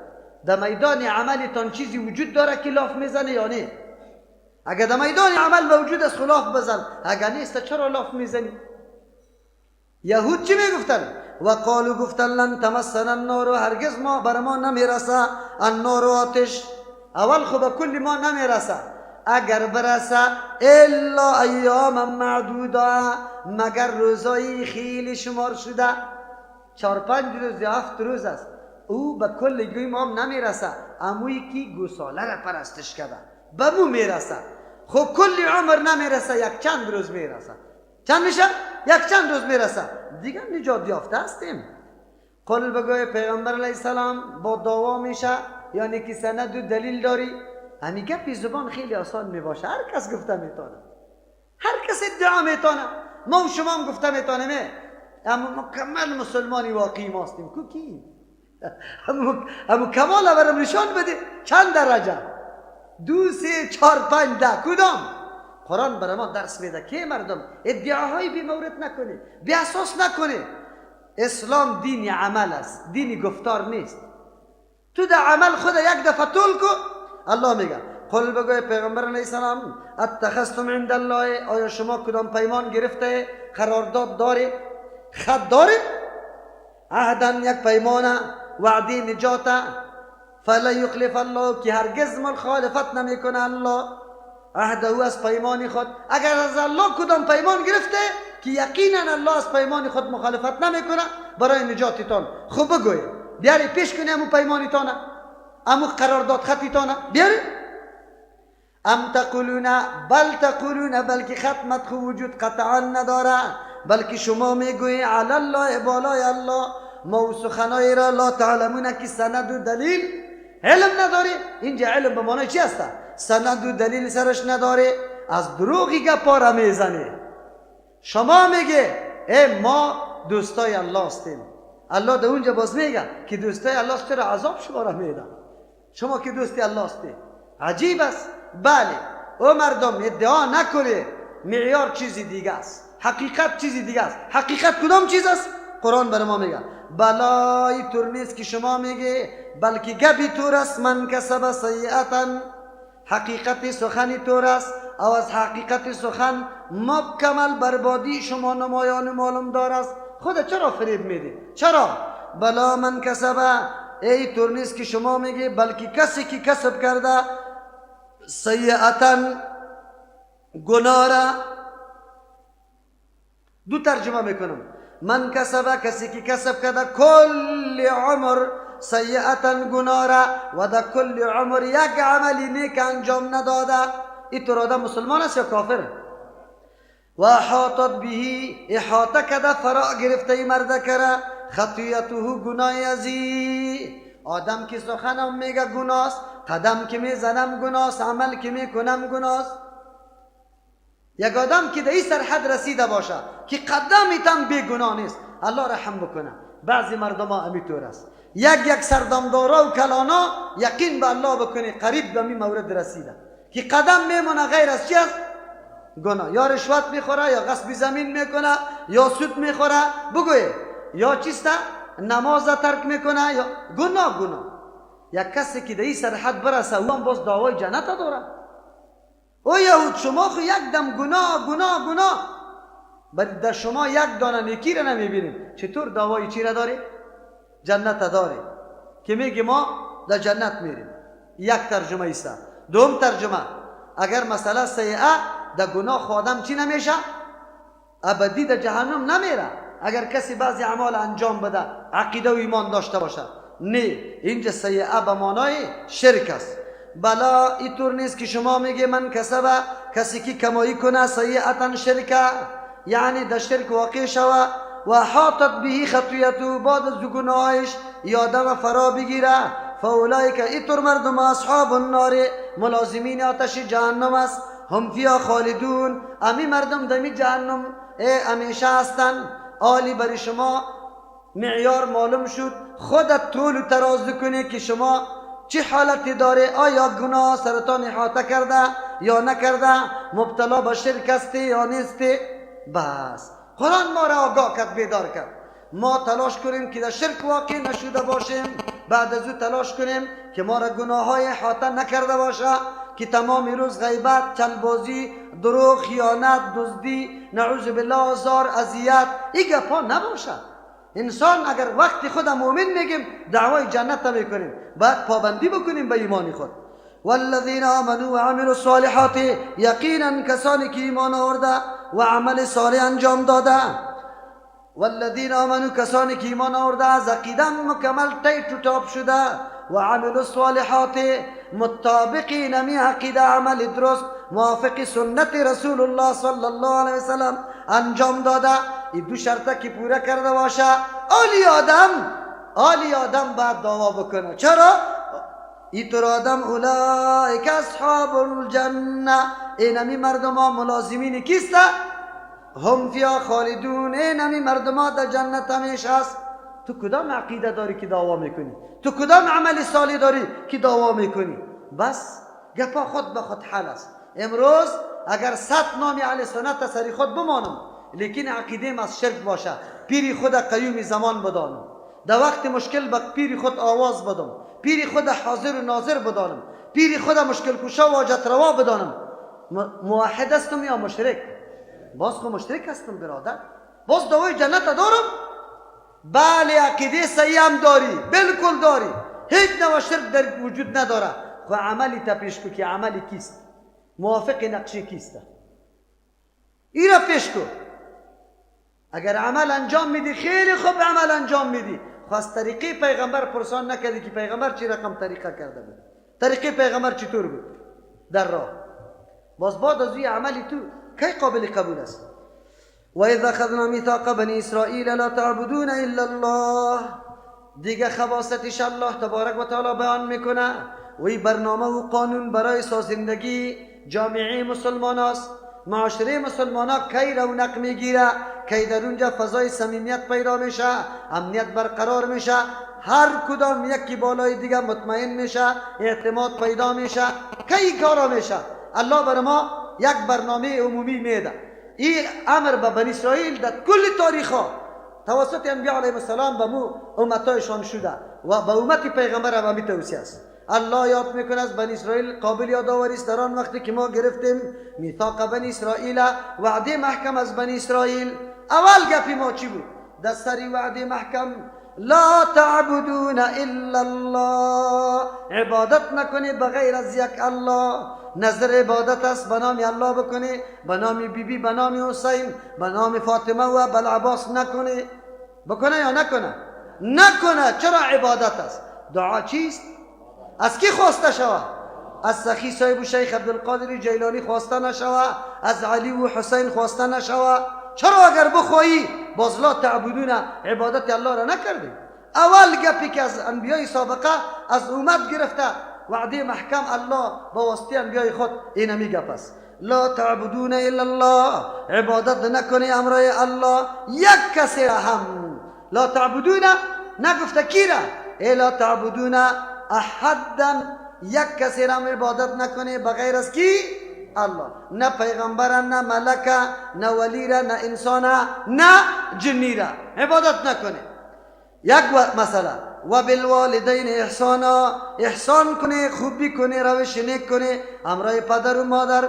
احسانا به روش نیک، به طریقی خیلی درست و مناسب خطی پدر و مادر معامله نیک بکنی. اول حق الله را بیان کرد، باز حقی پدر و مادر. چرا؟ پدر و مادرم در وجودی تو مداخله داره، شریک است یا نه؟ اصل پیدا کننده کیست؟ لیکن با کدام واسطه تو در دنیا آمدی؟ با واسطه کی؟ اصل برق از کجاست؟ از او مرکزی برق است که اونجا چیستا آب در پرا خیلی قوی میخوره، برق تولید میشه. است یا نه؟ خب لیکن گروپ هم قابل قدر است یا نه؟ اگر گروپ نباشه روشنی برد میکنه؟ پدر و مادر وسیله وجودی است. بله وقتی که الله و پدر و مادر وسیله وجودی تو شد، اصل پیدا کننده و موجود حقیقی کیست؟ بله دیگه موجود مجازی یا وسیله و ذریعه کی هست؟ پدر و مادر. الله حقوقی هر کدام علایده بیان میکنه. حق الله بندگی الله است. چیست؟ آلی همی بندگی به پدر و مادر درست است؟ سجده به پدر و مادر درست است؟ به نام پدر و مادر ذبح درست است؟ به نام پدر و مادر نماز درست است؟ چرا شما نماز شام که پدرتون وفات کرد بر رویش خواندی؟ 2 رکعت نماز بر روی پدرم نگفتی؟ نگفتی؟ اینجا حق الله را، بندگی حق الله است، تلاوت حق الله است، به نام الله میشه، نماز حق الله است، برای الله میشه. تو چی کردی؟ تو چی کردی؟ حق پدر و مادرت الله مشخص کرده. حق پدر و مادر بندگی نیست. حق پدر و مادر روش نیک، رفتار نیک امرای کیست؟ پدر و مادر. پدر و مادر احسان کردن امرایش حق الله، عبادت الله بود. حق پدر و مادر احسان است، قطعش روش نیک امرای ازو کردن. چه رقم روش نیک؟ اول روش نیک که حق پدر و مادر سری توسته اصلاح عقیده است. اگر عقیده پدر و مادر درست نباشه، ابراهیم خلیل الله اول عقیده خدا به کی پیش کرده بود؟ به پدر خود. چرا؟ مسئولیت داشته اون مورد. تو عقیده خدا پیش کو. خب پیش کردن چند قسم می باشه؟ رای دعوت میدانی؟ نروی که بگا بگی مادر، او مادر جان تو مشرک هستی، او پدر تو مشرک هستی. تو نگو. او تو نگو که من برات میگم کی کار شرک است. من میگم نگو. پدر و مادر از دور میره. در یک روز مدرسه تو رفتی ولی اینی قدر گک جانید مرا میگی که این گپ شرک است. این مولا را این قدر که درس خوانده تو یک روز رفته، این مردما که 60 سالی جمولا تیر شده گپا نگفته، تو دخترک امروز رفتی دو پارت میکن دیگه اگه قدم مانده بودی باز نمیمانم. تا عامل نه آمدن کی شد؟ بگه خودت شدی. نه مادری دمی فرصت کار کرده، برای چی میگه؟ سخی صاحب جنازه تا دمی دیگر روان کنه. میگه یا نمیگه مادرها؟ خرایی کرده بگو مادر جان امروز در ترجمه مولوی صاحب از روی قرآن گفت که هر کس اینی طور دعا را بکنه همراه الله شریک جور کرده و این شرک است، این قدر سخت گناه است که کل اعمال نیکی ما را از بین میبره. تو نگو. از کی نقل کو؟ از عالم. آل یک دم عرق می آیا خود دخترکم در کجا گفته ثبت نکده ای در تلفن، تو یک دفعه سرم بشنو کرد پیتره بلش چالان کو. چالان که یک دفعه در گوش بشنو وی توبه وی توبه نمیفهمیدیم. الله تو را اجر بده دخترکم، دیگه هر روز در مدرسه برو. خو این است که اگر تو نمیرفتی ما خود سالا همینطور گفتیم که جنازه تانه در دیگر سخی صاحب روان کنه. از سخی صاحب دیگه نشسته که حالی کی بددعا میکنه که بچه‌ش جنازه‌ش روان کنه. همونطور است یا نه؟ خب طریقه داره دعوت، اینطور نکنه. ما که ضربه خوردیم ما براتون یقینا میگم ضربه از دوستای خود خوردیم در جا، یا فقره در یک جای بد گفته، یا امام بد گفته، یا علما را همونطور عادی چی کرده، یا از ما قسم دیگری تعبیر کردن و در اونجا مردم فکر میکنه که والا مولوی صاحب اینمی طور است، حالا که ما اونطور نیستیم. عمل افراد نمایندگی از ما نمیکنه، نمایندگی از ما گفتاری ما میکنه، عمل خودی ما میکنه. افراد شده میتونه در لباس دوست چی بکنه؟ دشمنی با ما داشته باشه، یا ایست که نفهمیده گپه خطا شده بیچاره دیگه، اینطور شده نمیتونه. نه اونطور باید نکنیم. احسان با پدر و مادر اول صحت عقیده، دعوت به سوی عقیده است. بعد از او از حالش خبر باش، مریضی دواره برش بیار، کدام چیز خیلی دوست داره هفته به هفته برش حاضر کو. همیشه سلام، بیرون که می آمدی امروز این طرف میرم، اجازه است پیش بگی اینی کارا میکنم. بینمی قدر گپا دلی از او بسیار بلند میشه. دلش که بلند شد شما خبر داری که دعای پدر چیست؟ دعای پدر و مادر طلاست، طلا. هر کمالی که در خود مشاهده میکنی انشاءالله از برکت دعای کی میباشه؟ پدر و مادر میباشه. پدر و مادر به این قسم نگاه بکن، نه تنها خودی پدر و مادر، دوستی پدر و مادر احترام کن. پیغمبر علیه السلام دوستی بیبی خدیجه الکبرا را رضی الله عنها را اینقدر احسان میکرد، خطش تعظیم میکرد که پرسان نکن. یکی از جمله حقوق پدر و مادر که بعد از مرگش ادا میشه چیست؟ با دوستایش امو رقم تعلقه و رابطه خدا نگاه کردن. ایام چی است؟ چی پدر است. پشتی سر میاد در سوره اسراء اونجا که الله برات میگه از قلبت هم احترام نشأت کنه، سمبولیک نباشه که در ظاهر السلام علیکم پدر جان، اون طرف که میری که تو کنه فکر که از دنیا میری مرا در بدر کردی، اینطوری نباشه. احترام و ادب از اینمی قلبت نشأت کنه. یقینا اونو مشکلات اولی خود در نظر بیار که من خرد بودم گریان میکردم، کل مشکلاتم سری مادرم بود، کل مشکلاتم سرم پدرم بود، بیخو بودن سر من، بیخو در زیارت ها مرا گشتانده. این نمیگی در زیارت ها گشتانده که تو جور شوی،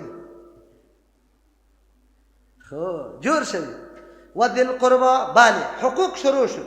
حق الله اول بود، بعد از او حق پدر و مادر، نزدیکترین کسی که تو همیشه قطش زندگی داری و قابل احترام و تعظیم است. حق از یار باید تو بشناسی. بعد از او ذل قربا، هر کس که امرای تو رشته رابطه قرابت داره، نسبی داره، تو باید لحاظ از یار بکنی، در نظر بگیری. امیر رمضان مبارک است، خاله داری بیچاره یتیم دار است، امی دستی دلت آمد رمضان مبارک روزی اول آمد، اول رفتی روغن در بازار خریدی خرما را، اول بردی در خانه خالت، بعد از او در خانه خود بردی که الله از پیشت خوش میشه یا نه؟ تو در عمر در بدر میشی یا نمیشی؟ ولی موت خو خاله در یاد ما نامد، همه در یاد ما نامد. موت خو نفر دیگه خیرت است، رفیقم است، چی میکنه؟ در همشیری خود در زنی خود امر میکنی، دمی رمضانی مبارک خیرت است، رفیقا آمدن، چی میکنه؟ دیگ پخته که برشون و خوار و همشیره و زن میگه که رمضان است، چپ بشی، این رفیقاست رمضان نمیگیرم. تا این خانالی دود میبره همسا خبر میشه، خیر است گازت خیلی پخش چی بکن نکن، حالی چی پخته کنم؟ گوشت آورده این. پسان باز بوتلای شرابم سرمیخ همشیره و زنی خود برابر میکنه. باز پسان چی میگه؟ بگوی باز پسان چی میگه؟ میگه روی لچ باید دمی مجلس بیایی. این دوستای من است، از این دوستای خوریگیری نیست. باز پسان چی میشه؟ شراب زده، امی زنش نعوذ بالله مورد تعرض قرار گرفته. اینطور حالت است. در این وطن دمی رمضان یک نفر برای من قصه کرده که همینطور حالت آمده. الله رحم بکنه. تو قریبی تا نمیشناسی رشته داری تا، تو او کسی را آورده که هم ایمانی تا تبا کرد، هم ناموسی تا تبا کرد، هم رسوای دنیا هم از آخرت گردانید تا. قطعی که امرایی داری، قطعی که دوستی و رابطه داری. در اول سری قرآن کریم که شروع میکردم در ضرورت قرآن کریم براتان گفتم لقد اضلنی عن الذکر. یا لیتنی لم اتخذ فلانا خلیلا. ای افسوس که کاش که فلانی را دوست نمیگرفتم. روزه را سر ما خود در بدر کرد، رسوای قوم کرد، رسوای الله کرد. دوستیت با این طور مردم باشه که یقینا تو را در ترجمه قرآن بیاره، که دیگر از تو دست برش بالا کنی که الله این دوستی مرا عزت بده. یقینا مرا چقدر مرا نو زنده کرد، یقینا مرا نو زنده کرد. اون طور دوست پیدا کن. خوی کی میشه که اول از اقربای از رشته دارای آلیش داشته باشی، بعد از او ما به مردم بار بار میگیم، بار بار او مردم خیرات من نمیکنه. شما باور به الله بکنید دمو ساعت که مرده شده خیرات من نمیکنه. خو خیرات به خود مستحق داره. حقوق مردم ها بپرداز. باز بعد از او قرآن کریم بعد از اقربا کدام کس نیاز و ضرورت خیلی به کمک و مساعدت و بگه مهربانی و شفقت داره؟ کسی که پدر مهربان خود از دست داده. کسی نیست که دست شفقت به سرش کش کنه. حالی بعد از حالی از او خبر باشی. برو در یتیم بزن. دمی رمضان از پیشش سوال کو چی دارن؟ پدر نیست، کارگر نداره. یک مادر بیچاره حیانا کس بیرون برآمده نمیتونه. از مردم سوال کرده نمیتونه. گشنه نمیجه است. ندیده ای بار بار ما گفته بچگه که یتیمی خوده گندنه را از بازار خریده، نان بولانی جور کرده، شام دیگه مردم در پیش پدر و مادر ناز زده رایسته افطار میکنه. این بیچاره گرد کوچا میگرده بولانی تازه یا بولانی گرم، به خاطری که نان و نفقه اولادکا برابر شد. همین بچگه کس. تو برادرم چرا از یتیم خبر نداری؟ ای ملا صاحب، ای وکیل صاحب، ای حاجی صاحب، تو رو والله قسم همینجا پدر وفات کرده بود، در دوره اسقاط پیسه یتیم تو نگرفتی؟ پس دور نخوردی از خانه یتیم پلو نزدی؟ تو چی جواب به الله متعال داری؟ این کدام دین است؟ امروز به نام یتیم هزارها پولی مردم در جیب ننداخته ای؟ از یتیم تو خبر شدی؟ او جناب قماندان و رئیس و رهبری تنظیم اسلامی به نام یتیم چقدر کمک آمد؟ در کدام جای برای یتیم امیال یتیم خانه داری؟ اموی که پدر خود از دست داده دیگرها دکتر و انجینر میشه، خب بچه یتیم به جز از قمارباز دیگر را نداره. چرا؟ قتیل و پرا همراه میشه و میره همینطور. مادر دو چشم سرخ گریان داره که اولادم تباه شد. داری کدام یتیم خانه که در اونجا درس قرآن حدیث شود؟ او تجاری محترم کدام یتیم خانه داری؟ پلکک زده رایستیم که فرانسه و آلمان برای ما دارالایتام جور کنه و قانونی خود به اطفال ما نشان بده. و اگه سبا یهودی و نصرانی میشه چرا شود؟ تو گذاشتی یتیم در دستی از وا، در دامنی از وا. تو تاجر، تو افغانی. کم جنایت مفت نیست که کسی اونجا در قبر جواب بده به منکر و نکیر. مفت است. این یتیم ما در دامنی کی تربیه می‌یابد؟ باز میگه مردم یهودی و نصرانی شده. چرا؟ خود تو موقع برش دادی. او سرمایه گذاری کرده، منزل خریده، تعمیر خریده، استادا را برش مقرر کرده. کدام استاد؟ چی قانون سرش عملی میکنه؟ برش صدا میکنه، میگه یک دفعه به الله صدا کنی که چیزی برای تو میاد یا نمیاد.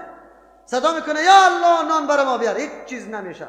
تو صدا کنی یا عیسی، که یک دفعه صدا کنه یا عیسی، ترنگس است که قابا چیندمش در سر میزان. طفلی تو از روزی اول میگه که الله چیزی نمیتونه، عیسی علیه السلام چیز میتونه. از دست تو تاجر بازم مصرف کن، بازم تلویزیون جور کن، بازم سالون عروسی جور کن، بازم پمپای تیلی تا زیاد کرده برو، بازم تیل را زیاد بیار کمک کرده برو با کفار، بازم تو دعوای اسلامیت بکن. ای بیوه و یتیم کدام طرف رفته؟ قرآن برای تو چی گفته؟ بعد از اقارب شفقت سر یتیم کن. والیتاما، شما احسان بکنی، روش درست بکنی به امرای یتاما، مالش مسئول نگاه شوه، خودش زمینه تعلیم برش مساعد شوه. یتیم باید در جامعه مسلمان احساس نکنه که من پدر داشتم یا نداشتم. هر فرد مسلمان حیثیت پدر برش پیدا کنه. در زمان پیغمبر اسلام چطور بود؟ پیغمبر چرا ام سلمه رضی الله عنها را نکاح کرد؟ یتیم دار است. به خاطر که یتیم در بغل پیغمبر تربیه شد، با امت خود درس بده که من با وصفی که همین قدر مشکلات اقتصادی دارم، مصروف جنگ و جهاد و دعوت و تبلیغ هستم، لیکن نه کفالتی یک تعداد یتیمان هم به ذمه خود میگه. این پیغمبری ما بود. ما تو چی کردیم؟ از دست یتیم کنده برو او تو خودت خورده برو. دین امیره میگه، قرآن امی درس به ما داده. والمساکین، بعد از او کسایی که از پای افتاده، موقع نداره که کار و روزگار بکنه، بیچاره در خانه هسته، گریان میکنه، اولادش از پیشش تقاضا میکنه نان پدرجان، هیچ نان وجود نداره، شرمش میاد، خجالتش میاد که با مردم دست خود دراز کنه. تو همسایه هستی، در یک ماه دودش برآمد، در یک ماه بوی گوشت برآمد، یک روز در دست همی فقیر میوه را دیدی؟ کدام روز پرسانی شکری؟ ختم بگی همی همسایت مسکین آگاهی نداره، در ختمم خبر نکده، پسان در آشپز میگی یک چیزی ناچیزی از پس خورده نمونده، ایره دمی همسایه روان کن تا آلی را کلی پیشه که سری وکیلا و مدیرا کل گیر از کار بیکار کده بودی، اینجا جمع کده بودی به نام ختم. آلی حقیقت و هویت ختم شناخته که ختم چیست؟ خب قرآن چی میگه؟ وقولوا للناس حسنا، نکی برنامه عملی که افعالتانی طور درست است، احساس و انگیزه داره، بلکه بگوی به عام مردم شما چه قسم روش داشته باشه، مکالمه تان چی رقم باشه، مؤدبانه بگوی برای مردم حسنا، آن چیزی که خوب است، نیک است به نزد الله تبارک و تعالی. قطعی مردم پیش آمدی، خوش آمدی، خیلی خوش بکنی. عام زندگی، برنامه مکمل زندگی. چی رقم زندگی است؟ از کجا شروع میشه؟ از احترام پدر و مادر شروع میشه، در قارب در یتیم میرسه، در مسکین. عام مردم قطعش روش نیک بکن زندگی. خب چرا جنجال است؟ پلاستیکی تا از اشغالی پر میکنی، در بامی همسایه میندازی. اگر من همون پلاستیک در دروازه تو بندازم، امی دو چیر میشی، میبرای دو دشنام میزنی، آیا او خوش داره که پلاستیک در دروازه از او پرتی؟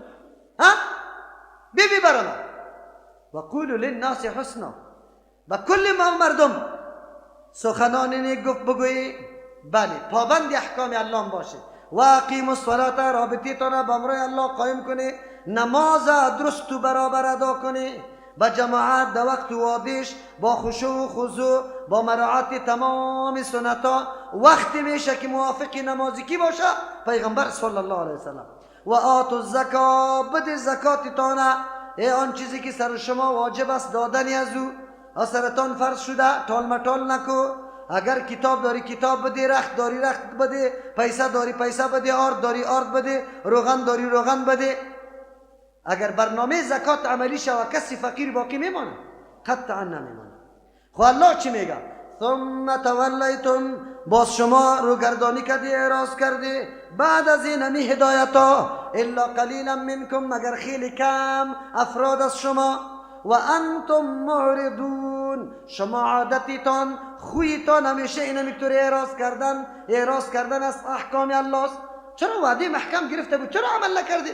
برای ما خوب نیست، برای خودتان خوب است. اگر ما این برنامه را عمل کنیم برای کی خوب است؟ برای ما خوب است. چرا این را ما عملی نمی کنیم؟ اینی قسم از خباسات دیگه شامده بعد از او برای ما میاد. سبحان ربک رب العزت عما یصفون و سلام علی المرسلین والحمد لله رب العالمین. اللهم ربنا آتنا فی الدنیا حسنه و فی الاخره. دعا بکنید. بعضی دوستان دعا را طلب کرده برای مریضی، الله شفای عاجل برایشان نصیب بکنه، مریضای همه مسلمانان را، خصوصا کسانی که مطالبه دعا کرده الله مریضیشان شفا بده. الله مجاهدین مسلمان در هر سرزمین کامیاب بسازه. الله دشمنای دین در هر سرزمین مقهور و مغلوب، رسوا و شرمنده بگردانه. الله عزت مسلمانان را اعاده بکنه. الله فهم صحیح و درست کتاب الله را نصیب ما بگردانه. توفیق عمل بالای احکام قرآن نصیب ما بکنه. الله در جامعه ما قرآن و حدیث قائم بگردانه. حکومت قرآن و حدیث الله برقرار بسازه. از هر قسم آفات و بلیات الله ما را نگاه کنه. مرده های مسلمان که مبتلا به عذاب است الله کل مرده های مسلمان مغفرت نصیب بکنه. طاعت و عبادتی که در ما، اگر تلاوت و صدقه است، اگر نماز است، اگر روزه است هر طاعتی که داریم الله به فضل احسان خود قبول بگردانه، ما را توفیق مزید انجام عبادات دیگر را برای ما نصیب بگردانه. الله تبارک و تعالی بندی های مسلمان ها را از بند خلاص بکنه، خصوصا او کسایی که هیچ گناهی نداره، جرمی نداره، جرمشان فقط لا اله الا الله گفتن است. الله با عزت و آبرو واره از بند خلاص بکنه. الله تبارک و تعالی ما و شما را خدمتگار کتاب الله بگردانه، توفیق بده که ما همیشه در خدمت کتاب الله و حدیث پیغمبر صلی الله علیه وسلم قرار بگیریم و همین عمل ما را الله قبول کنه. ربنا تقبل منا انک انت السمیع العلیم. برای دریافت سلسله درس‌های تفسیر قرآن کریم توسط استاد ابو عبیدالله متوکل رحمه الله با شبکه یوتیوبی مولانا متوکل رحمه الله وارد شوید.